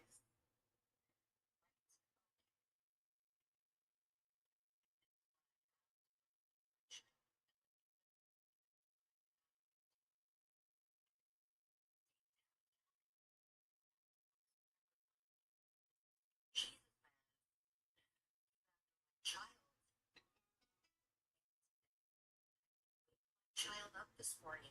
So the first thing she did was see two officers, because these two sent officers to my house because of this video we are about to do.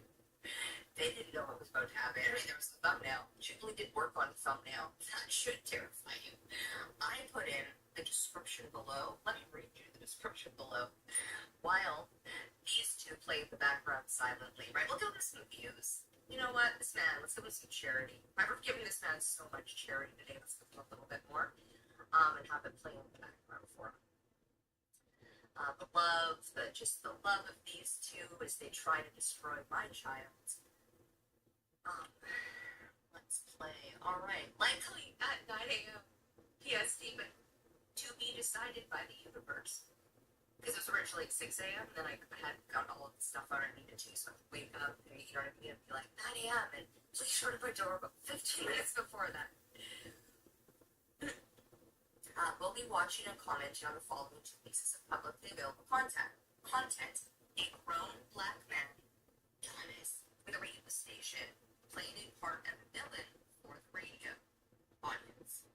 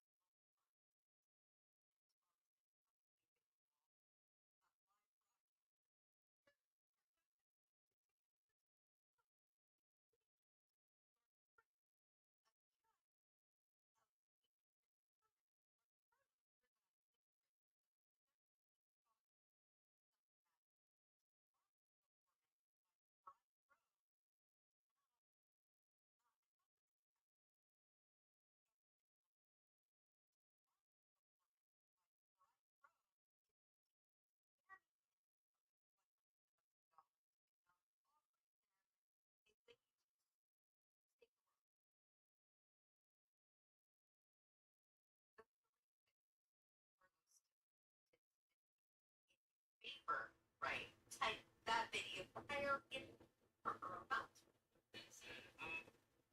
One video that the person who might have updated me because of Carlos Stiller. Maybe tomorrow. Universe, tomorrow we have covered him already. It'll do live. And Mark's up next. I don't, my call should be called. Again, we're bumped in for the schedule, but you go back tomorrow. We have covered him already.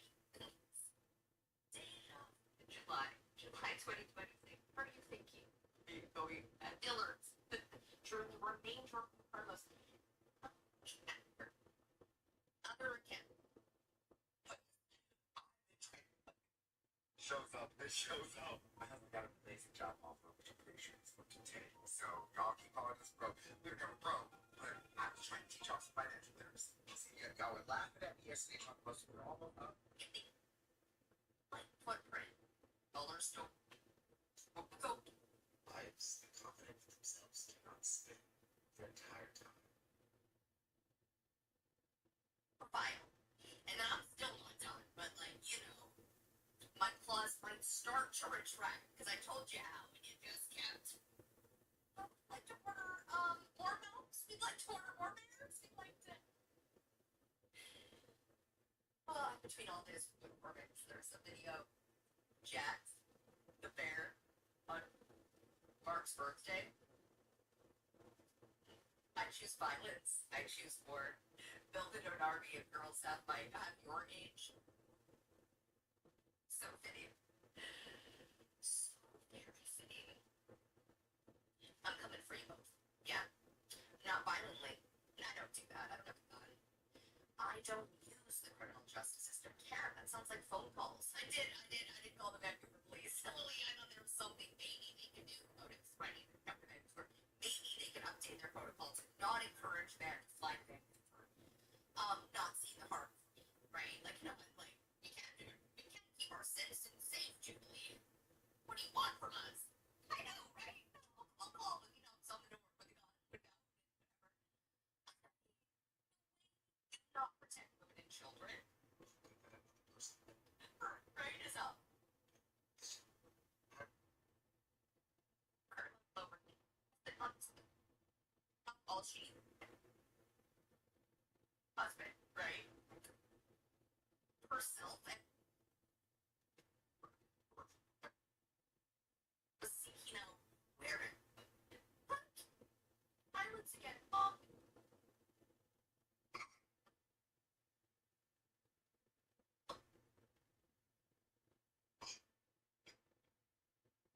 Celebrating. They just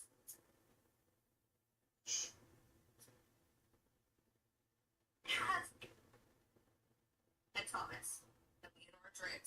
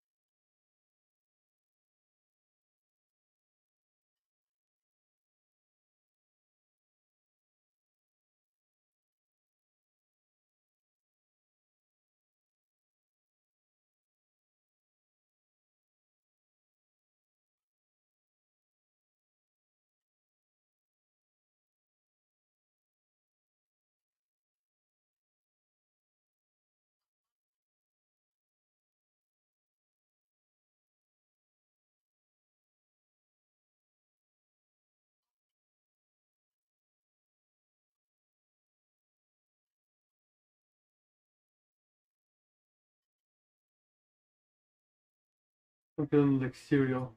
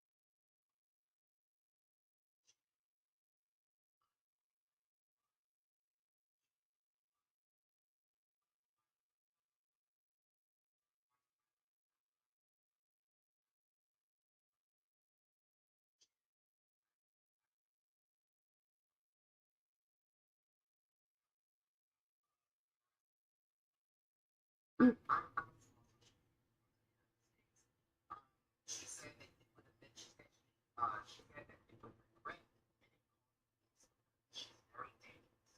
It's just, I just wrote down the rules. She said, Chris, you are my child. This is a dangerous thing to do. You don't believe that she had a child. She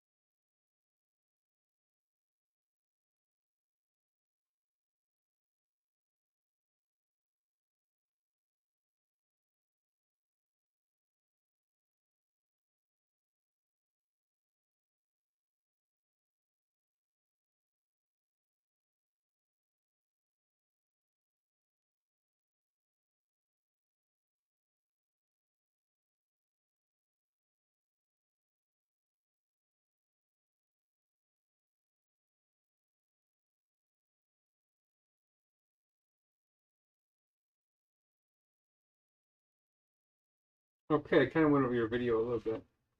Yeah, you got some colorful characters. Who's the guy that's thinking he's Jesus? Who's that guy? Kind of interesting to get him onto the Messiah chart.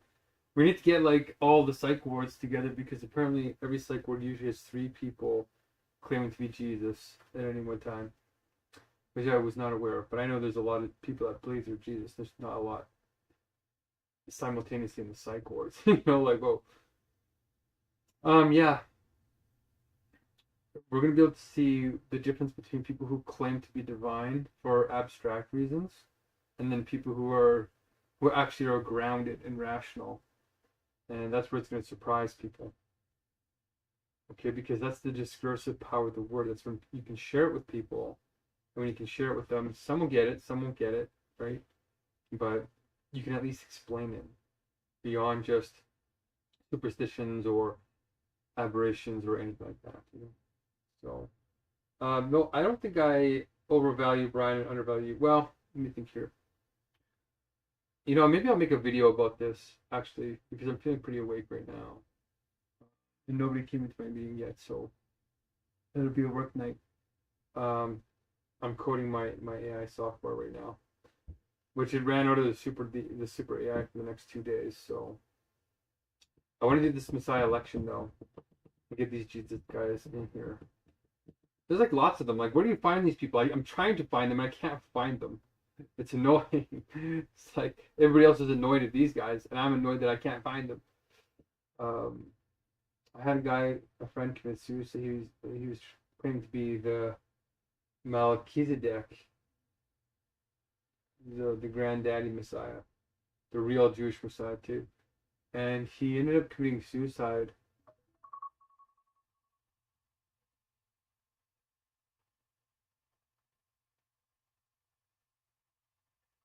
The points of listening to it. Have you watched the Zeitgeist movies? What are your thoughts on the like hear how much the other one called the adjacent one that they got together that broke up like the technological world within it? Or whatever that you would do it.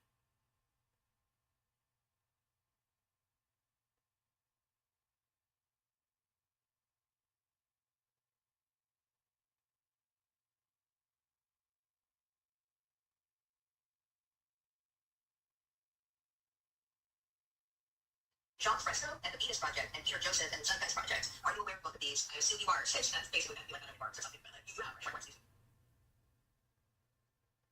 Wow, that's so perfect. I listened to your first recording before I listened to your 14-second recording.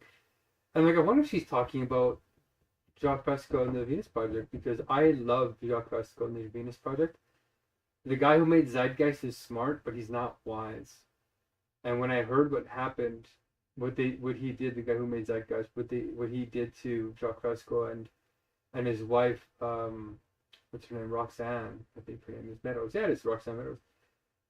I was pretty upset, and I stuck with Jacques Fresco and the Venus Project all the way through and stopped paying attention to Zeitgeist.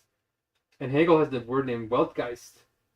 So Hegel used the term Zeitgeist, but also Weltgeist, world spirit, which is what we're technically trying to create, and with God's government. And Jacques Fresco is an actual genius. He's a little bit crass, right? And he did eventually win a UNESCO award for his designs. But some of the cities, the early prototype cities that I was going to include with God's government were these circle cities. I think that they were genius. But as we explored them more, the way the sun shines on them, like there's a lot of asymmetries that occur depending on where you place them. But you can fix that. But yeah, Jacques Fresco was, I think, the real deal. And so Roxanne Meadows took over since he died. I actually bought the poster. I just saw the Venus poster that I bought. It was the only organization, well, one of the only organizations that gave money to for that kind of thing. Because they're trying to fundraise. And I was going to sign on to be one of their technical cultural experts. Because they were a whole bunch of actual experts. And I didn't have my degree yet, so I didn't quite qualify. But I was trying to master Hegel. So anyway, yes, I am very impressed with Jacques Fresco. I actually got to talk to Roxanne Meadows back in 2000, right before I did my Hungerstrike, my first Hungerstrike for the unionizing of the Uber Eats drivers. And I actually just had one of my other engineering friends who works at a nuclear facility say that he's been paying attention to all of that. And yeah. So I had the privilege of talking to Roxanne Meadows, and I was telling her that she's very atheistic and very secular. So I said, okay. I said, it doesn't really matter. It's all just universal logic. And I explained it all in secular language, but she couldn't get away from the fact that it could also be religious. It could also be spiritual. It could also be philosophical, and it can also be artistic. She just couldn't get over it. So I might try and call her again, but I actually do think we actually don't need them.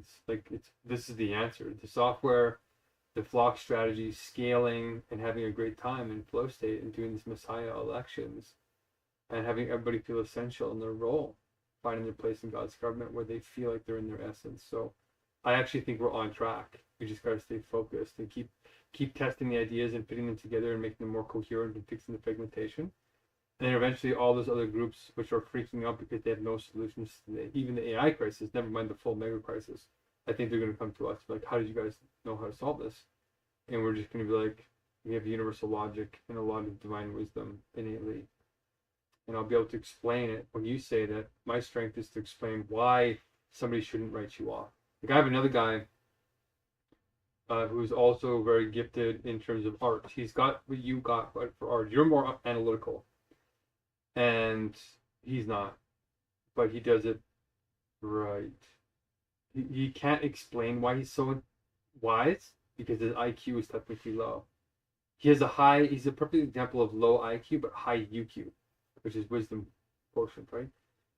Or WQ, whatever. But he can't get anybody to take him seriously. You can't make any money, just like you. You can't explain the profoundness of your ideas well.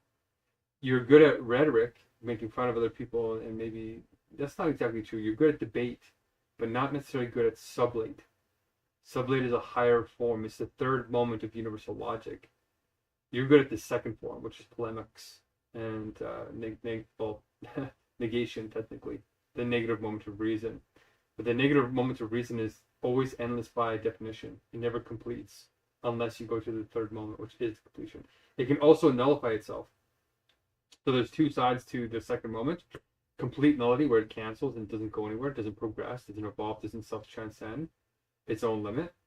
And then the other one is it sees its limit and transcends it and integrates it and moves past it. So yeah, I'm very happy you know about them. You probably know about Buckminster Fuller and Alan Watts and all those guys.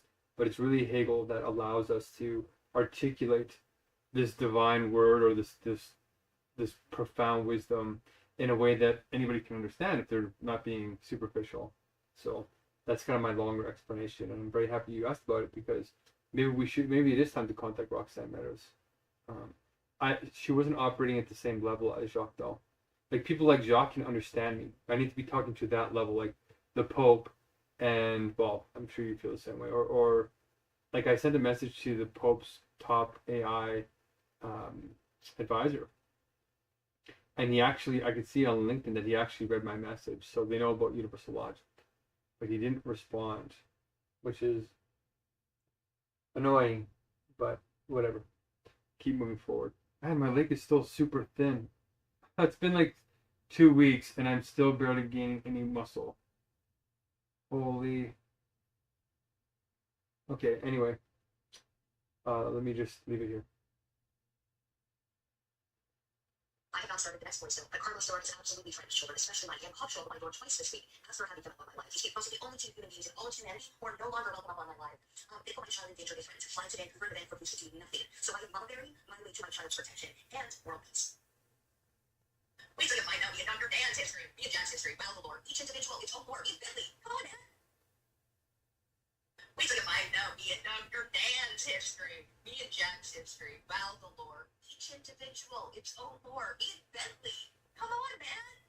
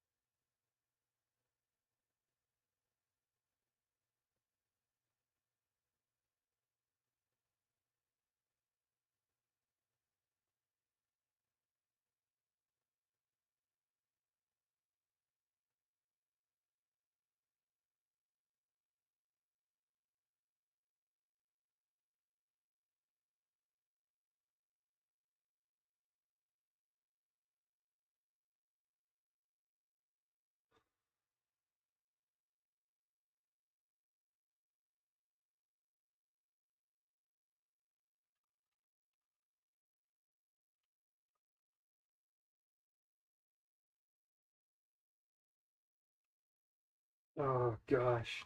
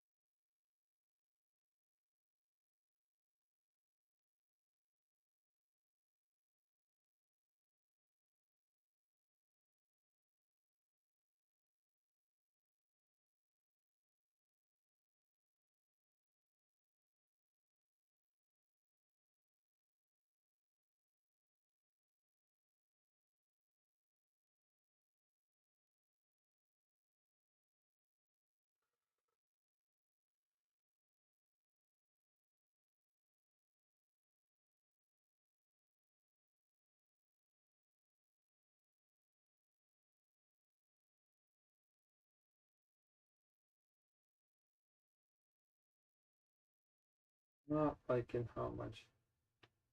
Let me see.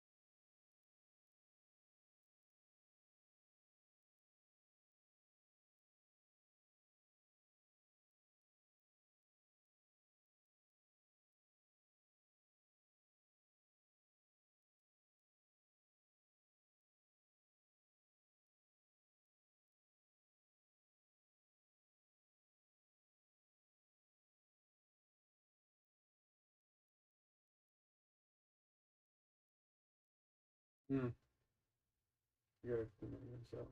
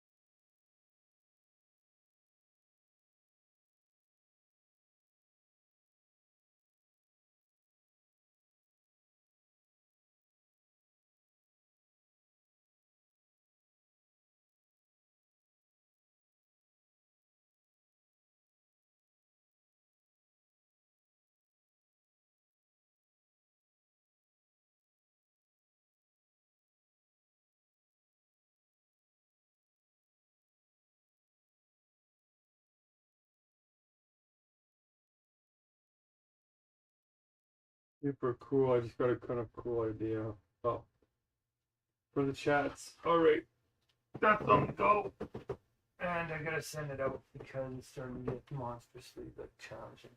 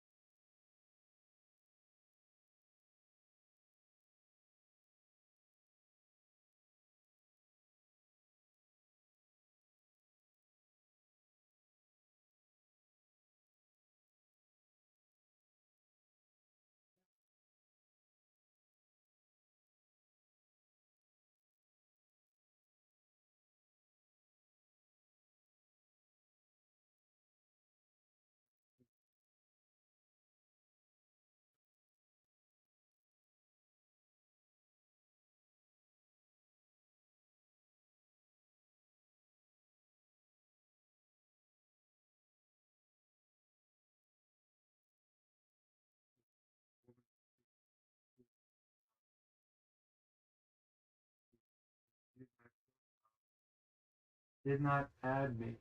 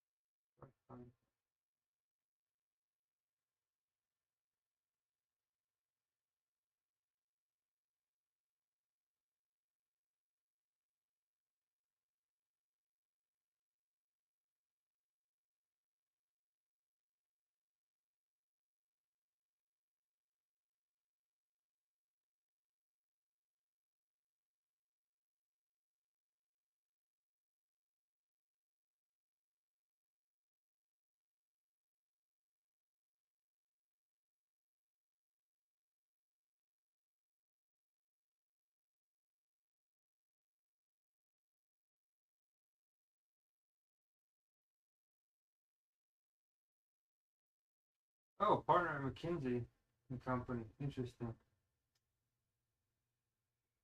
SAP, McKinsey and Company, lecturer at Harvard, CEO, philosophical writer, seasoned private banker, deputy news editor at Times Higher Education, senior program officer, professor at Harvard, professor of ethics at TU Delft, Plowboy, associate partner at McKinsey,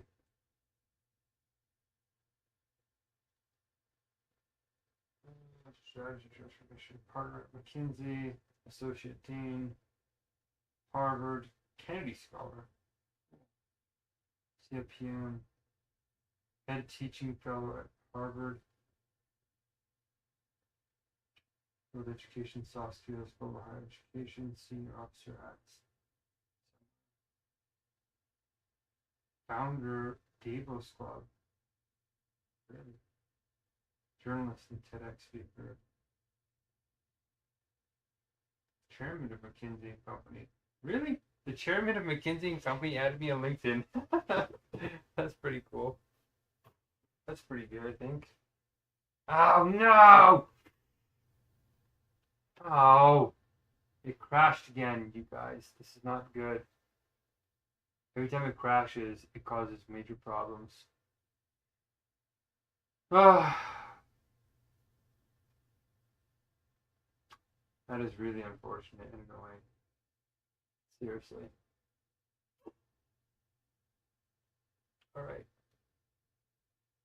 I have to eat something. We'll have some cereal. And then tonight we're going to have some hot noodles, maybe. I'm starting to run out of food. I'm noticing I'm restricting how much I'm eating because my brain is noticing that I'm running out of food. Which is not good. I shouldn't be rationing during my hunger strike, or hunger recovery. It's just that I have to recover so much body weight. And it's happening slower than normal. So that means I'm going to have to eat longer. If you want to donate to my GoFundMe and help me get some vegan, healthy, organic groceries, I also don't want to eat junk. Because that's how you get cancers, is when your body's this vulnerable, it's hyper receptive to things that you put in your body. It's like ultra absorbent, apparently.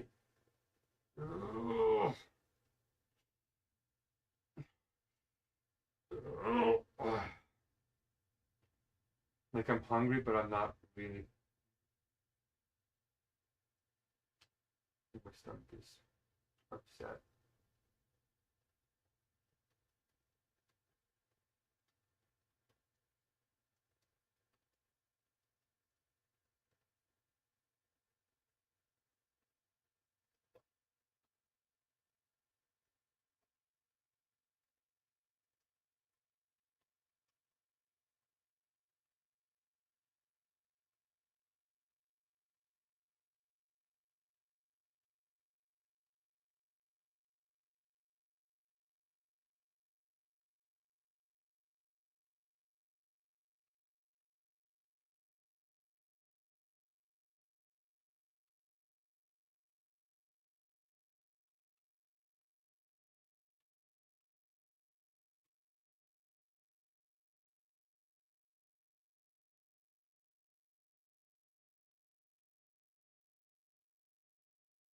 Darn, I really don't like restarting because the context gets messed up.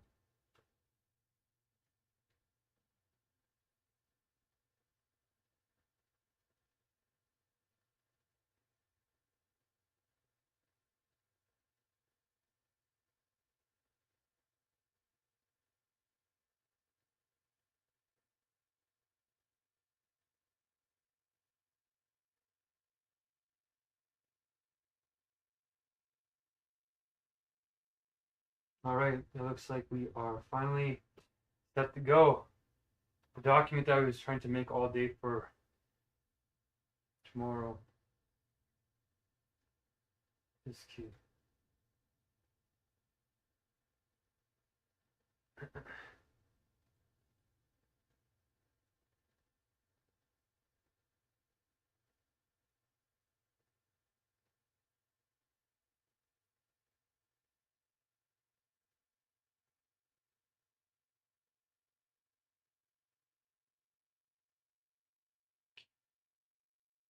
Wow, these are heavy hitters.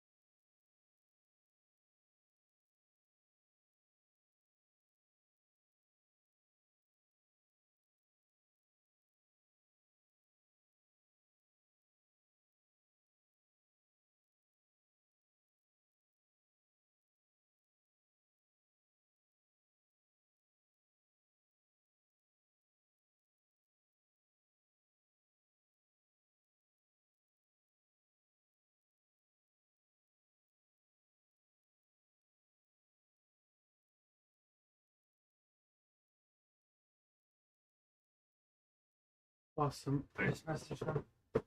Okay, one down. Let's see how I'm doing. The other one's still going. Okay. Let's get ourselves a little bit of a bowl. Oh. Here we go here.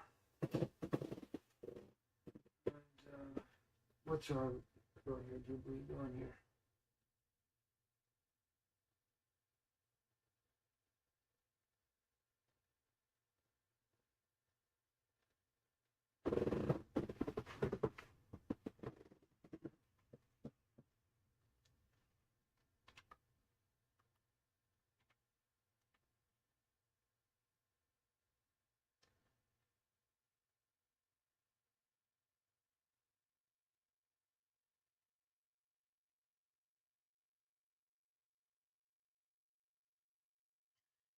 You don't ask me near enough questions. I asked if you've heard of this guys. That's all I asked. I didn't ask for a dissertation on a man I'm completely familiar with. Ask the question. Well,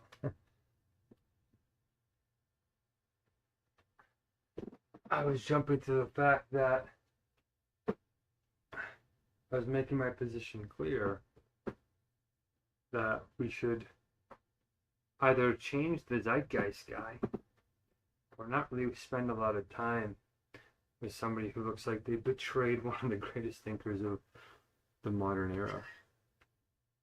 You don't ask me near enough. Oh, okay.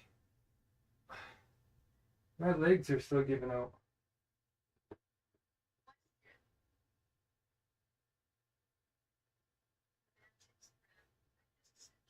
Is a Catholic influencer who has had 6 children, I think. One of them, the Italian little guy that is hilarious, but just kids and his friends. I only met him slash he interviewed Jesus. One of the Jesuses, one of his chosen birthday, July 1st. Before his son died on December 1st, my daughter's birthday, and now he's trying to turn him into a saint. This man who has Catholic AI. You can't have Catholic AI. AI can't be a religion. Yes? No?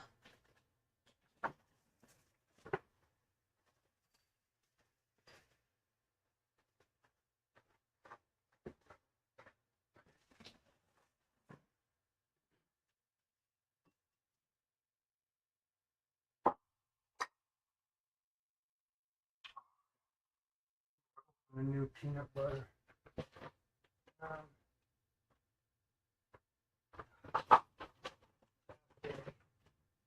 All right. Okay.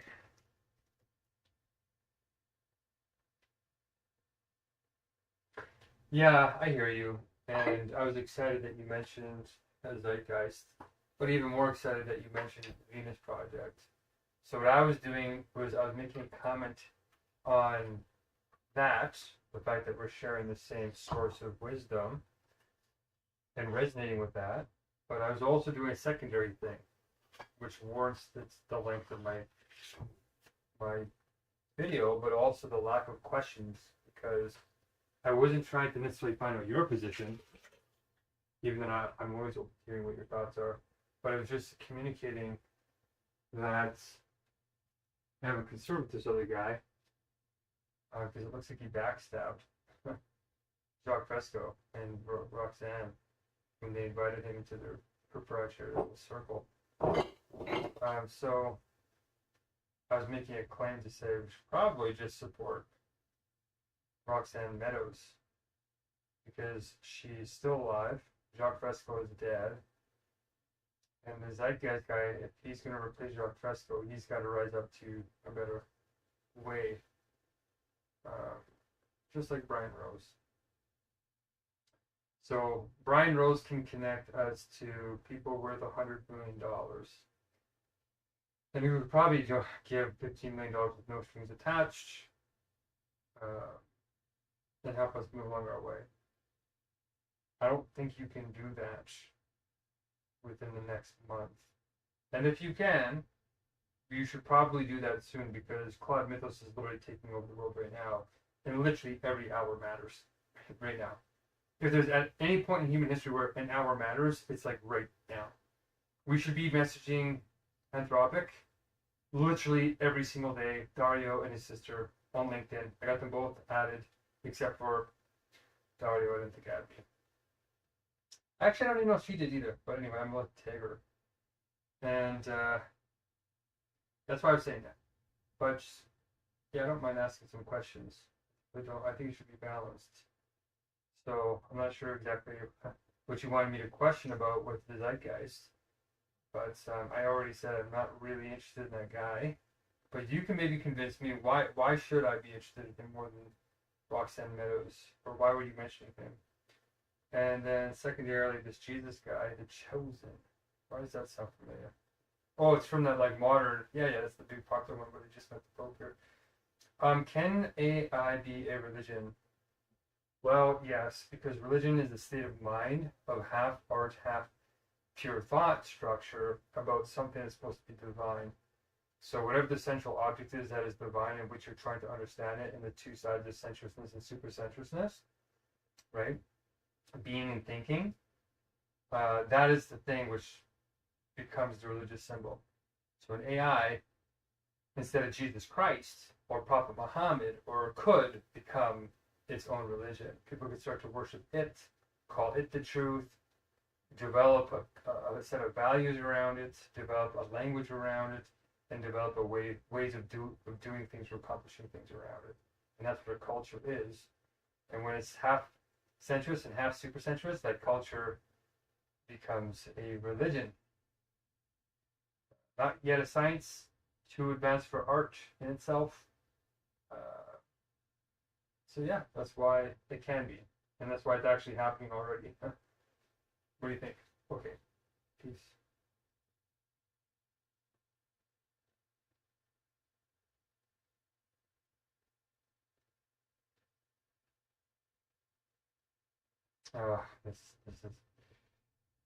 This is really becoming problematic.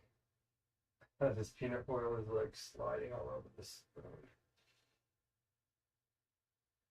Okay. I just want you to take this and let me drop off.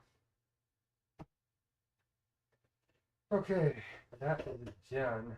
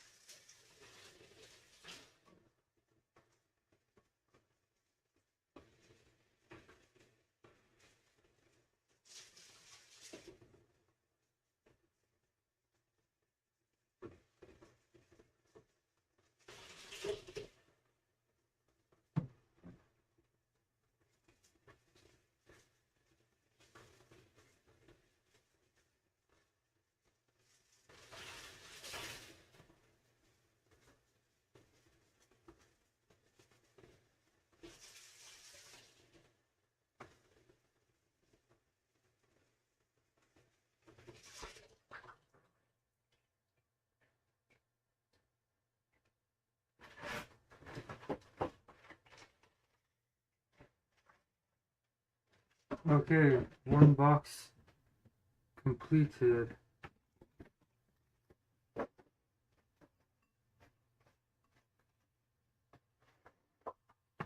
Alright. We actually need to get some milk here soon because we are out. Okay. A little bit scary that one of these boxes only lasts a day. I'm very slow all the time.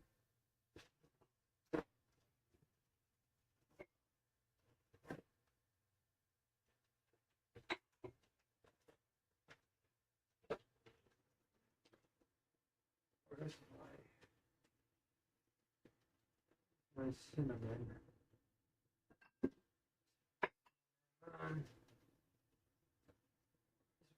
Cinnamon.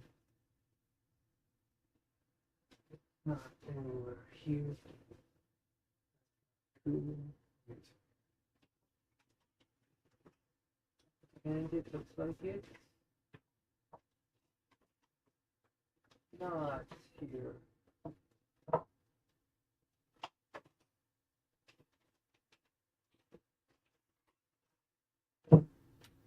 Oh, asafoetida. I forgot I had that. That's okay. Well,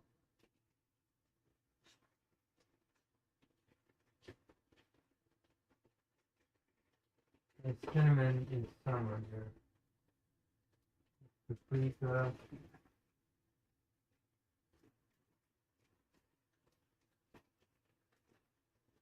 There it is.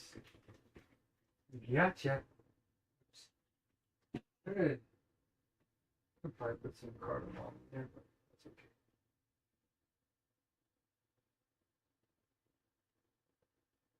Alright. Got some special K. Cashew.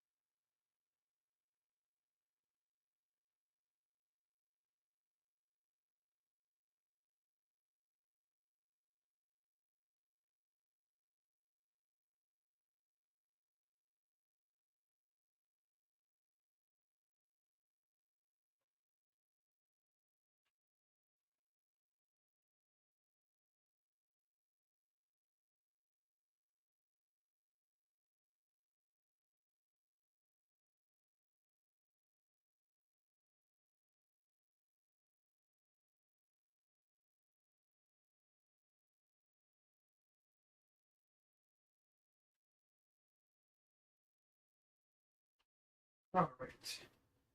Let's eat.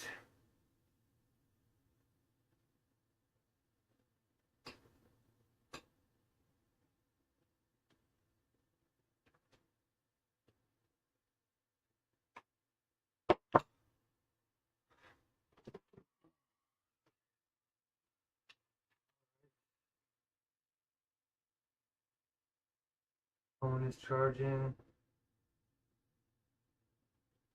Alright, let's get the candle, the blessing candle.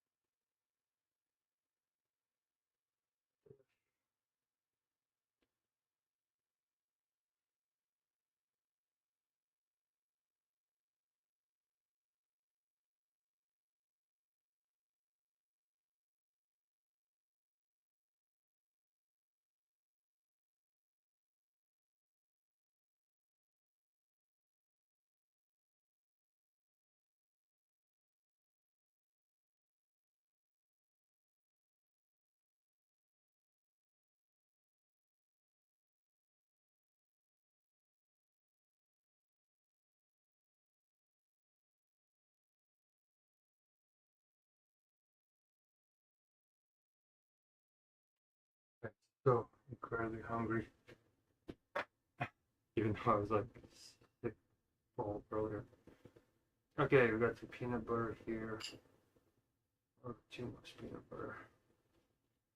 And it's not coming off my spoon.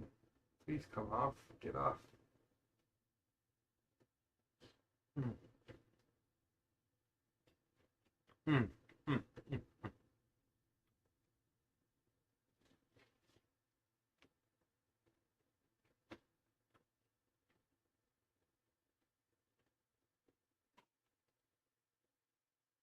Hmm.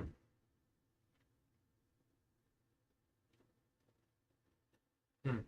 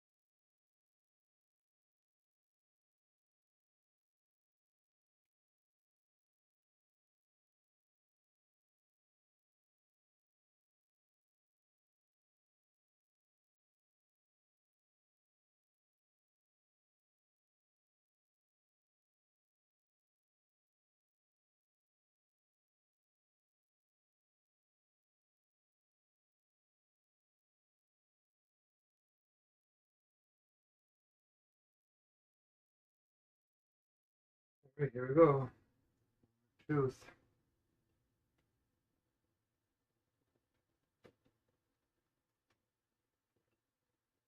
The chat system. Good.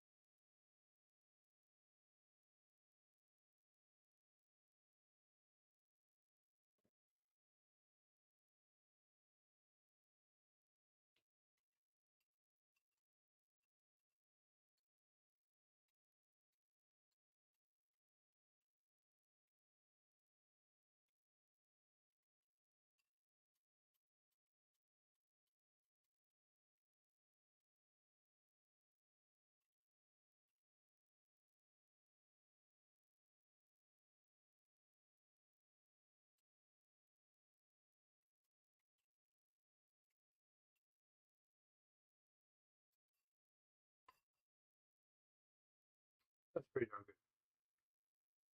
I could try and have a little bit more through now.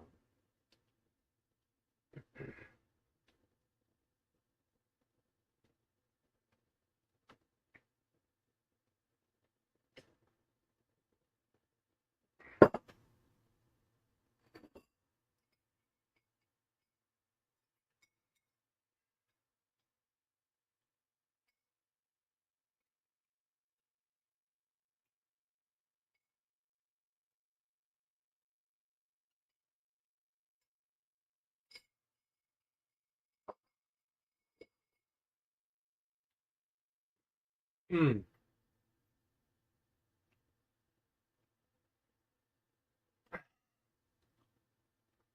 Yeah, my neck stops swelling a little bit.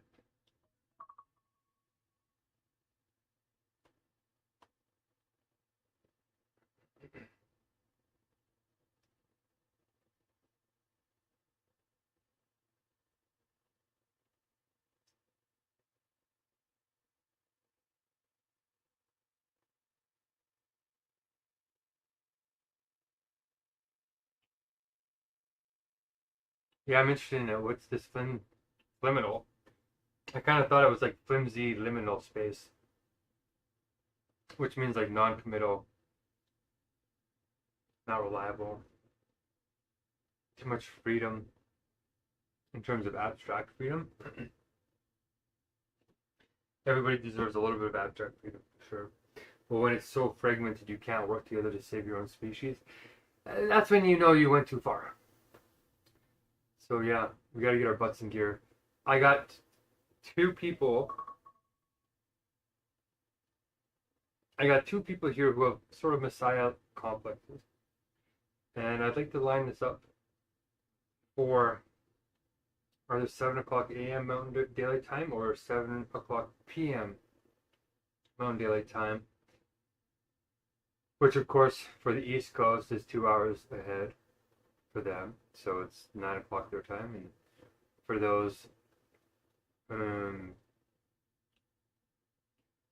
actually, I don't know, in Europe, quite a ways ahead. But I want to sort of put together this selection form for people who have messiah complexes, like me, right? Who actually have some pretty good ideas and are constantly trying to usurp the world. So we got to choose somebody, and they got to outshine the rest in terms of wisdom, not in terms of facial beauty, social status, wealth, culture, body beauty, cultureness, and IQ. So we need some judges, and we need the public. Like we might do something kind of like instead of like an electoral college, we'll have something like a philosopher king academy, like college, philosopher king, or a king college. It's got a nice ring to it actually. And the criterion that they have to judge on is predetermined by the definition of how we go about what wisdom, pure wisdom is. Not just wisdom, but pure wisdom. And then we adjust for the Pareto categories, which are these categories of power, not necessarily wisdom, right? So do you want to help with that? Put your political degree to good use. And yeah, did you say you were not good with this Brian Rose guys? I think you did. Oh yeah. You don't know anybody from LSC that would want to invest in this or sponsor you? Like I have one guy. If we bring in 10 people, I can be a part of this without having any money, right? So my job is just to get the chain going. And if we can get 10 people, then I get to come as if it was sponsored by everybody else. Like the 100 grand was sort of like my contribution, even though it's not my money. It's setting the direction, and then my contribution is the ideas that's kind of lay the foundation of what God's government should look like.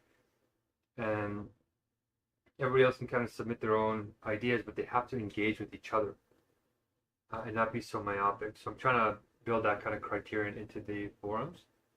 So yeah, I don't know, what's the best forum style you've ever seen, and what would be appropriate for like a bunch of these messiah figures? Like, what if we get a lot of them, like 30 or 100? You know, I don't think so. It's for these, at least these first rounds. It's just gonna be like a small group of like 5 to 10 of us.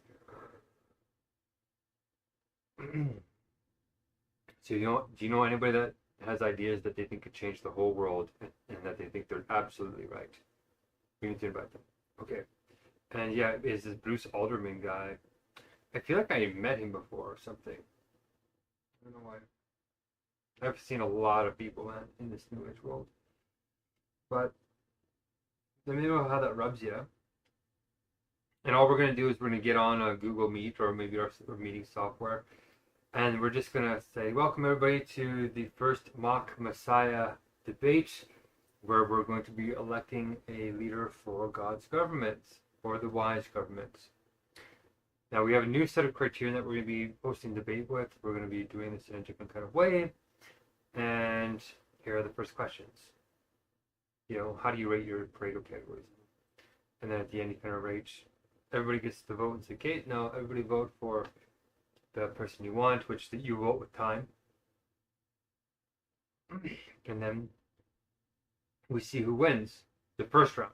And then there's a second round, and a third round, and a fourth round, and a fifth round. And then the final real rounds, which is where we're going to have a big conference called the Last Conference of Humanity. Do a bunch of cultural stuff like the Olympics and, all the big events. And then the second day is when we're going to be doing all the debating and sublating about policy. What is the most important thing we can be doing right now? Or God's government should be doing right now? Should it be fixing potholes? Or should it be fixing the world from absolute planetary destruction? Probably a mix of both. Like maybe 10-90, maybe 80-60, or 80-20. So what do you think of that? And yeah, I'm really excited about it. And yeah, if there's anybody that you think could help, like we have 2 people so far that's willing to pay the $2,000 that I'm bringing in.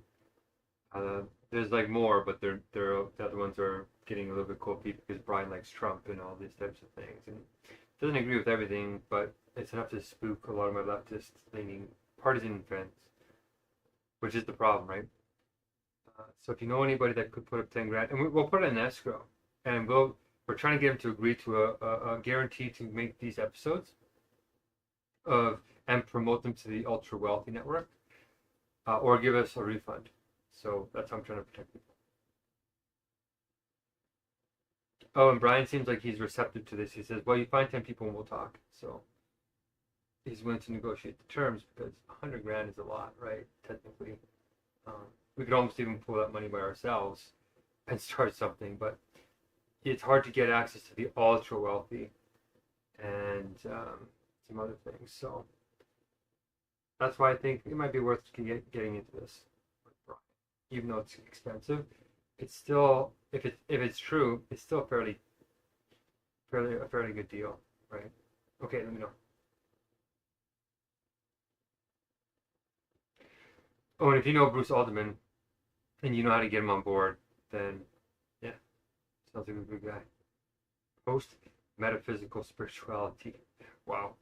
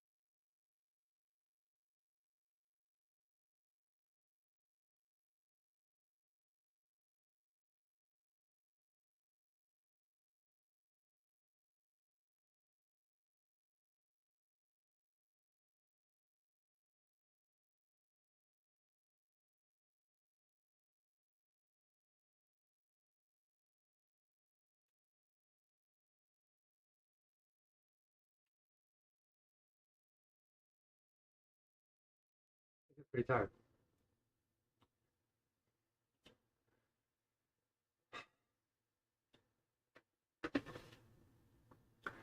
I feel like eating, but not something heavy. I feel like having a cucumber.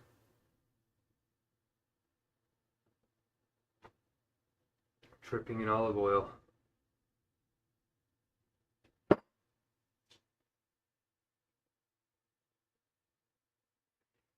I could take the rest of that Tostito sauce. and dip this like sourdough bread in it.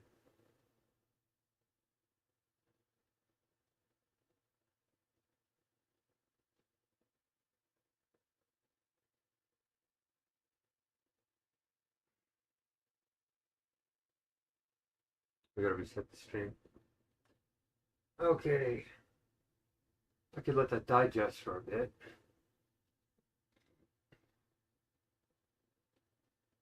Is my body producing enzymes is the question. It must be.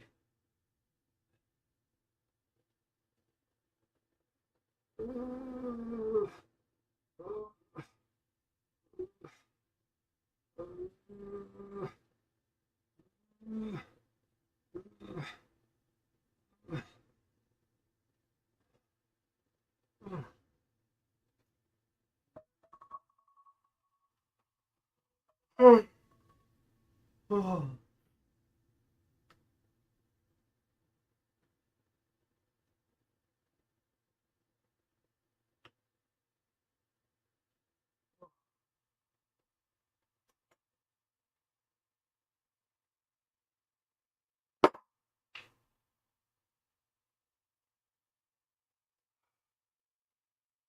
My friend bought me these things, which I don't know. They got a lot of like not great things in them.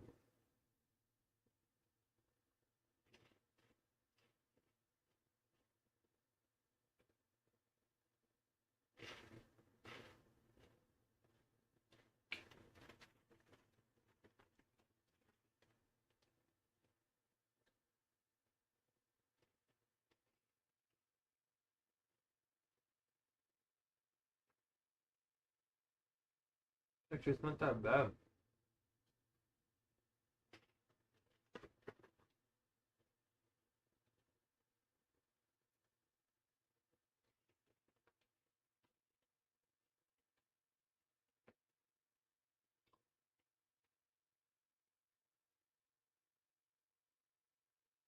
Sunflower oil is not good.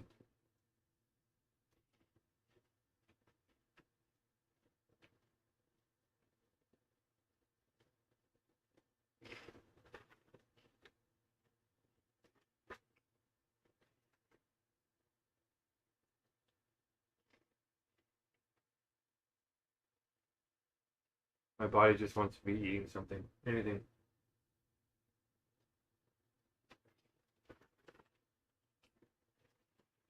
Cucumbers are perfect.